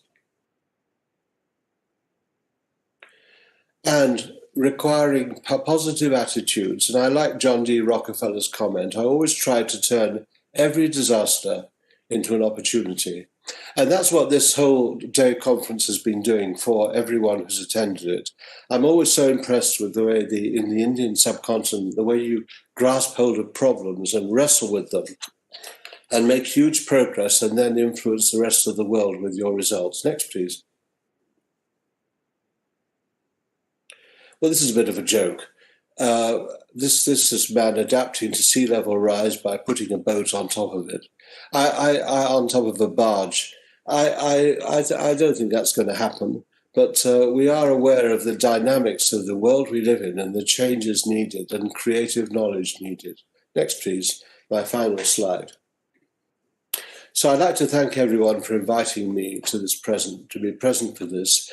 And I want to wish every one of you a really safe and secure 2021, and to thank you all for these wonderful insights that you've been bringing today, which I found very, very valuable, those I've been taking part in. Thank you for taking part in the long conference, and thank you for the organisers for doing heroic work in putting this on. If anybody wishes to communicate with me, that's my email, and I'm very happy to take it further. But thank you all, and may God bless you in your wonderful work for humanity. Thank you. Thank you. Thank you so much, Professor Ian Davis, for sharing with us your 50+ years of very valuable experience and bringing the focus back on the fundamental aspects of dealing with the crisis, or rather dangerous opportunity, as you would put it. You talked about the trust versus control, the cash versus kind choices that we had to make during every intervention. Thank you. You described every single aspect of the disaster and rightfully said, as the final note, of having positive attitude as the underlying direction, underlying criteria with which we should take up these activities. Thank you once again, Professor Ian Davis, so much. Thank you so much. It's been a great privilege to be with you. Thank you. Thank you so much. May I now invite our chief guest, Sri Kamal Kishore, member, National Disaster Management Authority, to deliver the valedictory address. Over to you, Sri Kamal Kishore ji. Thank you, Dr. Rahul Krishnan. I think it's very late now, and also it's a tough act to say anything very enlightening after Professor Ian Davis has spoken. It's been a pleasure to hear him, to reinforce some of the messages that he has been underlining for half a century now. So it's really a pleasure. It's very late. We are almost simulating a conference happening in Oxford. We are on Oxford time, so I'm feeling a little jet lagged. So I'll try to keep the valedictory address short. I just, before I say what I have to say, I would like to congratulate the university, the Amrita University, for organizing this. Congratulations also to on partnering with industry. It's a great example of industry and academia coming together, and the way you've brought together a multidisciplinary group of people to deliberate on tsunami-related issues, what we've learned from the 2004 tsunami, and what went well since then, and where we could have done better, how we have come a long way in improved early warning system, improved preparedness at the local level, and so on. So congratulations to everyone involved in it. I'm not going to name every individual who's here, but you know who you are. I just want to sort of, by way of so-called valedictory, I want to underline only 2 points. The first point I want to make is that when the tsunami happened, there were so many people in the country that did not know what a tsunami was. Even among the experts, preceding the tsunami, around the turn of this millennium, there was a high-powered committee looking at various options for an institutional architecture for disaster risk management in the country. And it came with a list of hazards, both hazards man-made and natural hazards, which could lead to disasters in the country. And even that high-level panel with experts did not identify tsunami as a hazard. It's not that tsunami was not known among the hazards community in the country. It's just that it was thought that the probability of it is so low that it was not on a radar screen. We are seeing a similar thing here in the context of COVID-19. Last year, there was a workshop of India-UK workshop. We had scientists from UK and India, government-to-government collaboration on disaster risk management, science for disaster risk management, and we had identified a pandemic of the kind we are seeing as a major potential hazard. Yet, the full dimensions of what COVID-19 could cause is something we hadn't anticipated. The reason I am highlighting this too is that more and more we are seeing that things happen and we call them, well, this is a black swan event or a gray swan event or a white swan event. This is exceptionally low frequency, high impact event. We hadn't thought about it. So here is our excuse that we haven't done as well as we could have, because this came from the left field, so to speak. I want to remind you that in the 21st century alone, there have been at least 4 or 5 events where in a single event, more than 100,000 people have died. And Indian Ocean Tsunami is one of them. We had the earthquake in Port-au-Prince. We had the earthquake in Kashmir. We had Cyclone Nargis. And of course, now in COVID-19, the death toll is really high.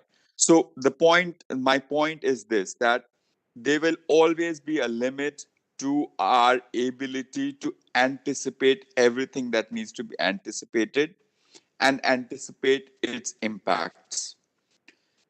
So we really need to go beyond the conventional risk reduction to having a systemic resilience in our system, so that even when we are struck by something which, quote unquote, was a little unknown or little unexpected, there is nimbleness in our systems to actually respond to that.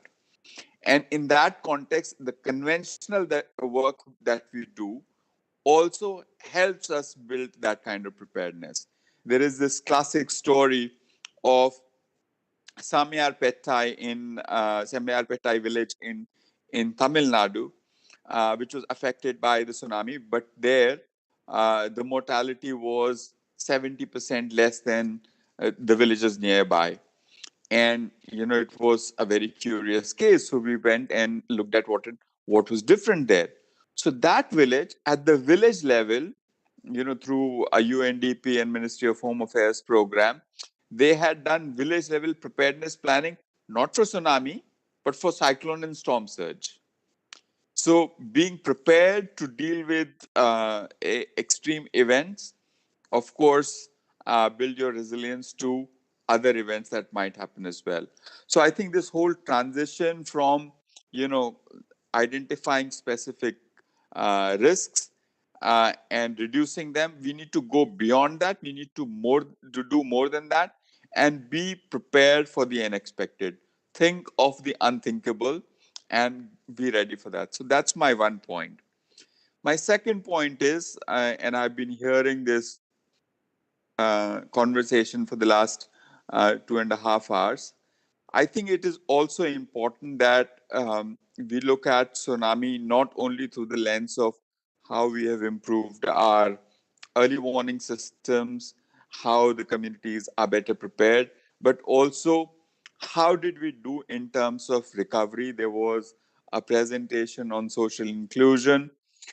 So what, it's now 16 years. It would be nice for an academic institution like Amrita to go back and do a longitudinal study. Almost a full generation is turning over now in the areas that are affected by tsunami. What are the changes that happened after the tsunami? Did we really build back better? Build back better was a term which was, the concept was known for a long time, and Professor Ian Davis has championed it all his life. One of the first books I ever read was Shelter After Disaster, and it was an encyclopedia of what not to do, what not to do to sort of go in the other direction from Build Back Better. So the concept was known, but the term Build Back Better was popularized by President Clinton as a special envoy of the UN Secretary General in the post-tsunami recovery context. But it would be good to go back and see, did we really build back better? And when I say build back better, it is not just about how stronger the houses were, how good the land use planning was, but did we really build a better, more equitable society? Did we use the recovery as an opportunity to empower women? Did we use the recovery as an opportunity to diversify livelihoods? Did we use the recovery as an opportunity to create different, more resilient livelihood opportunities for Dalits, for example? So I think it will be good now. I think 16 years is a good time. It's time to sort of step back and take a look at that. So these are my only two messages. One, we have to prepare for not only the risks that we know, but also that either we don't know or, they may not be on our radar screen. So I think the world is becoming more and more interconnected. That is also creating kinds of risks. COVID-19 has taught us one thing. Everyone lives downstream. In a flood, you have upstream and downstream, but in an event like this, you are being affected by actions taken or not taken elsewhere. It is happening within a country, it is happening between countries, it is happening between different regions of the world. So it is really important that we go beyond, classic disaster risk reduction to also looking at how we build resilience. And the second is, let's go back to tsunami and see whether we build back better or not. With that, I would again like to congratulate you for organizing this event and not letting this go, this day of 26th December go by without having done some reflections. Thank you very much, and I'm really pleased to have had the opportunity to have this conversation with you, and I look forward to visiting you when we are in better times. Thank you. Thank you. Thank you so much, Sri Kamal Kishori, for that wonderful speech. And definitely you have related the symposium to the points I mentioned. Some linguistic resilience to the community, anything they have to face. Thank you so much. We are almost in the symposium.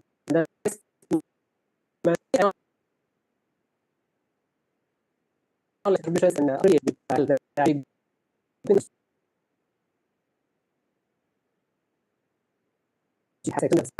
point unit.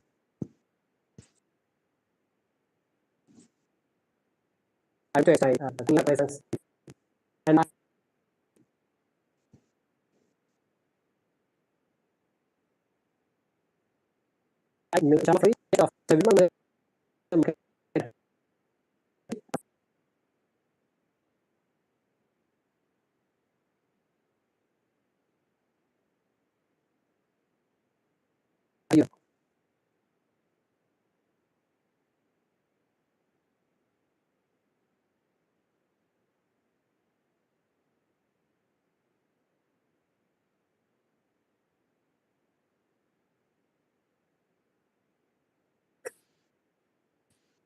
Dear Professor Ian Davis and Dr. Kamal Kishore, both of you has given such a thought-provoking speech, which has helped us to think in multiple dimensions, which has helped us to bring in all the different aspects that has been talked in during this symposium, and also much more than that, what we can do futuristically, where we have to get prepared or where we have to get ready. Both of your talks has brought in so much light into the next level.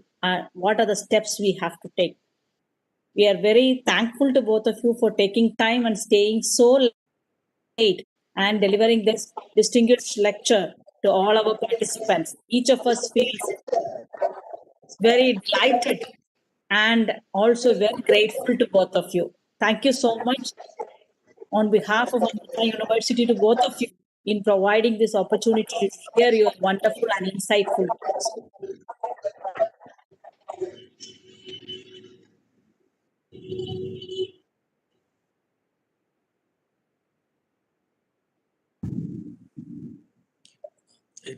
It's actually very late, but Professor Ian Davis, I think you will also have to add Amrita University into your visiting professorships. One more university in India to the list of institutions.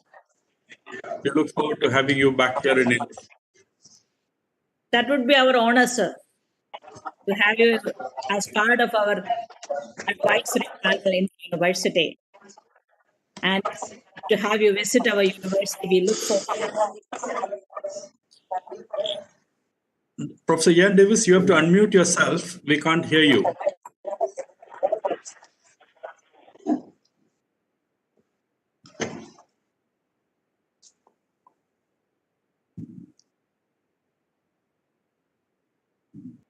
Can Professor Ian Davis be unmuted? Yes. Can you hear me now? Thank you. Well, it's just such a pleasure to meet up with so many friends from India, and you've got such a vital link between your universities and governments and operational work, and us awareness of the community dimension to whatever you're doing. I think India is such a progressive country in terms of dealing with disasters, and I learned so much from my 15 or so visits to India. It's always a most exciting adventure to see what you're doing and to recognize the progress that's been made.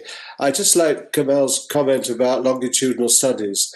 One of the best learning experiences of my life was to go back to Maharashtra, to a place called Kilari after the 1993 earthquake, and go back 15 years later and see what had happened. And it was most illuminating.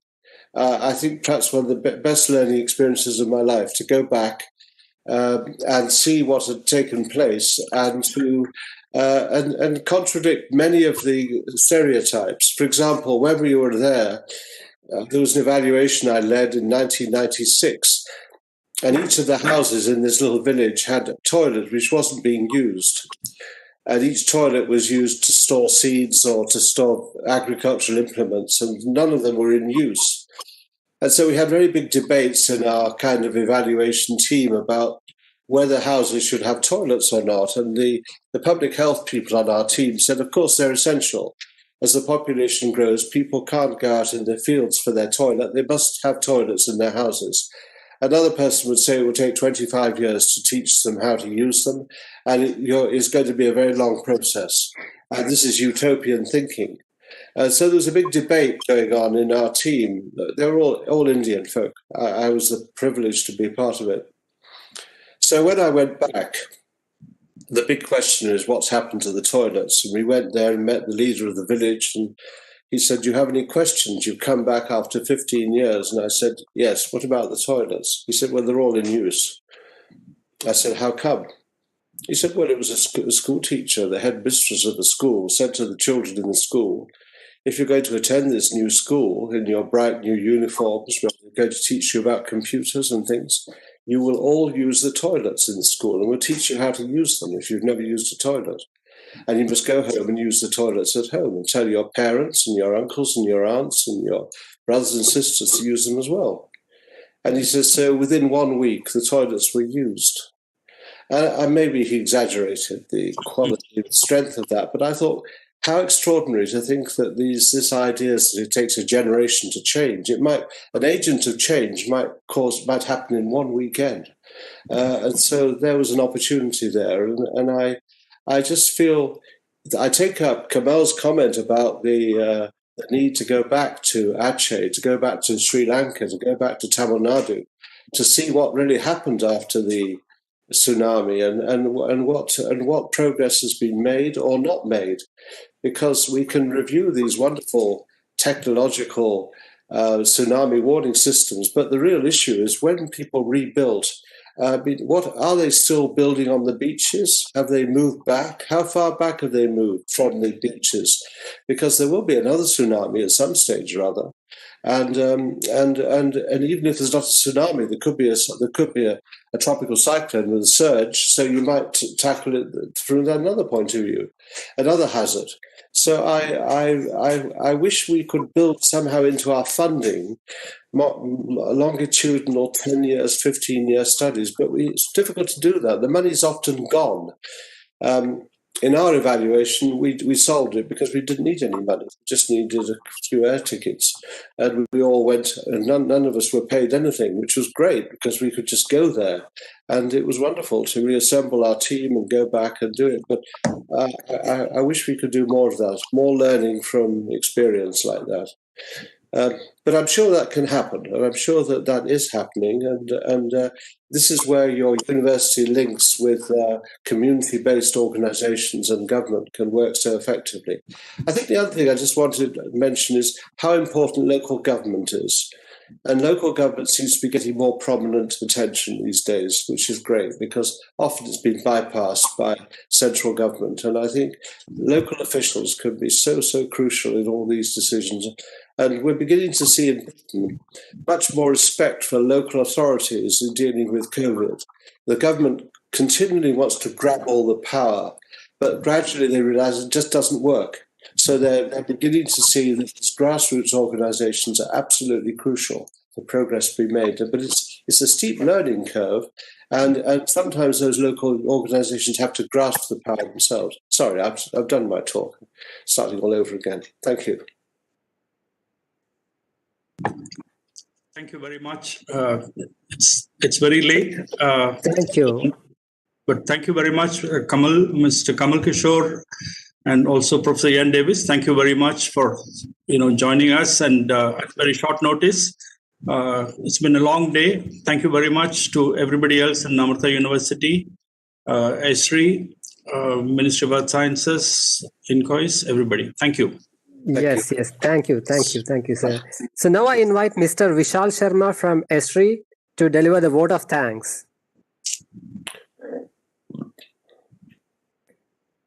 Mr. Vishal Sharma, over to you.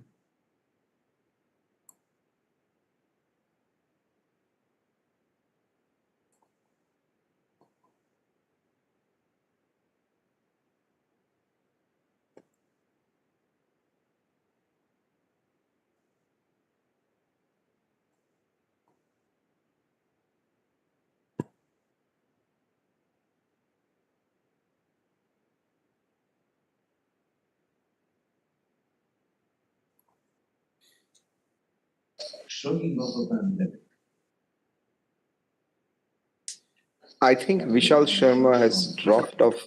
There's some bandwidth issue. If you can just wait for a couple of minutes, he might come back. Sure.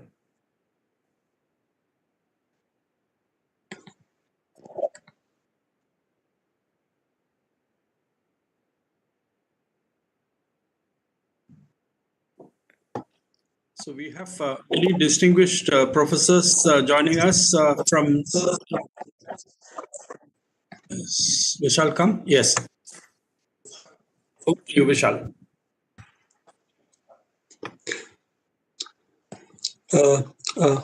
Thank you, Professor Menon. Can you hear me? Yes. Thank you. Good evening to all the honorable guests, invited speakers, delegates, and my fellow colleagues. On behalf of Amrita, Vishwa, Vidyapeetham, and Esri India, I would like to thank you for your time and participation in International Symposium on Tsunami Risk Reduction and Community Resilience. Since afternoon today, on Indian Ocean Tsunami Day, we have heard from thought leaders from across the world.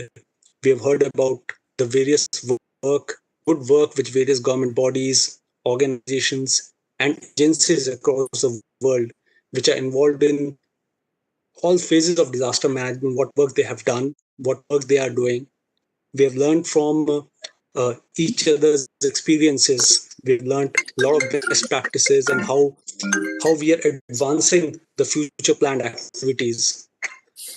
I think any disaster that occurs, or what we call it, any crisis, in whatever way we put it, so it has a multifaceted impact on any nation or the communities, be it economic, physical, emotional, or social.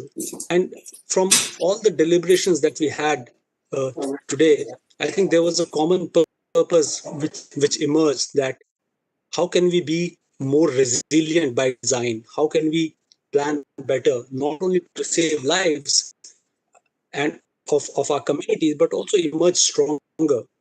And not only limited to a disaster, but how can we develop a better understanding of the interconnections of our planet's nervous systems, and how we can take actions by applying that knowledge to maintain the delicate balance of our ecosystem. And we have the technology, we have the know-how, but in addition to that, what's also important is we have the intent and we have the collaboration, which is equally important. And this collaboration, it has to happen at all the levels, between nations, between organizations, departments, and even within communities. And the MOU agreement signed today is one of the example of collaboration in this particular direction. And as we conclude today, I would like to thank our partners, Ministry of Earth Sciences, Government of India, INCOIS, our Symposium advisory members, Dr. Rajivan, Secretary, Ministry of Earth Sciences, Chairman, ESSO-INCOIS, and Chairman, Earth Commission, Professor Menon, Founder Member, and NDMA, Government of India, and Dr. Venkat Rangan, Vice Chancellor, Amrita Vishwa Vidyapeetham. In addition to that, I would also like to thank the entire team which was the initiative, and very Happy New Year.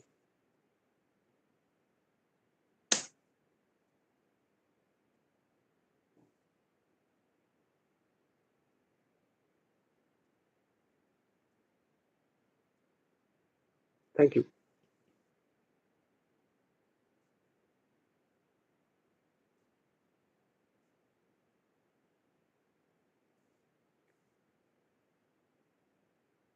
Thank you once more. It's been very late, but still staying till now and participating in this virtual symposium. We are very grateful to each one of you. And we hope that these discussions will take forward and we will be able to work together and bring in community resilience, which could save lives in future. Exactly, ma'am. Thank you once again on behalf of the organizers of this symposium. We thank each and every one of the speakers, panel members, and all the participants who have joined from all around the world. This evening has definitely been an invigorating experience for all the participants to know what is the status of tsunami readiness and what is the road ahead to reach there. As we go through this COVID pandemic, these lessons, I'm sure, that has been learned from tsunami would become helpful to mitigate the risks of future pandemics as well. As we come to the close of this symposium, may I request all of you to turn on your videos to take one more last photo of all of us together. May I please request all of you to turn on your video so that we can all have a nice picture with all of you together.